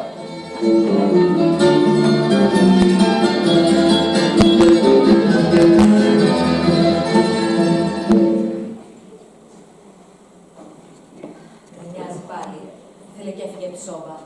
Κάτι φωνάζει. Πήγαινε να δεις τι θέλει. Ολογκρινιάζει. Και γιατί δεν πας εσύ? Κάνω τι σου λέω. Δεν αντέχω άλλο. Δεν μου λέει που έχει βάλει τα λεφτά. Ούτε πρόκειται. Τις προάλλες πήγαινε ερχόταν στο διάδρομο. Κάπου εκεί θα τα έχει κρύψει. Πού όμως? Για πού το έβαλες εσύ? Που πάω? Πάω στο Θεία Μάρθα. Λέει, πες στην αδερφή μου πως σε χρειάζομαι. Πεθαίνω, θέλω να της μιλήσω. Να τα μας. Θέλει να δει την αδερφή του τώρα. Ωχ, Θεέ μου. Μ' άλλα λόγια σε αυτή θα δώσει τα λεφτά. Τι να κάνω τώρα? Μην πας. Στάσου, πού πας? Πάω να φέρω τη Θεία Μάρθα. Θα πάω εγώ. Πήγαινε στο ποτάμι να τελειώσει την πουγάτα. Πήγαινε τώρα. Θα νυχτώσει και δεν θα έχει τελειώσει. Μα μου είπε να πάω. Σου είπα θα πάω εγώ να φέρω τη Θεία Μάρθα. Μάζεψε τα ρούχα και φέρ' τα μέσα. Ποια ρούχα? Σε ξέρω. Δεν θα πας. Μου είπε να πάω εγώ. Σου είπα θα πάω. Τέλειωσε. Πού είναι η Ανιούτκα? Προσέχει τα μοσχάρια. Φωνάξε τη. Δεν θα πάνε πουθενά τα μοσχάρια. Αν δεν πάω, θα βάλει πάλι τις φωνές. Αν πάω, θα δώσω τα λεφτά στην αδερφή του. Ο Θεός να σε έχει καλά, κόρη μου. Πήγαινεσαι. Μπα, τι ξαφνικό είναι αυτό. Πάνω στην ώρα. Ο Θεός έστειλε. Γιατί τι έγινε? Πάει να μου στρίψει. Είναι τρομερό. Ζει ακόμα, Ακόμα. Δεν φαντάζεσαι τι έχω τραβήξει. Αυτός δεν πρόκειται να πεθάνει. Και τα λεφτά? Τώρα έστειλε να φωνάξουν την αδερφή του τη Μάρθα. Είμαι σίγουρη, σε αυτήν θα τα δώσει. Πες μου δεν τα έχει δώσει πουθενά, είσαμε τώρα. Όχι, σίγουρα. Τον προσέχω μέρα νύχτα. Πού τα έχει τότε? Πού να ξέρω. Δεν μου λέει να πάει τη μια κρυψώνα στην άλλη. Βλέπεις, ολοτριγυρνάει και η ακουλίνα εδώ μέσα. Μπορεί να είναι χαζή, αλλά το μάτι της γαρίδα πάνω μου. Άκουμε, κόρη μου, αν κάποιος άλλος πάρει τα λεφτά, θα χύνεις μαύρο δάκρυ σε όλη σου τη ζωή. Κανένας δεν θα σε βοηθήσει. Βλέπεις μια ζωή σαν χαμάλης για κάποιον που δεν τον αγαπούσες. Και γυρνάς σαν ζητιά να κακομοίρα μου. Αυτός. Σώπα. Μη λες τίποτα. Πονάει η ψυχή μου. Δεν ξέρω τι κάνω. Δεν υπάρχει κανείς να με βοηθήσει. Το είπα και του Νικήτα. Δίλιασε. Δεν είναι, λέει, δική του δουλειά. Το μόνο που έκανε, χθες, μου είπε πως τα λεφτά είναι κάτω από τις σανίδες του πατώματος. Και δεν κατάφερα να το ψάξω. Ο Γιώργος δεν συνήθηκε καθόλου από το δωμάτιο. Βλέπεις, τη μια έχει το κουκκί πάνω του, την άλλη κάπου το κρύβει. Του δώσεις καθόλου από το δυνατό τσάι. Ανίσια, ανίσια! Καλέ γειτόνισσα, σε φωνάζει ο άντρας σου, δεν ακούς. Όχι, δεν φωνάζει κανέναν. Δείχει και θα ρίξει πως φωνάζει. Άστα, είναι χάλια ο δύστιχος. Καλημέρα, θεία, πού δέχεσαι? Από το σπίτι μου, που άλλο παιδάκι μου. Η μάνα του Νικήτα, του έφερα δυο αλλαξικές που κάμισε. Το νοιάζω με το πουλάκι μου. Έτσι είναι.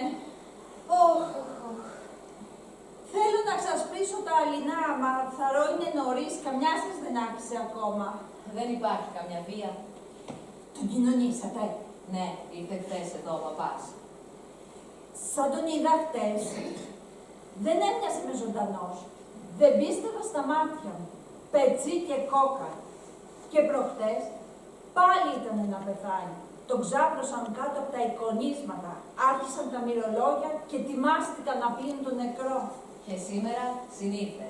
Σηκώθηκε και άρχισε να πηγαίνει πέρα δόφη στην κάμαρα. Θα κάνετε το ευκέλιο. Μου είπαν πως είναι σοβαρό το ζήτημα. Αν ως αύριο είναι ακόμα ζωντανός, πρέπει να φωνάξουμε τον παπά. Σε λυπάμαι, καημένη μου. Τι τα θες? Όποιος φροντίζει όλα αυτά υποφέρει περισσότερο και από τον άρρωστο ακόμα. Μην το συζητάς. Δεν φαντάζεσαι πόσο δύσκολο είναι. Το φαντάζομαι. Αυτός πεθαίνει 1 χρόνο τώρα. Δεν μπορείς να κάνεις τίποτα. Είσαι δεμένη χειροπόδαρα. Αχ, και τώρα που θες χείρα, τα ίδια και χειρότερα. Όσο είναι νέος κανείς καλά είναι. Άμα σε πάρουν τα χρόνια, άστα να πάνε, κανείς δεν νοιάζει. Έτσι. Ξέρετε, έγινε και ένας γάμος προχτές στα μέρη μας. Σαρακοστιάτικα. Αμέ, δεν έχετε ακούσει που λένε ο φτωχός τον γάμο του τον κάνει μάνι. Ο Σέμιεν Ματβιέιτς παντρεύτηκε τη Μαρίνα. Τα κατάφερε και στεφανώθηκε. Αυτός είναι χείρος, δεν είναι? Θα του φροντίζει τα παιδιά. Ούτε 1, ούτε 2, 4. Κι άλλη θα τον έπαιρνε. Και πώς τα πάνε, μου φαίνεται είναι πλούσιο. Μαύρα! Μαύρα! Έλα να μαζέψεις τα γεράδια. Βλέπεις, κόρη μου, πάει. Έφυγε από τη μέση και η Μαρίνα. Τι λέγαμε? Ναι, του έδωσες καθόλου από το δυνατό τσάι. Άστα, μη μου τα θυμίζεις. Καλύτερα να πέθανε από μόνος του. Άσε που αυτές οι σκόνες δεν κάνουν τίποτα. Αυτός δεν πρόκειται να πεθάνει και εγώ θα μείνω με το κρίμα στο λαιμό μου. Ήταν ανάγκη να μου τις δώσεις. Ποιες τις σκόνες? Γιατί να μην σου δώσω σκόνες για τον ύπνο, που είναι το κακό? Όχι για τον ύπνο. Την άλλη, εκείνη την άσπρη, στο άλλο φακελάκι. Αυτά είναι γιατρικά, κόρη μου, για τις αρρώστιες. Ναι, ξέρω. Φοβάμαι. Δεν αντέχω άλλο. Πόσο του δώσεις? Του δώσα 2 φορές. Κατάλαβε τίποτα? Μακριώνα, με έχει λούσει κρύος υδρότας. Μακάρι να μην μου τις έδινες αυτές τις σκόνες. Αμαρτία, κάτι με καίει εδώ μέσα. Τι ήθελες και μου τις έδωσες? Μην αυτά, νησιά. Χριστός και Παναγία. Δεν σου βγει σε καλό να κατηγορείς έναν αθώο. Ακού να σου πω, μάτια μου, εγώ αν κάτι πάει στραβά, φυλάω σταυρό και ορκίζομαι πως ποτέ μου δεν σου έδωσα τέτοιες σκόνες. Και σκόνες δηλαδή. Ούτε ξέρω τι είναι αυτά που λες. Άκουσε με, όχι. Το ξέρω πως είναι δύσκολο. Εσύ ίδια πρέπει να σκεφτείς τον εαυτό σου. Να, προχτές για σένα μιλάγαμε. Λέγαμε πως η προγονή σου είναι μουρλή. Ο άντρας σου είναι ερείπιο. Και η ζωή σου μια κόλαση. Δεν τρενιέμαι. Έχουν σπάσει τα νεύρα μου. Δεν αντέχω άλλο. Ή θα πάω να κρεμαστώ ή θα τον πνίξω. Είναι ζωή αυτή. Γι' αυτό σου λέω μη κάθεσαι έτσι με τα χέρια σταυρωμένα. Τράβα να τον δεις. Δώσ' του να πιει ένα φλιτζάλι τσάι ακόμα και φρόντισε να σου πει που έχει κρυμμένα τα λεφτά. Και γιατί δηλαδή να μην σου πει τι θες? Να πάρει μαζί του στο κάτω κόσμο, να τον θάψουμε μαζί με αυτά. Παπά, αυτό δεν θα το θρύνει το Θεό σου το διάολος, κρίμα. Τόσα λεφτά να πάνε χαμένα. Τίποτα, άσε με να πάω να εδώ. Ανήσια. Δεν μ' ακούς που σε φωνάζω. Θες εδώ. Δεν κάνει να σηκώνεσαι. Πρέπει να μένεις ξαπλωμένος. Όχι, πήγε από λίγο να φέρει τη Μάρθα. Δεν μπορώ. Αχ, πονάω. Έχει πολλή δουλειά. Την έστειλα στο ποτάμι να πλύνει. Άμα προκάμω, θα φέρω μόνη μου τη Μάρθα. Την Ανιούτκα. Στείλε την Ανιούτκα. Έστειλα να τη φωνάξουν.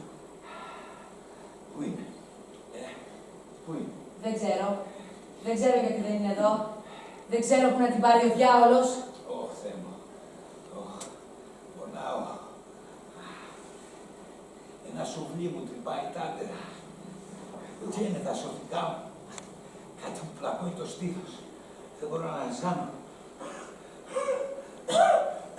Και εσύ με έχεις πετάξει σαν το σκυλί εκεί μέσα. Γιατί με έχεις αφήσει μόνο μου. Γιατί με έχεις αφήσει έτσι. Δεν ασχολείσαι. Δεν σε νοιάζει τίποτα.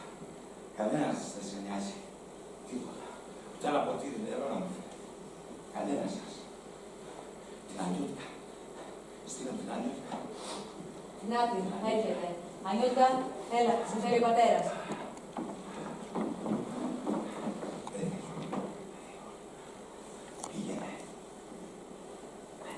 Πήγαινε στη δικιά σου τη Μάρθα και πες της θέλω να τη δω. Πες της να έρθει, θέλω να της μιλήσω. Πάω. Στάσου.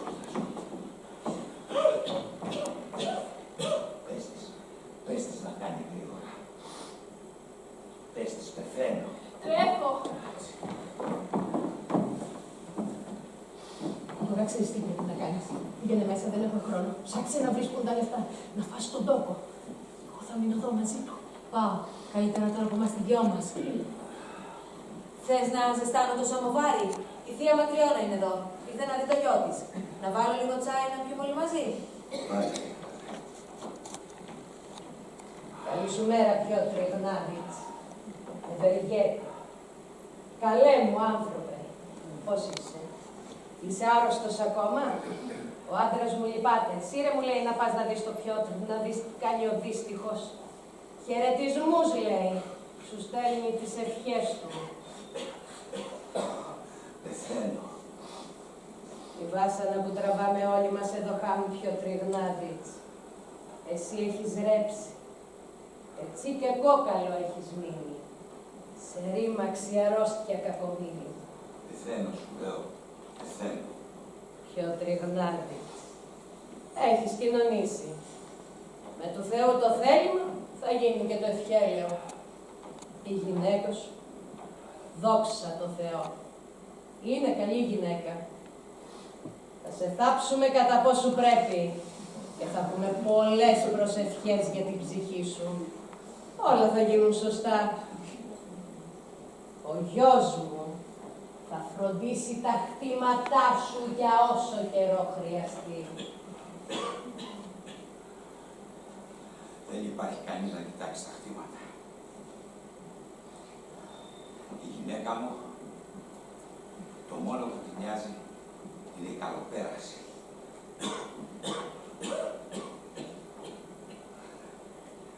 Μην νομίζεις πως δεν ξέρω. Όλα τα ξέρω. Και η Ακουλίνα και χαζή είναι και πολύ νέα.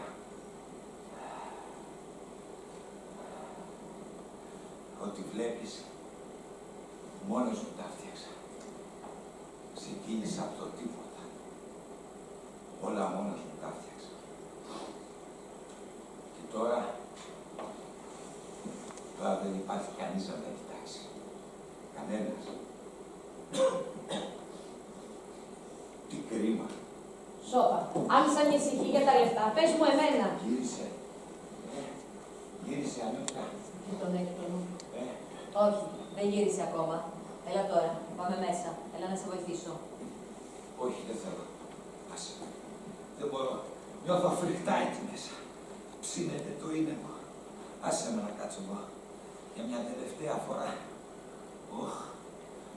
Ωχ, Θεέ μου, να πέθαινα μια ώρα αρχίτερα. Η ζωή και ο θάνατος Πιότρ Γνάδιτς από Θεού είναι. Αυτός διαθετεύει. Κανείς δεν ξέρει τα γραμμένα. Ξαφ, μπορεί να γίνεις καλά. Δεν έμαθες κι εμείς στο χωριό που χαμέναν του θανατά σαν και σένα. Όχι. Όχι. Το Ξέρω πως θα πεθάνω σήμερα. Νιώθω μέσα. Το νιώθω. Έλα λοιπόν, σε περιμένω μία ώρα. Πιότ! Πιότ! Λοιπόν, τι έγινε. Βρήκες τίποτα? Τίποτα. Κοίταξες καλά κατά τις σανίδες, είσαι σίγουρη? Δεν είχε τίποτα. Ίσως τα έχει κρύψει στον αχυρώνα. Χθες πήγε εκεί. Πήγαινε και ψάξε. Πας στον τόπο. Παντού να κοιτάξεις. Αυτό σήμερα θα πεθάνει οπωσδήποτε. Τα νύχια του έχουν μελανιάσει, το πρόσωπό του πάγωσε. Έχει νερό το σαμοβάρι, τώρα βράζει. Γεια σου, μάνα. Τι κάνει ο πατέρας? Καλά είμαστε, παιδάκι μου, καλά. Όσο έχουμε ακόμα ένα κομματάκι ψωμί, καλά είμαστε. Είδες τον αφέντη, πώς θα πάει? Ησυχάζει εκεί πίσω. Άστο και κάνω. Σκοτίστηκα. Κοίτα.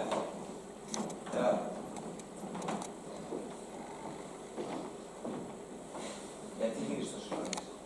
Τέλειωσα. Όρλος εκείνο το χωράφι που σου είπα. Πέρα από την γέφυρα. Ήταν πολύ μακριά. Πιο πολύ μακριά. Ναι. 2 βήματα ήταν από εκεί που ήσουν. Μια και καλή θα τελειώνε σήμερα. Αντί να πρέπει να ξαναπάς αύριο. Γιατί δεν κάνεις ό,τι σου λέει. Βλέπεις, ο αφέντης σου σε χρειάζεται. Να δουλεύεις για αυτόν σαν να δουλεύεις για τον ίδιο σου τον πατέρα. Εσύ είναι να βγάλεις τις πατάτες. Οι γυναίκες θα τις ξεδιαλέξουν μετά. Εγώ δεν πάω πουθενά. Θέλει να μας διώξει όλους. Ίσως έχει πάνω του τα λεφτά και θέλει κάπου να τα κρύψει. Αλλιώς, σαν θα έρθει η ώρα να τις φυτέψουμε. Έλα να σε βοηθήσω, Πιότr Ιγνάτιτς. Έλα να σε πάω εγώ. Στάσου. Νικήτα. Τι είναι? Είναι η τελευταία μέρα που με βλέπεις σήμερα. Απόψε να πεθάνω. Συγχώρεσέ με. Στο όνομα του Κυρίου, ημών Ιησού Χριστού. Πολλές φορές σ' αδίκησα. Και με λόγια και με πράξεις. Πολλές φορές αμάρτησα. Συγχώρεσέ με. Όλοι αμαρτωλοί είμαστε, δεν βαριέσαι. Πες του καμιά καλή κουβέντα τα ανθρώπου, βρε. Στο όνομα του Χριστού σου λέω, συγχώρεσέ με. Του Πιότρ, ο Θεός να συμπλακιστεί. Εγώ δεν σου κρατώ κακία. Ποτέ δεν μου έκανες κακό. Εγώ σου φέρθηκα άσχημα. Εσύ πρέπει να με συγχωρέσεις. Εγώ αμάρτησα. Ο Θεέ μου, κάτι μαγειρεύει. Το βλέπω. Είναι φανερό. Είπες πως τα λεφτά είναι κάτω από τις σανίδες του πατώματος. Δεν είναι εκεί. Θα είναι πάντα καλός μαζί μου. Σκέψου τι του έχω κάνει. Άντε, τράβα και εσύ μαζί του. Πού είναι τα λεφτά? Και που θες να ξέρω, που ψάξε μόνοι σου. Ορίστε μας. Τώρα τον λυπάσαι και από πάνω. Μάλιστα τον λυπάμαι. Δεν είδες πως έβαλε τα κλάματα. Τον λυπάμαι γιατί πειράζει. Αυτό μας έλειπε. Νιώθεις σύκτο. Μα εκείνος σου φέρονταν πάντα σαν να ήσουν κανένα σκυλί. Και τώρα θα πριν έρθεις, μας έλεγε πως θέλει να σε διώξει, να σε πετάξει έξω. Εμένα θα έπρεπε να λυπάσαι. Γιατί να σε λυπάμαι εσένα? Έτσι, αυτός θα πεθάνει και στη διαθήκη του δεν θα μου αφήσει τίποτα. Και τα λεφτά τα έχει κρυμμένα. Μην ανησυχείς. Θα τα πάρει μαζί του. Μα τι λες, τώρα έστειλε να φωνάξουν την αδερφή του. Θα της τα δώσει όλα. Και εμείς τι θα κάνουμε? Πώς θα τα βγάλουμε πέρα χωρίς λεφτά? Νικήτα, βοήθαμε. Πήγε χθες στον αχυρώνα. Τον είδα να βγαίνει έξω. Δεν ξέρω εγώ που τα έχει βάλει. Θεέ μου, δυστυχία μου. Πάω να ρίξω μια ματιά. Μην πάτε πουθενά. Πάνω του τα έχει τα λεφτά περασμένα στο λαιμό του. Τα πιάσα εγώ πάνω από τα ρούχα του. Αχ, το κεφάλι μου. Έβαλε στις 14 αν πάει μέσα η αδερφή του χαιρετίσματα. Θα έρθει και θα της τα δώσει. Εγώ τι να κάνω? Έλα να σου πω εγώ τι να κάνεις. Πήγαινε μέσα και δώσ' το ένα φιτζάνι τσάι. Και ρίξτε τη σκόνη εκεί. Ξέρεις, όλοι μέσα. Όταν το πιει, πάρε το κουκί. Μην ανησυχείς, δεν θα αντιδράσει καθόλου. Φοβάμαι. Θεέ μου, φοβάμαι. Δεν έχουμε χρόνο για χάσιμο. Πήγαινε και θυμήσου τα. Λύσε το κουκί, πάρε τα λεφτά και φέρτα να τα δώσει στον Νικήτα. Αυτός θα τα κρύψει. Από πού να αρχίσω, τι να κάνω? Φύγε, σου λέω, φύγε. Νικήτα, εσύ κάτσε εδώ, μπορεί να σε χρειαστούμε. Άντε παράταμε. Εγώ πάω να βγάλω τις πατάτες. Δεν έχεις να πας πουθενά. Λοιπόν, είχε πάει στο σπίτι της κόρης της. Τη βρήκα στον κήπο, έρχεται. Έρχεται. Τώρα τι γίνεται? Ό,τι σου είπα να κάνεις, ό,τι σου είπα. Τα έχω χαμένα, τι να κάνω? Ανιώτα, άντε παιδί μου να κοιτάξεις τα γελάδια. Ωχ, Θεέ μου, δεν μπορώ. Φύγε, τόση ώρα βράζει το σαμοβάρι. Το σαμοβάρι, συμφορά μου. Νικήτα, Έλα εδώ τώρα να μιλήσουμε που είμαστε οι δυο μας. Τι να πούμε. Πρέπει να μιλήσουμε για το μέλλον σου. Το μέλλον. Τα ίδια και τα ίδια όπως όλοι. Νικήτα, ο γέρος σήμερα θα πεθάνει. Και θα γίνει αγγελάκι. Και τι με νοιάζει εμένα, ρε μάνα. Πάλι σε εμάς τους ζωντανούς πρέπει να έχεις νιονιό για να τα πας καλά. Όταν θα έρθει η ώρα, παιδάκι μου, να μην ξεχάσει την πελάτες και τι τρεχάματα έχω κάνει εγώ για σένα. Δεν ρε μάνα. Πελάτες και τρεχάματα μου λες. Για σένα όλα. Για σένα και για το μέλλον σου. Ξέρεις τον Ιβάν Μοσέιτς. Είδα και τον βρήκα. Ήθελα να ξέρω. Και ξέρεις τι μου είπε. Τα πάντα λέει γίνονται. Αρκεί να μπει στον κόπο να κάνεις μερικά πράγματα. Τα ακούς. Αν υπάρχει χρήμα, λέει, όλα γίνονται. Χωρίς το χρήμα ξέχνα τα όλα. Παραδάκι μου λέει κι αυτός. Πολιτικοί έχουν το νου τους. Σόπεν. Εγώ του τα είπα. Με τον Νί και με το Σίγμα. Και μου είπε πρώτα απ' όλα ο γιος πρέπει να πάει να γραφτεί στο ληξιαρχείο της κοινότητας. Να πας εκεί, λέει, να δώσεις 2-3 παράδες, να πιούν ένα ποτηράκι. Ξέρεις πώς γίνονται αυτές οι δουλειές. Να, έλα εδώ. Μου δώσε και αυτό το χαρτί, διάβασε.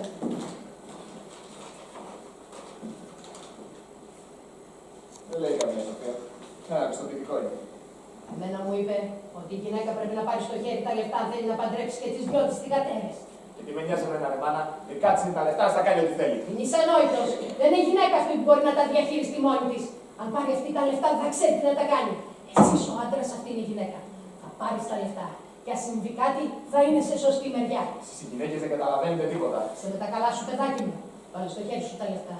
Και αν αυτή έρχεσαι να σου γκρινιάζει, σφίξε τα λουριά. Δεν παρατάτε, λέω εγώ. Βαρέθηκα. Φεύγω. Τα είχε πάνω του. Τα πήρα. Να τα. Δώστε του Νικήτα, αυτός θα τα κρύψει. Νικήτα, πάρτα. Δώσ' τα μου.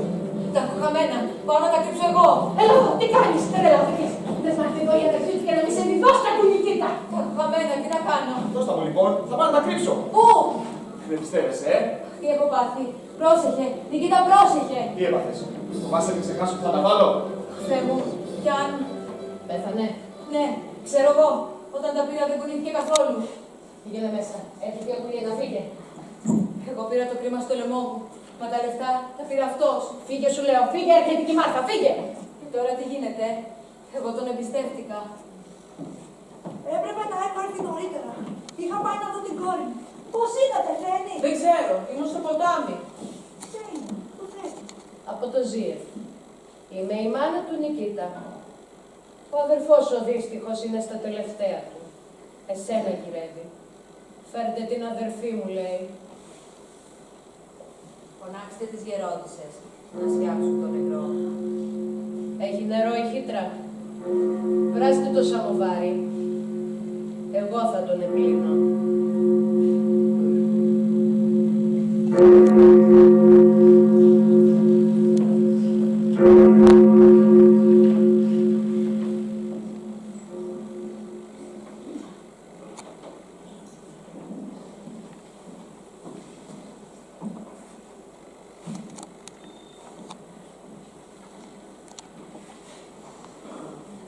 Όχι, Θεέ μου, συγχώρα με. Γύρισε ο Αφέντης. Τι είναι? Ο Νικήτας γύρισε από την πόλη. Δεν γύρισε ακόμα. Τέλειωσες τις δουλειές. Αμέ, τι νόμισες. Και εσύ γύρισα κιόλας. Άπλωσα μια γύρω στο πάτο. Δεν μ' αρέσει εμένα να αφήνουμε στις δουλειές. Θα έπρεπε να έχει γυρίσει. Και γιατί να βιαστεί, τώρα που οι τσέπες του θα είναι γεμάτες λεφτά. Άμα έχεις λεφτά στο χέρι, σκόρπα. Ρίχτω το έξω. Η Ακουλίνα γιατί πήγε μαζί του. Ξέρω εγώ. Ρώτα τι. Δεν χρειαζόταν να πάει. Όταν έχεις λεφτά, αγοράζεις πολλά. Μαμά, εγώ ξέρω. Το σπάρο ένας άλλη. Μάλλον άλλος της είπε. Αλήθεια, έτσι της είπε. Εσύ θα διαλέξεις όποιος σου αρέσει, της είπε, και εκείνη πήγε μαζί του. Να τα μας. Δεν λένε πως η κοπελιά κρατάει τη τιμή της μέχρι την πόρτα. Άμα περάσει το κατόφλι, χαιρετίσματα. Αυτή δεν έχει τσίπα πάνω της. Παλιοβρώμα. Έλα τώρα. Τι κακό έκανα. Έχουν λεφτά, άσου να διασκεδάσουν. Όχι, Θεέ μου, συγχώρα με. Θα φάμε. Καλά. Πάω να ζεστάνω τα κοκαλάκια μου στη σόφα. Όχι, Θεέ μου. Δεν γύρισε ακόμα. Όχι. Έχει αργήσει πολύ. Θα σταμάτησε για κανένα ποτηράκι. Χανιώτα, τρέχα στην ταβέρνα να δεις πως είναι εκεί. Πήρε μαζί του και την Ακουλίνα. Μα για λόγο της έφυγε. Αυτή ήταν η δουλειά του στην πόλη. Πρέπει να πάω στην τράπεζα, λέει, να πάρω τους τόκους. Αυτή η γυναίκα είναι όλο μπελάτες. Τι να πεις. Αν είναι εκεί, τι να του πω. Τίποτα να μην του πεις. Μονάχα να τις είναι εκεί. Πάω, τρέχω. Όχι, Θεέ μου. Χριστός και Παναγία. Αλλά ποιος είναι αυτός. Ο Μήτρης, ο εργάτης μας. Με κοψοχόλιασε, τον είχα ξεχάσει. Λοιπόν, να δεις που μου είπανε πως η προξενήτρα πήγε να δει τα κουλίνα. Μια οικογένεια από τον Τέντλοβ ενδιαφέρεται. Μα κάτι θα άκουσαν. Έδειξαν λίγο ενδιαφέρον, μα τίποτα παραπάνω. Ποιος να την πάρει αυτή είναι εδώ που τα λέμε. Με τους Ριζούνοφ από το ΖΙΕΚ τι απέγινε, είχαν ενδιαφερθεί. Τίποτα. Ο Νικήτας κάτι θα μπορούσε να κάνει, μα δεν. Αμαρτία, Χριστός και Παναγία. Δεν το χωράει ο νους μου. Αυτός είναι ο πατριός της. Έτσι την έπαθα κι εγώ, σαν χαζή. Δεν είχα πάρει χαμπάρι τι έτρεχε, ούτε που πέρασε από το μυαλό μου. Τίποτα δεν κατάλαβα όταν τον παντρεύτηκα. Κι όμως, εκείνοι είχαν λερωμένη τη φωλιά τους από πριν. Μα να σου πω κάτι, αν δεν τον αγαπούσα δεν θα μ' ένοιαζε μάλλον. Παναγία μου, καταλαβαίνω. Λένε πως σηκώνει χέρι κιόλας πάνω σου. Αμέ. Άλλοτε όταν έπινε ήταν ήσυχος, χαρούμενος. Τώρα για ψιλοπίδημα μορμάει. Θέλει να με δει, να με τσακίσει, να με πατήσει. Αχ, καημένη μου, μη μου τα λες. Όσο τα σκέφτομαι, τόσο χειρότερα τα βλέπω. Δηλαδή, εσύ τον περιμάζεψες, τον ξεβράκωτο και να το ευχαριστώ του. Τι κάθεσαι, πρέπει να του τρίξεις τα δόντια. Αν μπορούσες να με καταλάβεις τουλάχιστον εσύ, βλέπεις, τον θέλω. Ο συγχωρεμένος ήταν ένας τύραννος, αλλά τον έκανα ό,τι ήθελα. Πέρναγε πάντα το δικό μου.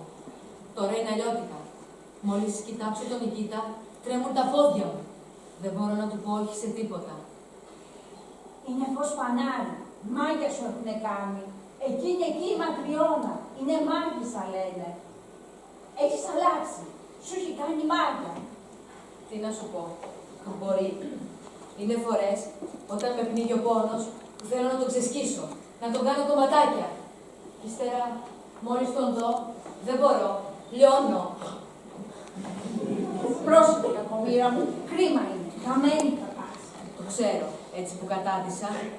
Και η άλλη, η σαχλή η Ακουλίνα, θυμάσαι την τσαπατσούλα και βρωμιάρα που ήτανε. Τώρα, πάνε αυτά. Αυτό την έντυσε, τη στόλισε και εκείνη συνάμενη κουνάμενη φορώντας τα στολίδια της, καμαρώνει σαν γύφτικο σκερπάνι. Και τι σημασία έχει που είναι χαζή. Τώρα της μπήκε στο μυαλό πως είναι η βασίλισσα του σπιτιού. Αυτό το σπίτι είναι δικό μου. Ο πατέρας ήθελε να παντρευτώ τον Νικήτα. Όλο έτσι λέει. Τέτοια ζωή. Όσα ξέρει ο νοικοκύρης δεν τα ξέρει ο κόσμος όλος. Και να δεις που πολλοί σας ζηλεύουν. Ναι, πλούσιοι σου λένε. Λες και το χρήμα σταματάει τα δάκρυα. Τι να ζηλέψεις, Χριστιανή μου, τι να ζηλέψεις. Άσε πως στο τέλος, έτσι όπως ξοδεύει ο άλλος, δεν θα μείνει δεκάρα. Α, μα γιατί του δίνεις τόσα πολλά. Δικά σου είναι τα λεφτά. Εδώ είναι το λάθος. Αν ήξερες. Εγώ στη θέση σου θα πήγαινα στα δικαστήρια. Από πού και που τα σπαταλάει έτσι, με ποιο δικαίωμα. Με ποιο δικαίωμα. Καλέ, όσο σε κοιτάζω, δεν μπορείς να πάρεις τα πόδια σου, δεν νιώθεις καλά. Τι καλά να νιώθω. Έπεσα στην παγίδα. Έτσι που ήρθαν τα πράγματα, δεν ξέρω τι να κάνω. Ποιος έρχεται? Καλησπέρα σας. Τι γινόστε. Τι κάνεις, κόρη μου. Τι γίνεσαι, πατέρα. Ήρθες κατευθείαν εδώ. Δεν ξεκίνησα νωρίς. Ήθελα να έχω κάτι να βάλω στο στόμα μου. Αλλά έχει πολύ χιόνι. Δεν μπορεί να περπατήσει με αυτό το χιόνι. Είναι εδώ ο Νικήτας. Όχι, έχει πάει στην πόλη. Δεν γύρισε ακόμα. Ήθελα να μιλήσουμε. Αφού είπαν τις προάλλες για τη φοράδα μας. Είναι στα τελευταία της. Πρέπει να πάρουμε άλλο. Δεν την βγάζεις χωρίς άλλο εδώ. Δεν γίνεται. Θα τα πείτε με τον Νικήτα όταν έρθει. Να βάλω λιγάκι να φας. Όπου να είναι θα έρθει. Μήτριτς! Μήτριτς! Τι! Ώρα για δείπνο. Δόξα σου ο Θεός. Βάσε καλό μου, με πήρε ο ύπνος. Κύριε των δυνάμεων, άκουσα εκεί να με πάρει ο ύπνος. Κύριε, καλησπέρα. Μήτρες, εσύ εδώ. Τι κάνεις εδώ. Εδώ μάλιστα, είμαι υπηρέτης του γιού σου. Υπηρέτης του γιού μου εσύ. Δούλευα σε εκείνο τον έμπορο στην πόλη. Το ότι κέρδιζα, το έπινα. Γι' αυτό και εγώ γύρισα πίσω στο χωριό. Δεν είχα που να μείνω, ήρθα εδώ εργάτης. Ωχ, Θεέ. Αλλά ο Νικήτας τι κάνει. Θέλω να πω, υπάρχει δουλειά για δύο. Πώς θα βγάλει πέρα. Να σου πω εγώ. Στην αρχή τα έβγαζε πέρα μόνος του. Τώρα έχει άλλα πράγματα στο μυαλό του. Γι' αυτό πήρε εργάτη. Έχει ένα σωρό λεφτά. Τι ανάγκη έχει αυτός? Κακός. Τεμπελιάζει. Εγώ λέω ότι αυτό δεν είναι καθόλου σωστό. Είναι τεμπέλης. Έχει κακομάθει. Σαν που νόμιζα τα πράγματα πάνε καλύτερα. Κακό πράγμα το χρήμα. Μπορεί να τον καταστρέψει τον άνθρωπο το χρήμα. Θέλεις πως γίνεται ένας φίλος που τρώει πολλά ξύλια? Τρελαίνεται. Έτσι λένε. Άμα δεν θες να δεις το κακό. Εγώ κι αν έκανα τρέλο στην είχα λεφτά. Εμένα με ρήμαξε το πιωτό. Η γριά σου, πού είναι η γριά σου? Η γριά μου. Αυτή η αγαπητιά μου το βρήκε το δρόμο της. Κάλλιο αργά παρά ποτέ. Σήμερα βραδιάζει στα καπηλιά στην πόλη. Και είναι μια μορφωνιά του λόγου της. Το ένα της μάτι πρισμένο, το άλλο μάτι μαυρισμένο. Και η μούρη στραβή. Καλή τύχη. Δεν πρόκειται πάντως ότι δεν έχεις ξεμέτρηση. Αλήθεια, ο Νικήτας, τι παρακάνει στην πόλη? Είχε τίποτα να πουλήσει? Όχι, δεν πήγε να πουλήσει τίποτα. Στην τράπεζα πήγε να πάρει κάτι λεφτά. Α, θέλει. Τι θα κάνει με τα λεφτά? Είναι κάπου 20-30 ρούβλια στο λογαριασμό που πάει να τα πάρει από την τράπεζα. Έχουμε κάτι έξοδα. Και τι, έτσι θα πάει να πάρει 30 ρούβλια? Και αν πάρει πάλι αύριο άλλα τόσα και μεθαύριο, στο τέλος τι θα μείνει? Πα, αυτά είναι οι τόκοι μόνο. Τα λεφτά είναι σίγουρα. Πώς είναι σίγουρα? Εσύ μου λες ότι τώρα πάει να πάρει. Και μετά θέλω να πιστέψω ότι τα λεφτά είναι εκεί. Κάτι γίνεται με αυτές τις τράπεζες. Προσέξτε, σας κοροϊδεύουν. Θα χάσετε τα λεφτά σας. Κοίτα, εγώ δεν ξέρω πώς ακριβώς γίνεται. Ο Ιβάνος έτσι μας συμβούλευσε. Βάλτε τα λεφτά στην τράπεζα, λέει. Εκεί είναι σίγουρα και παίρνεις και τον τόκο από πάνω. Έτσι είναι. Έχω δουλέψει εγώ με εμπόρους. Όλοι το ίδιο κάνουν. Βάζουν τα λεφτά τους στην τράπεζα και ύστερα κάτω και αράζουν και αποφυλιάζουν στη σόπα. Από τους τόκους ζουν. Καλά, αυτό δεν το καταλαβαίνω. Πώς γίνεται? Λες ότι το κερδίζεις αυτόν τον τόκο. Από πού τον κερδίζεις? Και ποιος τον κερδίζει? Από την τράπεζα. Ας την αυτή. Δεν το έχει πιάσει το ζήτημα. Γυναίκες. Τι ξέρουν αυτές? Άκουμε εδώ εμένα, να σου εξηγήσω εγώ να το καταλάβεις. Ακούς? Ναι. Ωραία. Ας πούμε λοιπόν πως εσύ έχεις λεφτά και εγώ δεν έχω. Ωραία. Όταν έρχεται η άνοιξη, εγώ έχω ένα χέρι σου φορά. Και δεν έχω σπόρο για να το σπείρω. Και για να το κάνουμε ακόμα χειρότερο, δεν έχω να πληρώσω του σπόρου. Έρχομαι λοιπόν σε σένα και σου λέω: Ακίνη, δάνεισε μου 10 ρούβλια και θα γυρίζω πίσω στο φθινόπωρο. Που θα μαζέψω τη σωτιά. Και επειδή σου χρωστώ και μεγάλη χάρη, έρχομαι και στερίζω 2 στρέμματα δικά σου. Έτσι. Τζάου. Εσύ τώρα έχεις λάβει τα μέτρα στο δάνειο. Άμα δεν πάει καλά η σωτιά, λέμε, άμα δεν πάει καλά η σωτιά, εσύ μου παίρνεις την αγελάδα. Ή το άλλο. Ή και τα δύο μαζί. Όμως τίποτα από όλα αυτά δεν σου φτάνει. Εσύ μου δανείζεις τα λεφτά σου μονάχα μα εγώ συμφωνήσω και σου γυρίσω πίσω 2. Άντε 3 ρούβλια παραπάνω. Εγώ τι να κάνω? Τα χρειάζομαι τα λεφτά και συμφωνώ με τους όρους. Την όπορο που έχω μαζέψει τη σωτιά μου και τα λεφτουδάκια μου, σου γυρίζω πίσω τα 10 ρούβλια και τσεχώνεις και 3 παραπάνω. Μα όποιος κάνει τέτοια πράγματα είναι άτιμος. Αυτά είναι έξω από τον νόμο του Θεού. Είναι λάθος αυτά. Στάσου. Περίμενε. Κάτσε να σου εξηγήσω τώρα πώς γίνεται με τις τράπεζες. Είπαμε. Εσύ μέντορες και τσέπωσες και 3 ρούβλια παραπάνω. Σωστά?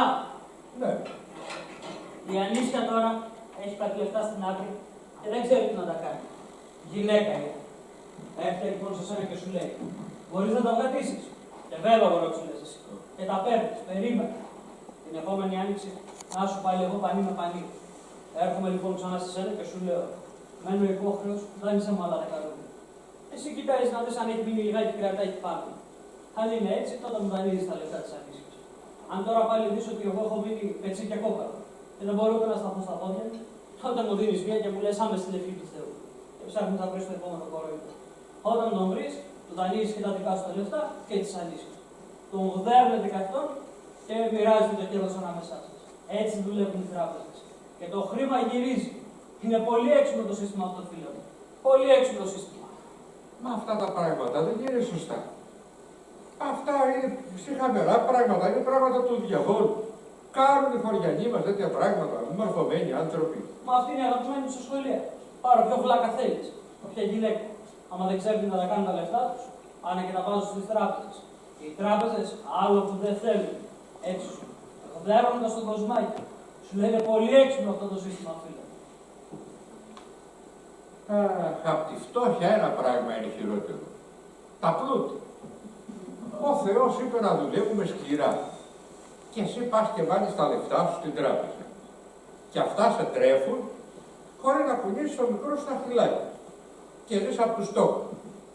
Μα αυτά είναι χαμερά πράγματα. Έξω από τους νόμους του Θεού. Έγινε παράνομα. Και ποιος νοιάζεται. Σε τι καιρούς ζούμε. Αλήθεια είδατε τα έργα που έγιναν στην πλατεία. Έφτιαξαν καινούργιες τουαλέτες. Αστράφουν με κοκοπούρ γεμάτα στολίδια. Τι τα θέλουμε τα στολίδια. Οι άνθρωποι ξεχνάνε το Θεό. Αν είσαι έφαγα. Αχ, ωραίο το φαγητό σου, αλλά κρυώνουμε. Πάμε να κάτσουμε λίγο στη σόφα. Γεια σου, κοκκού. Καλώς το κοριτσάκι, τι κάνεις. Κρυώνεις. Πάγος. Έλα να σας πεις, έλα. Λοιπόν, τον βρήκες. Εμείς ήταν εκεί, ήταν ο Μπριγιάν. Τους είδε σε μια ταβέρνα. Ο μπαμπάς ήταν πιωμένος, μεθυσμένος, τύφλα. Έλα, κάτσε να φας. Κρυώνω, έχουν ξυλιά στα χέρια μου. Πατέρα, Τι είναι. τι κάνει η Μαρίνα. Η Μαρίνα, καλά, καλά. Έχει καλή ζωή. Δουλεύει σκληρά, αλλά είναι καλά, καλά είναι.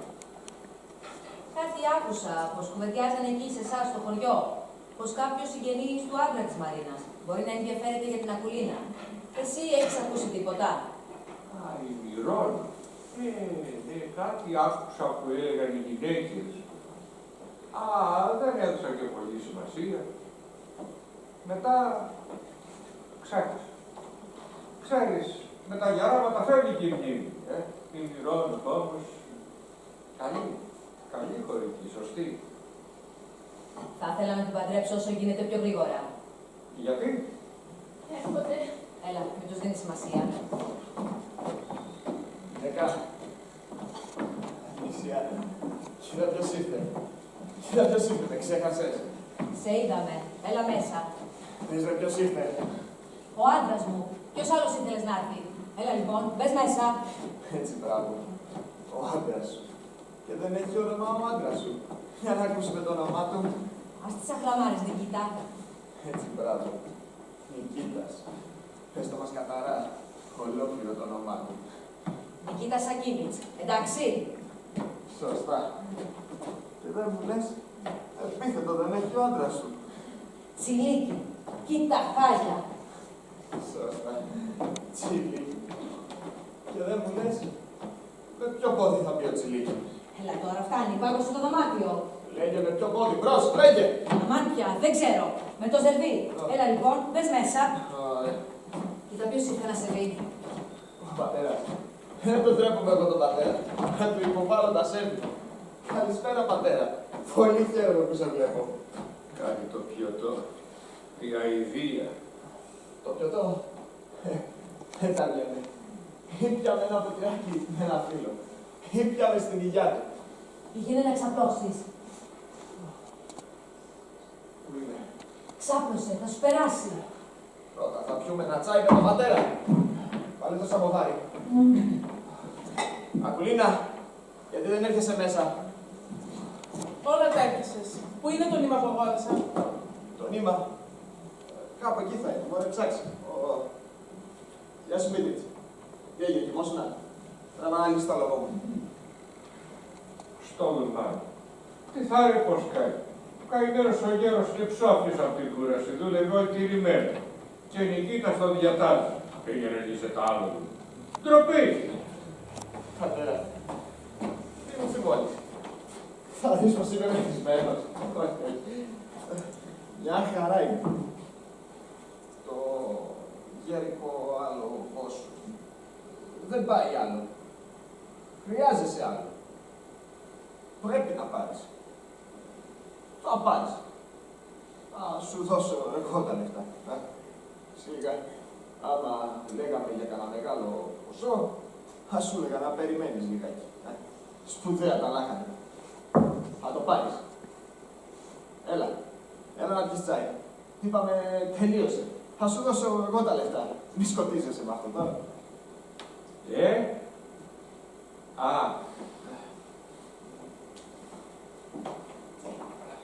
Ορίστε.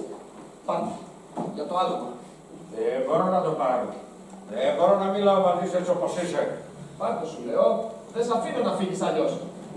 Σε παρακαλώ, πάρτα, δεν θα σε αφήσει ήσυχο. Τι κάνει το πιωτό. Μπορεί να τον καταστρέψει τον άνθρωπο το πιωτό. Έτσι πράγμα. Τώρα, μάλιστα. Κι αν μου τα δώσεις, μου τα έδωσες.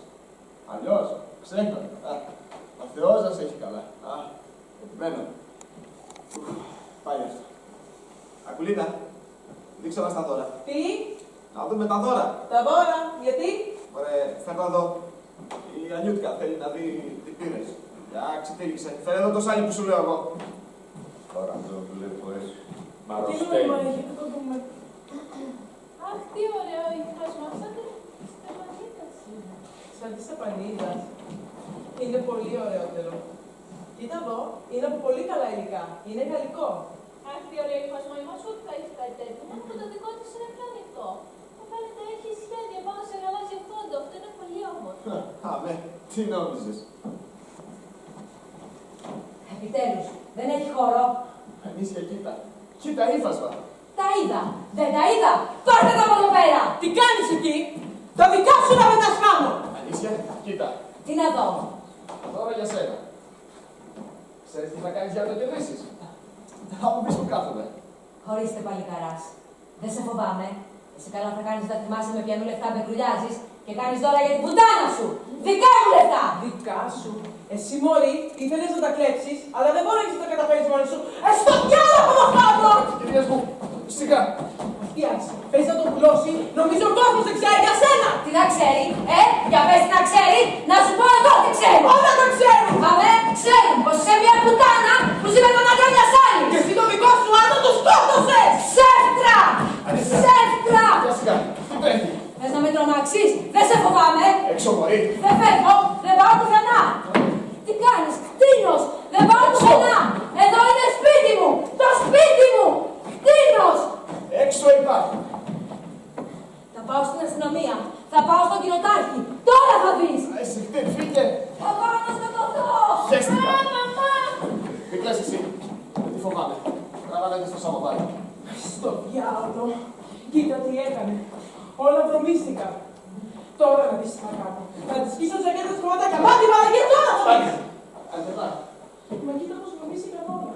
Ολοκαίρια πράγματα σου λέω, την πέταγες έξω με τις έβγαζες στα μάτια. Ηρέμησε, εντάξει.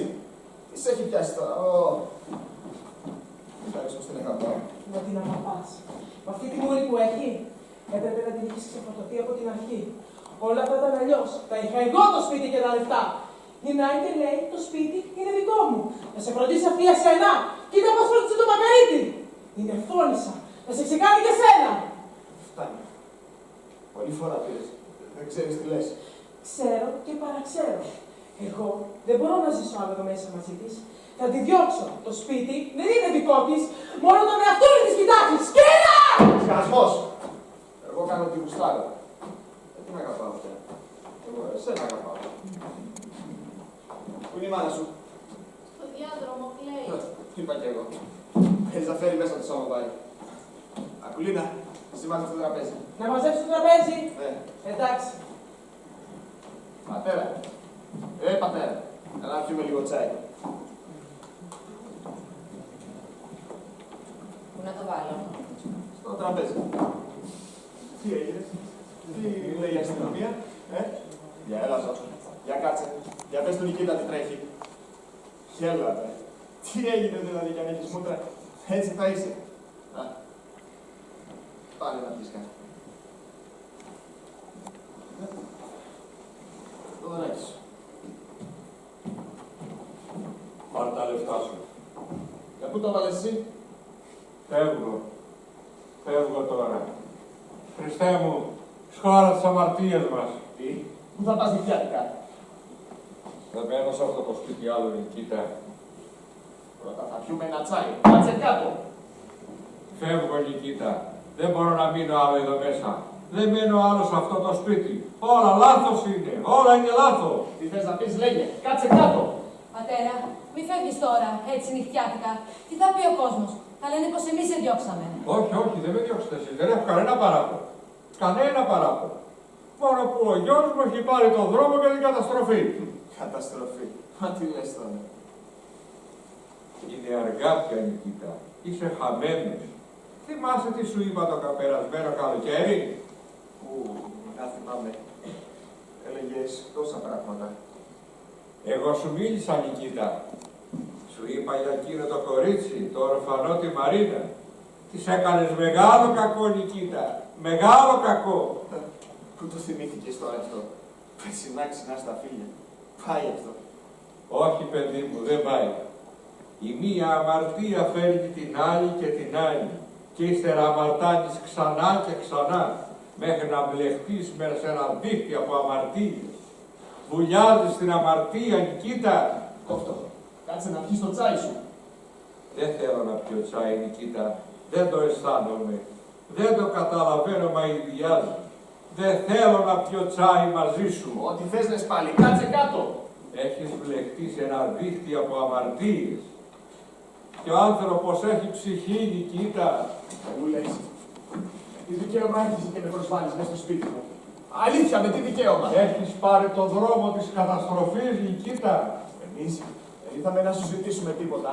Εσύ ήρθες εδώ ζητιανεύοντας. Για τα λεφτά. Πάρτα. Κράτα, τα δικά σου είναι. Καλύτερα ζητιάνω στον δρόμο παρά να ζητήσω από σένα. Πατέρα, ήμουν στη μόνη. Γιατί χαλάμε τις καρδιές? Δεν μπορώ να μείνω άλλο εδώ μέσα, όχι.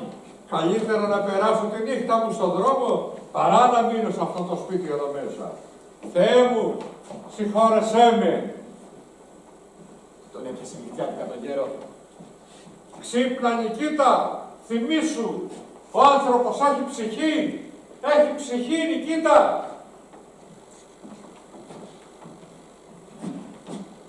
Σβήσ' τα φώτα. Ασυχτή. Παρέθηκα. Παρέθηκα, γαμώτο.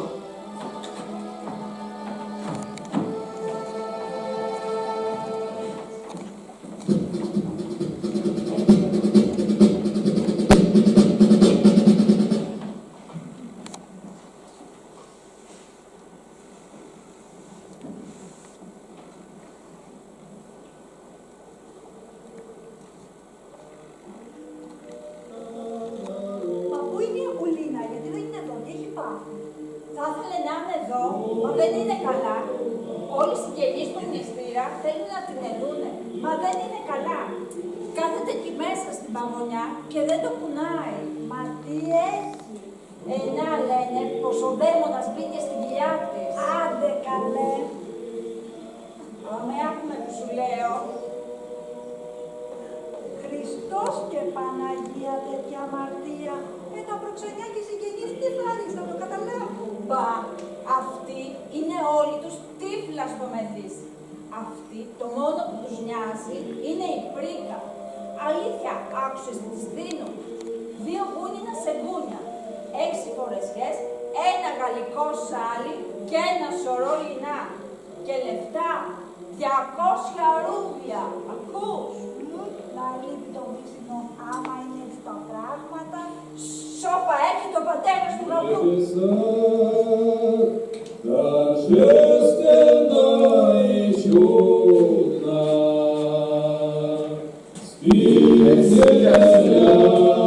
Κάνει πολύ ζεστή εδώ μέσα. Να πάρω λίγο αέρα. Κάτι δεν μου πάει καλά εδώ μέσα. Κάτι δεν μ' αρέσει. Κι ο Λάκο έχει φάβα. Ανά, έρχεται κι η συμπεθέρα. Εδώ είσαι. Εδώ είμαι. Εγώ αναρωτιόμουν. Πού έχει πάει, έλεγα, πού είναι ο πατέρας του γαμπρού? Εδώ. Καλέ μου άνθρωπε, όλα πάνε ρολόι. Όχι για να το πενευτώ, εγώ το έκανα αυτό το τέριασμα. Μην το συζητάς, θα μου το χρωστάς χάρη στον αιώνα τον άπαντα. Το κορίτσι είναι πρώτης τάξεως. Ναι, δεν λέω όχι. Μα με τα λεφτά τι γίνεται? Μην ανησυχείς για τα λεφτά. Ό,τι της άφησαν οι γονείς της, δικά της είναι. 150 ρούβλια. Δεν με επεξεγέλασε, Δεν έχω αντίρρηση. Μα κι ο γιος μας. Παιδί μας είναι. Θέλουμε ό,τι καλύτερο για αυτόν. Άκου να σου πω. Ο Καρμίλιν τη ζήτησε επίσης. Μα εγώ προτίμησα εσένα και το γιο σου. Ακού τώρα να σου πω για τα λεφτά. Όταν ήταν στα τελευταία του, ο Μακαρίτης, ο πατέρας της, Θεός συγχωρέσει τον, άφησε ευχή και κατάρα. Η Ανίσια να πάρει στο σπίτι του Νικήτα και Ακουλίνα τα λεφτά. Έτσι είπε, τα ξέρω εγώ από το γιο μου. Αν ήταν άλλο στη θέση του, θα κράταγε τα λεφτά για λογαριασμό του. Αλλά όχι. Ο Νικήτας μου τις τα δίνει όλα. Μην το συζητάς. Είναι πολλά τα λεφτά. Οι γείτονες όμως λένε πως είχε κι άλλα ο γιος. Οι γείτονες ό,τι θέλουν λένε. Το τόσο το κάνουνε τόσο. Άστα σου είπα μου πες κι άλλα να τελειώνουμε τη δουλειά. Το κορίτσι είναι καλό και όμορφο. Είναι και κάτι ακόμα. Το λέγαμε και με την κυρά της προάλλες. Γιατί δεν φανερώνεται? Μήπως είναι αρρωστιάρα? Αρρωστιάρα, Χριστός και Παναγία. Την είδες, δεν την είδες? Δουλευταρού. Κι όμορφη σαν τα κρύα τα νερά. Σαφράπα είναι η μούρη της. Εντάξει, βαριαπούλη λίγο. Τι θες τώρα εσύ? Για ένα σκουλικάκι θα πετάξεις ολόκληρο το μήλο? Όχι δα. Δεν φάνηκε σήμερα γιατί την έχουνε βασκάνει. Δεν ξέρω εγώ όμως την παλιοβρώμα που το έκανε και αύριο θα είναι μια χαρά. Αύριο το κορίτσι θα το δεις. Καλά. Συμφωνάμε τότε. Αυτό ήθελα να ακούσω. Και κοίτα μην αλλάξεις γνώμη, Όχι, βέβαια. Και εμένα δεν θα με ξεχάσεις. Εννοείται ότι δεν θα σε ξεχάσω. Δεν θα ξεχάσεις τη Ματριώνα. Δεν θα σε ξεχάσω. Πάμε να πιούμε ένα ποτηράκι για τα ραγωνιάσματα τώρα, πάμε. Μαμά. Τι είναι? Μαμά, έλα εδώ να μας ακούσουν όλοι. Τι συμβαίνει λοιπόν, πού είναι η Ακουλίνα? Στην αποθήκη πήγε και κρύφτηκε. Είναι άσχημα. Τόσο άσχημα που φοβήθηκα. Μαμά, θα φωνάξω, θα ουλιάξω, λέει. Αλήθεια. Μαμά, είναι χάλια, κοφέρι, είναι θυμωμένη. Δεν παντρεύομαι, λέει. Δεν παντρεύομαι. Πεθαίνω. Μαμά, αν πεθάνει η αδελφή μου. Πρέπει να περιμένει. Να διώξουμε τους καλεσμένους πρώτα. Έλα, μη φοβάσαι. Δεν θα πεθάνει η αδελφή σου. Μην πας κοντά της. Πάμε έξω.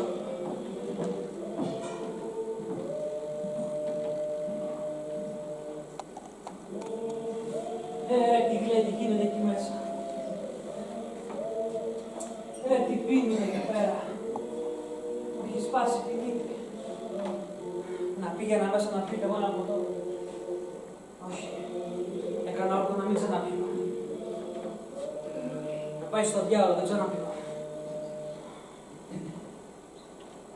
Από εδώ το φέραμε. Από εκεί το φέραμε. Δεν πάει καλά το πράγμα. Δεν ξέρω τι να κάνω. Σκούρα το πράγμα. Υπάρχει και το άσχημο. Δεν σε ρώτησε κανείς. Καλά, συγχώρητα. Δεν είναι η σόρια αυτή. Νικήτα, εδώ είσαι. Εδώ είμαι. Τι κάνεις εκεί? Έλα, δεν έχουμε ώρα για χάσιμο. Πρέπει να το ξεφορτωθούμε. Τι θα κάνουμε? Θα κάνεις ό,τι σου λέω. Κοίτα. Αν το πηγαίνατε στο άσυλο. Αν θες να το πας στο άσυλο, πηγαίνε το εσύ. Εσύ την κάστρωσες. Και τώρα θες να βγάλεις την ουρά σου απ' έξω. Τι θες να κάνω? Κατέβα στο κελάρι και σκάψε μια τρύπα. Αν δεν μπορούμε να κάνουμε κάτι άλλο. Να κάνουμε κάτι άλλο? Όχι, δεν μπορούμε. Αυτό σου σκεφτόσουν τότε. Μπρος, κουνήσου. Η φρίκη. Μαμά, μαμά, σε θέλει γιαγιά. Η αδελφή μου έκανε μωρό, τα άκουσε με λέει, αλήθεια σου λέω. Τι λες μόλι που να σκάσεις? Τα μάτια μου νεωρίζουν είναι. Μπρος, μέσα στο κρεβάτι σου γρήγορα. Μέσα γρήγορα είπα. Και εσύ, το καλό που σου θέλω. Κατέβα κάτω και κάνε ό,τι είπαμε. Συγχάρηκα τη ζωή μου. Νίκης.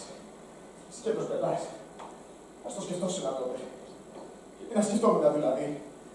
Όταν το περασμένο καλοκαίρι με ρωτεύτηκε η Ανήσια. Τι να έκανα. Τι. Καλόγερος ήμουνα. Όταν πέθανα θέτης, να του πουλώσαμε. Αυτά τα πράγματα συμβαίνουν. Δεν είναι κακό. Αλλά η ιστορία με τις κόρες δεν την έβαλα εγώ να το κάνει. Άμα το ξέρα, θα τη σκότωνα επί τόπου. Τη σκύλα. Αμέ. Μαζί το κάναμε, λέει. Η σκρόφα. Από εκείνη τη μέρα τη μίσησα. Από τη στιγμή που ήρθε η μάνα μου και μου είπε τι έγινε, η γυναίκα τη μίσησα. Τελείωσε. Δεν μπορώ να τη δω μπροστά μου. Πώς να ζήσω μαζί της. Μετά άρχισε να μου μιλάει η Ακουλίνα. Τι να έκανα. Άμα δεν ήμουν εγώ, θα τα έκανε ο άλλος. Σιγά.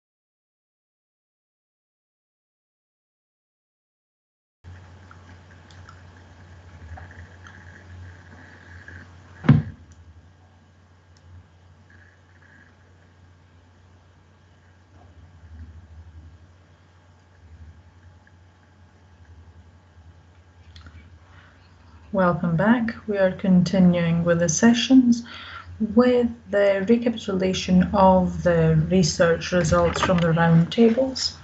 We start with Mr. Vasilis Avdikos from the Regional Development Institute of the Pantheon University. Mr. Avdikos, can you hear us?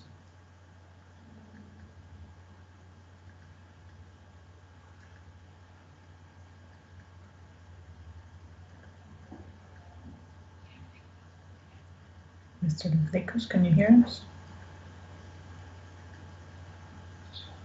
Yes, I can hear you. We had a great discussion earlier on regarding the camera Zizanio, the kids' camera. We talked about CCIs, how they can be part of the local ecosystems, and we see on the first side a direct way. You could say that there is a financial contribution through the CCIs to local economies. Of course, as we're heading from smaller to larger cities, we see greater contributions, and this has to do with the fact that usually most CCIs are drawn to these large cities due to urban economies. This is the direct contribution that has to do with the produced product, with the jobs created, the number of businesses, which are mainly SMEs and micro enterprises. On the other hand, we have some indirect contributions. First, because CCIs are part of the produced value chain, and they support any other sectors such as culture. So, for example, the Zizanio Festival and all the actions that it does helps in this.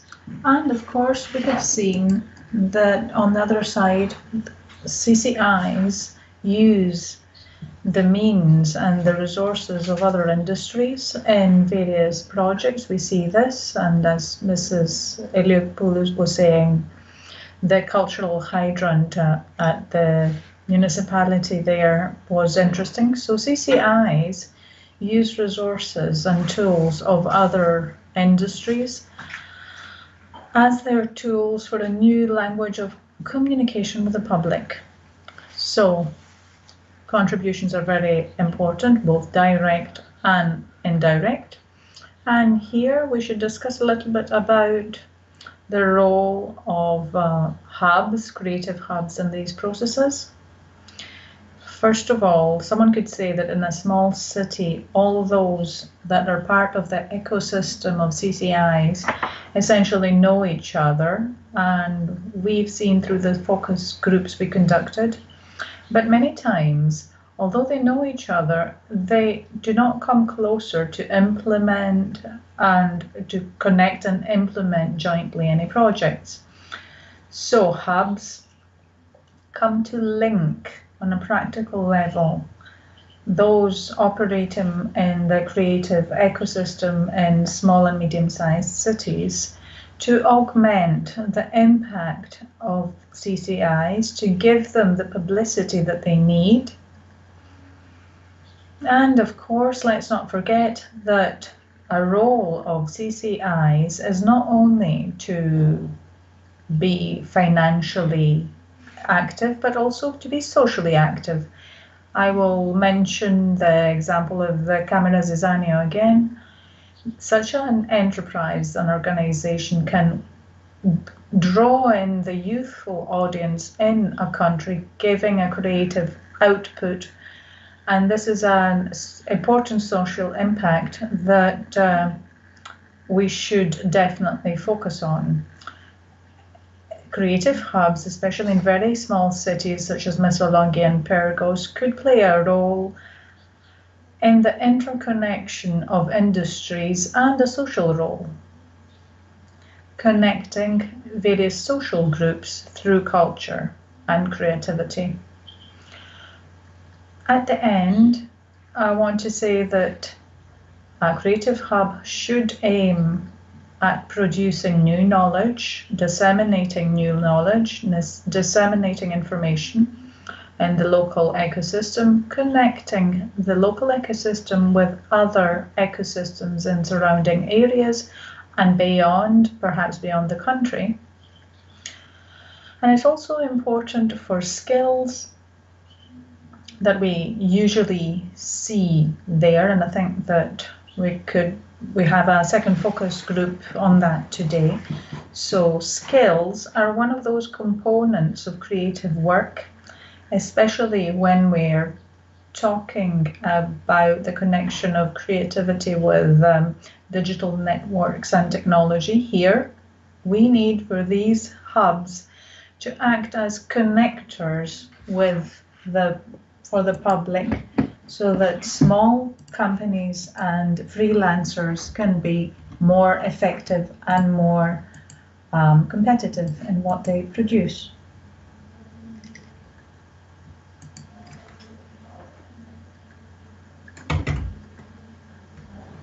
That's all I wanted to say.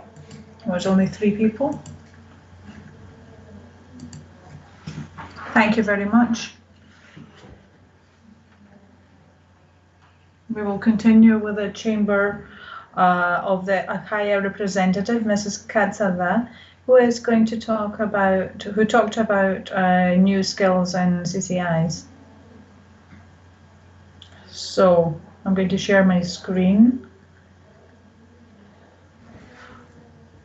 Can you see it?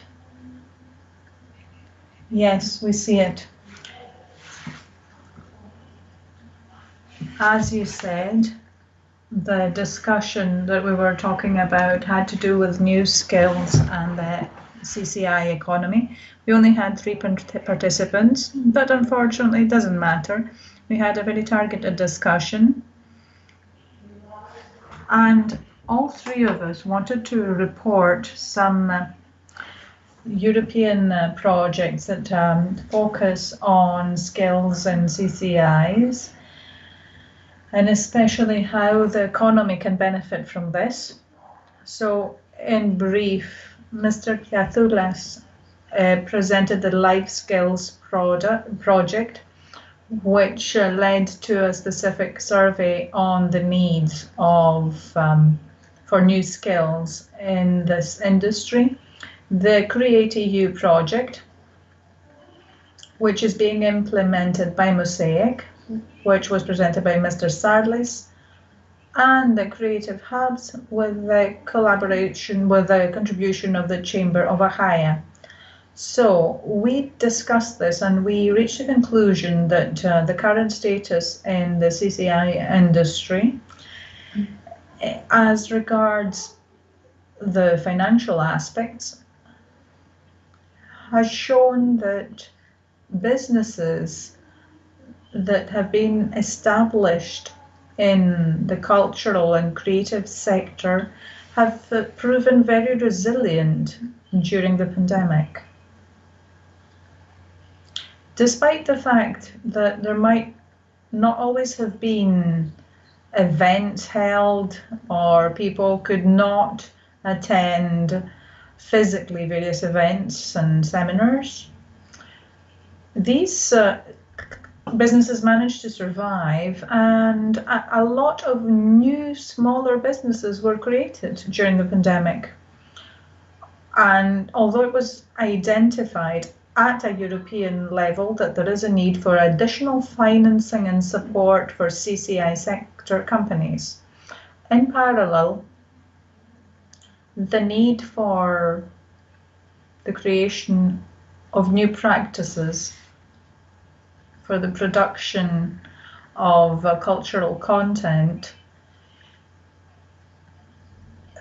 especially focusing on the needs in the health industry at the moment, because a lot of times one sector boosts another sector. So this led to new conditions based on new technologies. So we observed a trend for the creation of theatrical plays there was extensive use of 3D printing.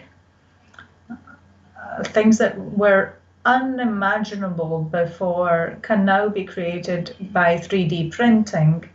So the discussion led us to understand that there is a future in this, and there's room for development. Now, as regards the questions raised, there was a question on the results. The main question raised was, what skills do those working in the creative industry need to have? In general,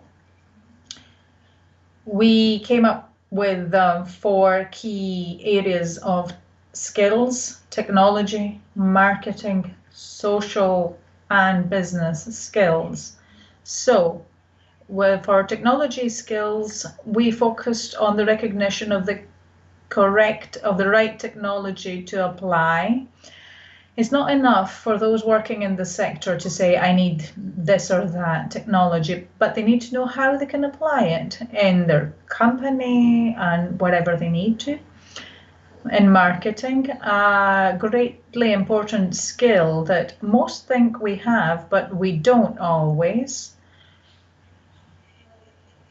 Sometimes there's much room to learn in digital marketing to see how we can correctly manage and use tools for the promotion of a brand, a service, a product in the CCI industry. Social networking and the social media, the way in which a company targets its campaigns and its communication, and the use of social networking not only for advertising purposes but also for the effective promotion of its services or products in order to attract the public it wants, the audience it wants.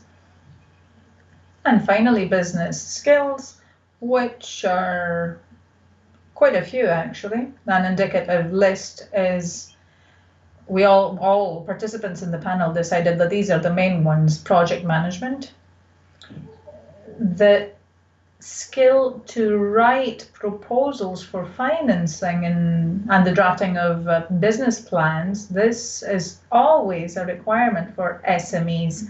At the Chamber, we use this a lot in our support to companies.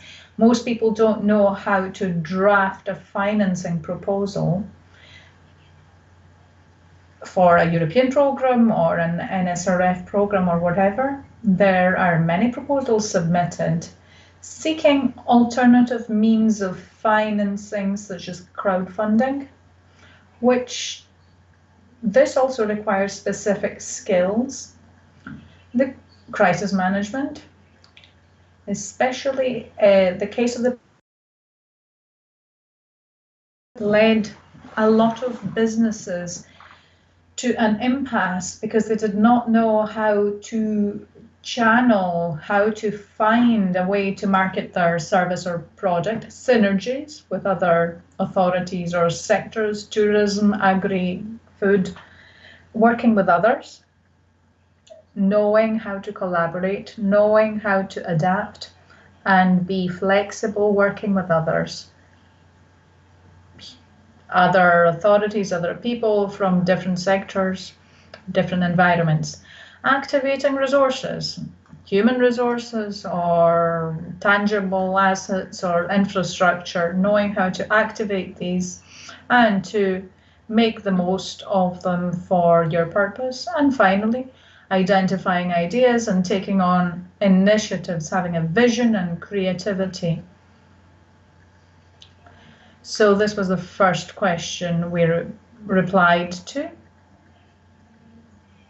And it actually created room for discussion further on for future collaborations,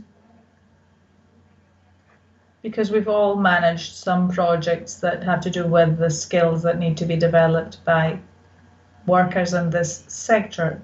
The next two questions had to do with the shortcomings that existing in terms of the regional economies.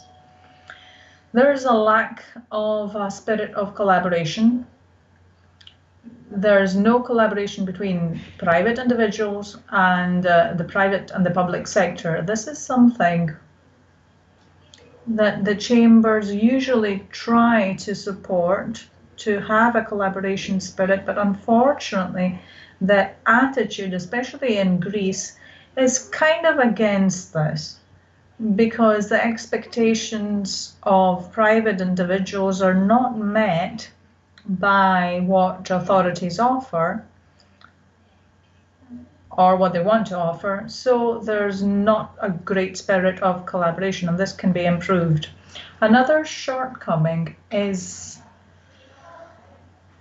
the provision of specialized spaces exactly for catering to the needs of CCIs. So it's kind of the opposite of a creative hub.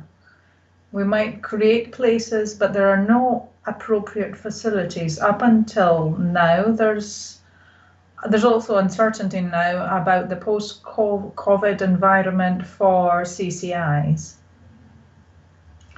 The environment, as it's being formed now, is constantly changing. So we can talk about the next few days, but not about a year from now. Things are changing rapidly. There's uncertainty. So every day we have to revise our expectations and the conditions in which we work and live, especially in this industry. And obviously there's a lack of knowledge as regards the dynamics of the sector. So we don't actually know who the sector covers, its members, their rights. In all cases that we examined, we saw that the surveys conducted upon the implementation of projects, most CCI workers in Western Greece mainly do not know what the sector includes. Who are the other people who work there in photography, in the theatre, and the cinema, in crafts, in all sectors? What are their rights? How can they safeguard the product or service they provide? What are the opportunities of the sector for financing, for promotion of their services? And this is very important. We have noted this through various mapping surveys of the area, but we haven't found a solution to this. Perhaps the Creative Hubs project could be the basis through the hubs, for finding a solution to this problem. So the last question was, how can hubs further support the development of skills, and which ones? We should say that working with others can cover the needs identified. Collaboration between different authorities. For example, the tools developed by the Computer Institute for this project are a tool for the collaboration of chambers with another authority, and to lead to a result that will benefit all beneficiaries. The creation of an ecosystem that will lead to the creation of new projects, new financing, new synergies, ideas and answers to how to manage challenges in this sector. So crisis management. Networking. This is an important skill which Creative Hubs can support. This is one of the main reasons for this, one of the main purposes of any hub. They will be the vehicle for the networking of beneficiaries with providers, authorities, and civil society. Branding.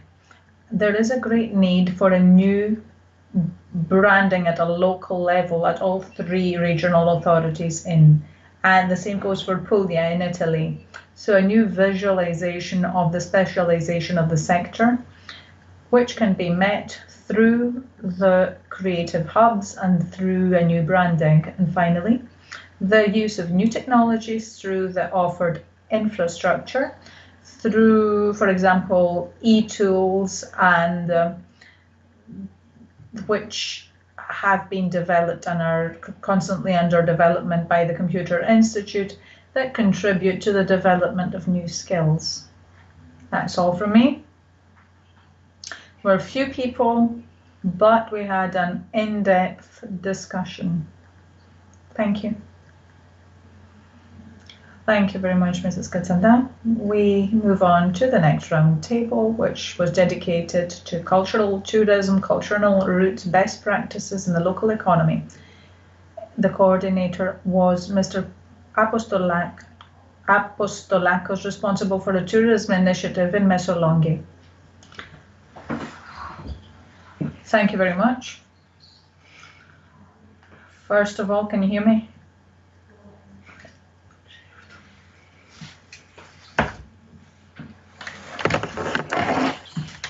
Just a moment to share my screen. Can you see my PowerPoint? Yes, we can see it. Very well. As you have already said, we focused on cultural tourism and cultural activities and how this practice of development of cultural tourism cultural sector can skills or professions be created. First of all, we defined the cultural tourism, and Mr. Robolas from the Chamber of Italo-Cananea gave the definition of cultural tourism. Cultural tourism is an activity that permits visitors to have experiences on the way people live and understand culture, traditions, and natural environment, and get to know the elements of historical and architectural identity. It includes the visits of travelers in cultural spaces and monuments of cultural legacy.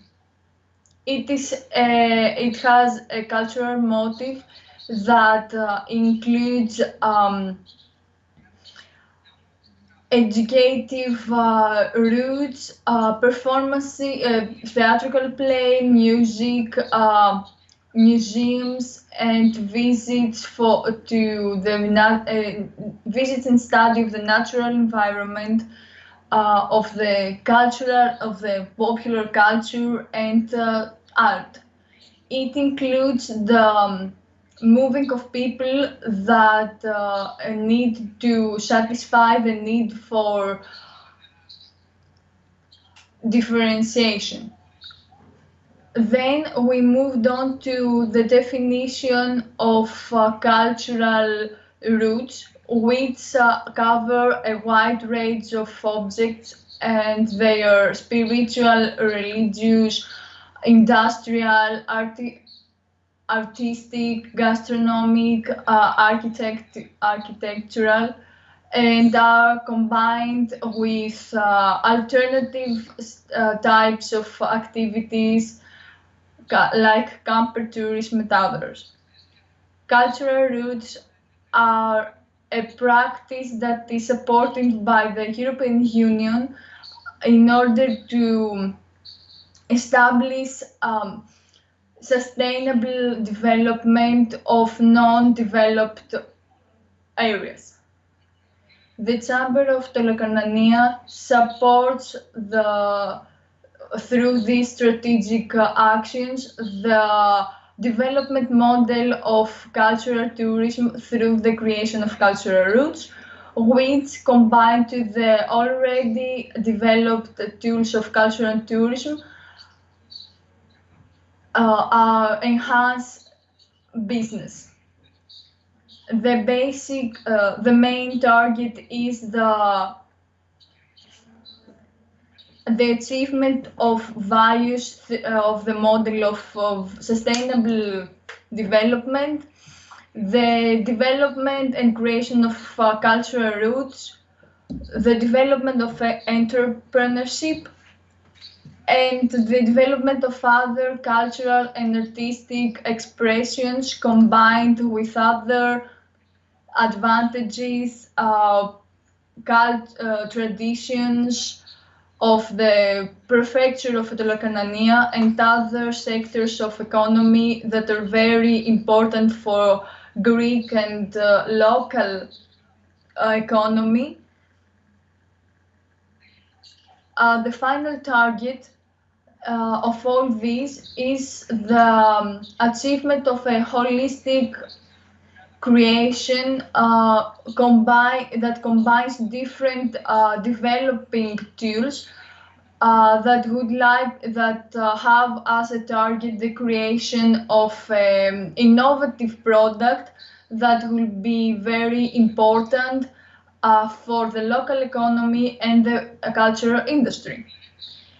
In this context, cultural roots are referred and other developing projects that are designed in this prefecture from different groups. For example, the cultural root of nature of Aitolokanania, the cultural nature of the root of Exodites from Mesologi, the cultural root of Saint Nikolaos, the cultural root of Petra and Nero, of water, and in general the creation of thematic park of cultural roots as an innovative tool of development and cultural tourism in the prefecture of Aitolokanania. We should define why implementation of cultural route is important. The development of cultural tourism and more specifically the certified in the European level cultural routes create cultural tourist products that are very important,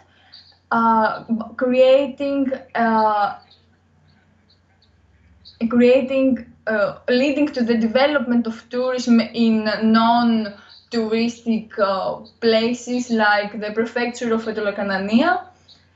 More specifically, we can see the increase of visits and the increase of visits and the improvement of competitiveness among the enterprises, the businesses in Aitolokanania. It can implement new tools in other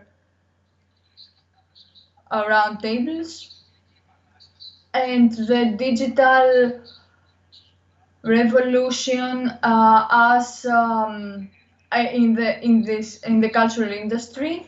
It creates new professions and it enhances the development of the value of economy and the development of services of cultural industry like agri-food and the development of marketing, branding, labeling and online services, and they also create new forms of artistic expression.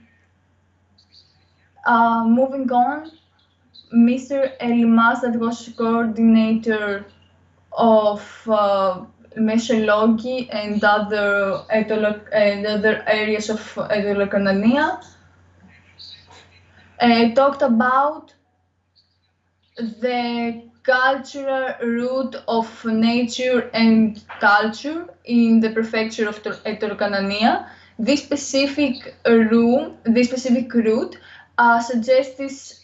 suggested by the ASOMA organization, has the main target of the development of archaeological sites of Etolokanonia and the promotion of Etolokanonia in Greece and abroad, so that this route can be an unforgettable experience in tourism and culture. It is a very important route for the visitors to see the beauty of the nature of Etolokanonia and ancient theaters of Makinia, Kalydona, Nea Plevrouna, and others. The projects of environmental infrastructure are and Underwater Park in Rio Dirio Bridge, a center of promotion of fishing in Mesologi, a center of environmental interpretation of the region Dolmas in Etoliko, and reconstruction of many buildings in Klissura that are connected to the ancient theater of Plevrouna, the Museum of Achelos River in Trikardo, and other regions that are connected to the ancient theater of Iniades, and finally infrastructure of observing wild horses in Petala, and Museum of Trees in Skurtou of Xyromero that are connected to the ancient theater of Stratos. Moving on, Mr. Christos Payeros presented the cultural route, the route of people who rebelled in Mesologi, and it refers to those who fought in Mesologi after the rebellion of Mesologi, in order to create the appropriate infrastructure for the organized development of tourism. The objective of this organization is to create a historical description of this route that were very important in history, or places, and secondly create a route that can show the historic route followed for the rebellions, as honor to these heroes, and for the use of organized institutions or individuals. In the context of creating this route,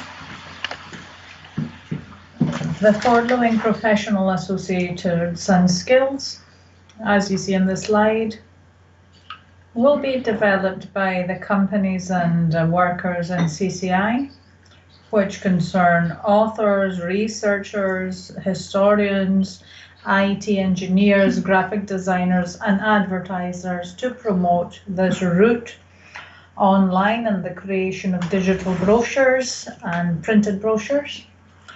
On the historicity of the route, engineers for the creation of interactive content, conference organizers, while the skills that have to be developed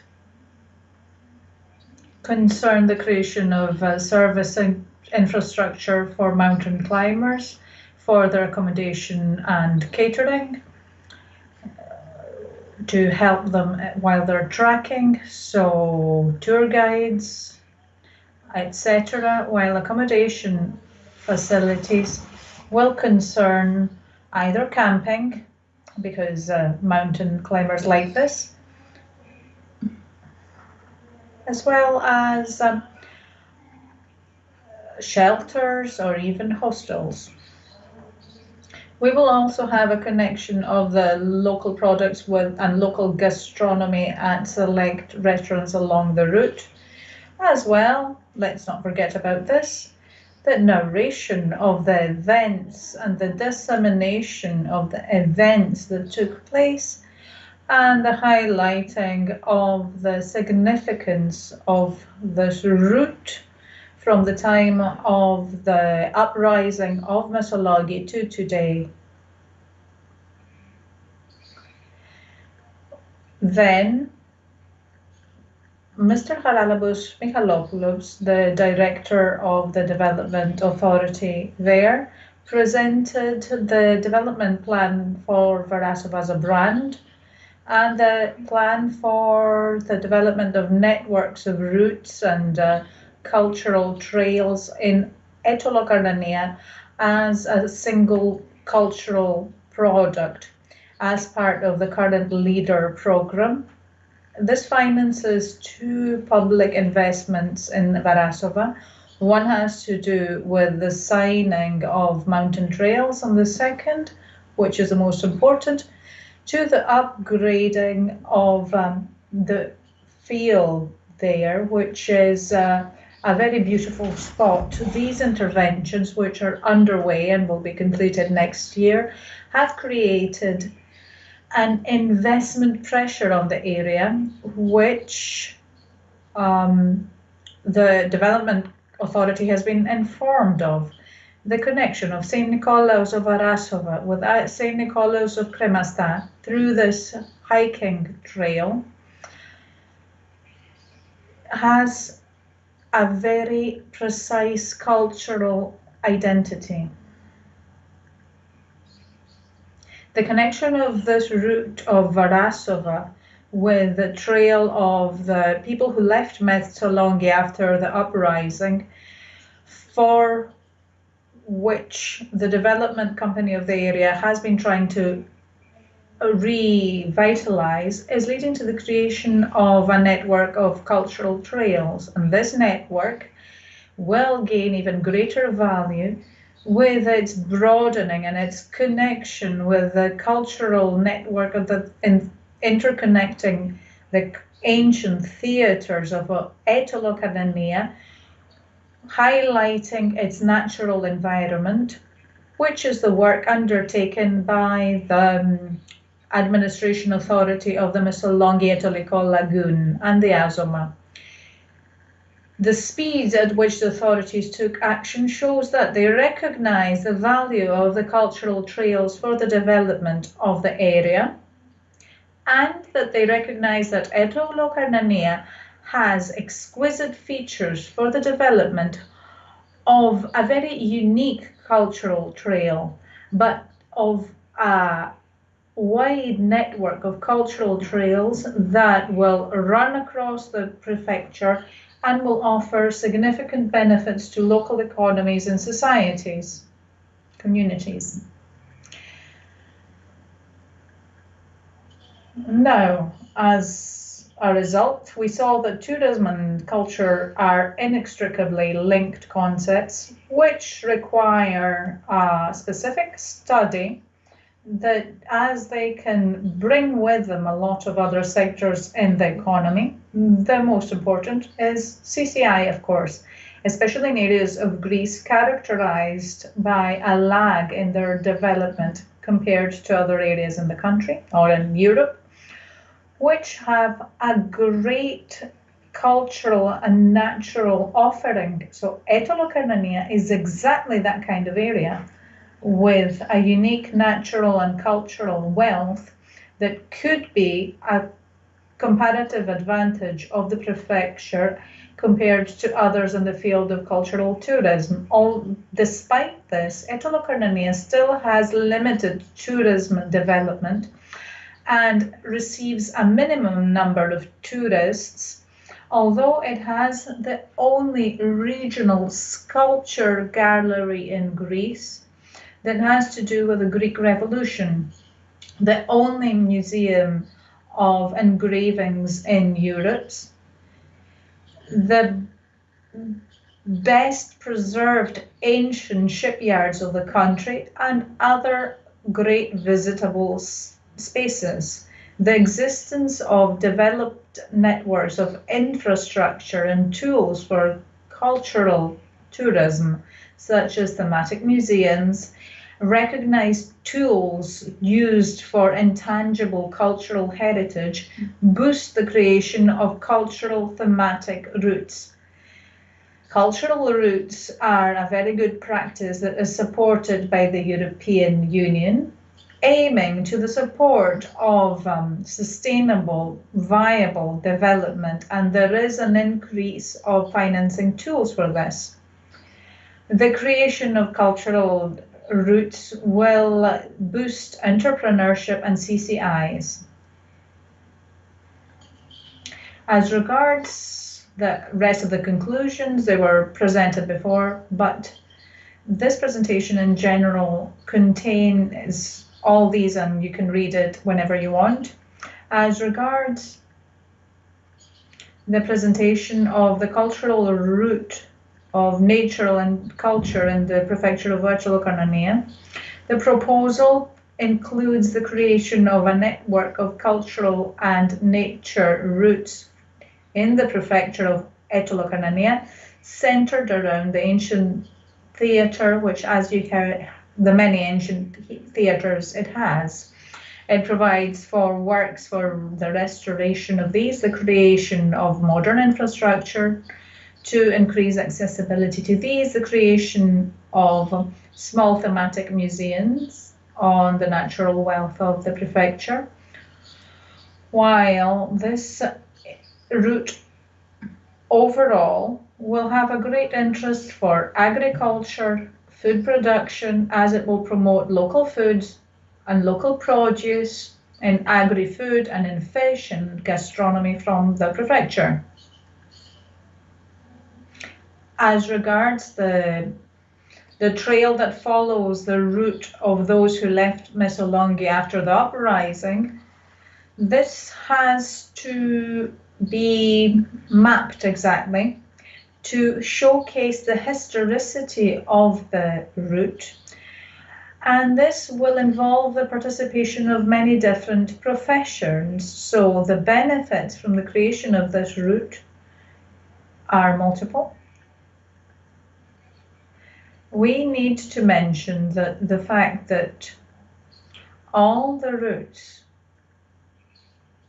are at an early maturation stage. For example, this route was not included in the last phase of the program because there was a problem with the bureaucratic deadlines set back in 2012, but the study is going to be submitted in the new programmatic period for support. Finally, as regards Varasova, I should say that the cultural hubs can act as points of collaboration and networking of the CCI for the implementation of cultural routes. Could you speed up, please, because in 5 minutes we need to leave.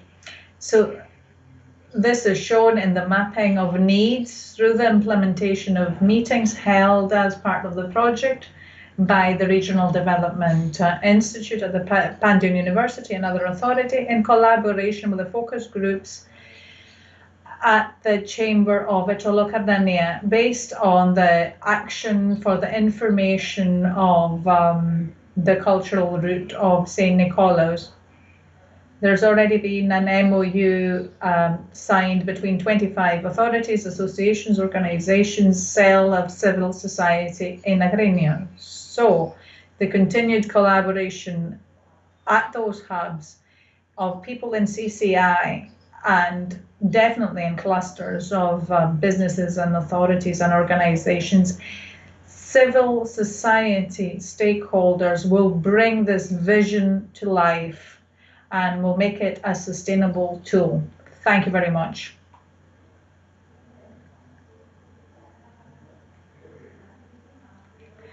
Thank you very much. We continue with Mr. Varelas from the Chamber of Ilia, who is going to present the conclusions of the fourth roundtable. It was dedicated to CCI, the comparison with other sectors in the economy. Good afternoon. First of all, I would like to extend my greeting to this very successful festival. And I believe the whole project will be successful. As regards the round table that we held, roundtable 4, I want to say, first of all, the people who took place: Mr. Georgios Pavlidis, Director of Research at the Athena Institute, Mr. Papapetropoulos Paraskevas, who is the director of an amateur theatre troupe in Pyrgos for Dourios Ipos. It's one of the 3 theatre troupes that we have, and one of the 8 mapped and registered troupes in Ilia. Mr. Andreas Tsilira is the publisher, cultural consultant, and Mrs. Defteria Oana, graphic designer who is very active in the sector, in local products and in art, which we want to involve in the sector. Mr. Dimis Georgiopoulos, who is a photographer and videomaker. Mr. Nikochristos Labaunas, who is a composer from the area. Mrs. Emilia Yiannopoulou and Mr. Athanasios Yiannopoulos, who have traditional Greek costume industry. As you understand, extensive reference was made to the capacities of these business people so that we see what results we want in this project, to bring together lots of different professions for a better result in a synergy for networking and transfer of know-how. Although most of these business people were from our prefecture, most of them said that they don't know each other. So we took the first steps in this project and getting them to know each other. Essentially, what we saw was that they were all very enthused with this meeting, and they unanimously said that they want to have regular meetings at least every 15 days. Once we received the area from the region of Western Greece at the City Hall of Pyrgos, every 15-20 days we will have a meeting, and those business people will bring another 6, and those another 6, and we will have multiplier effects. A key result and conclusion of this discussion was that we will establish a collaboration amongst them, and the impact that this will have in cultural events from now on. Already, discussions were made and ideas were put forward that people had for a few times and a long time in their mind. And obviously it was difficult to voice these ideas because of the whole COVID pandemic, because people do not meet each other, so they delayed their expression, and especially given the whole financial crisis. But through a roundtable, we noted that now perhaps there's an opportunity for these ideas to be brought forward and implemented. I should only say that they managed to exchange proposals, ideas, and in general to establish a collaboration from here onwards and to create a cultural heritage in the land that will not only concern the tourists which come here because of these monuments that we target, but this has to be an attitude disseminated in the local society as well to upgrade their views and for the tourist product to be developed. A lot of ideas were put forward: TV spots, promotional videos, crafts, traditional crafts, 7 different amateur theatre plays, as I said, which could create a festival for film, for theatre, or even a video clip with appropriate costumes from our area. I believe that all this could be just the beginning, only the starting point. I really believe in this venture of the region of Western Greece to participate as a partner in this project, and of course we are awaiting and seeking the exchange of know-how and opinions by visiting the other hubs in the region of Puglia, as in Ioannina, and obviously in Messolongi and Agrinio and Achaia. So I know that we need to go to the festival, the live part of the festival, so I'm not going to tire you anymore. So thank you very much and hope to see you soon with more results. I think that this was the best possible ending for this day. We have the results of the last roundtable. This is what we aim for this to be the starting point for a collaboration between local authorities, local companies, and academia, and all stakeholders in CCI. Thank you very much for being here. See you soon with new actions and new events in the region of Western Greece or in other regions. Thank you.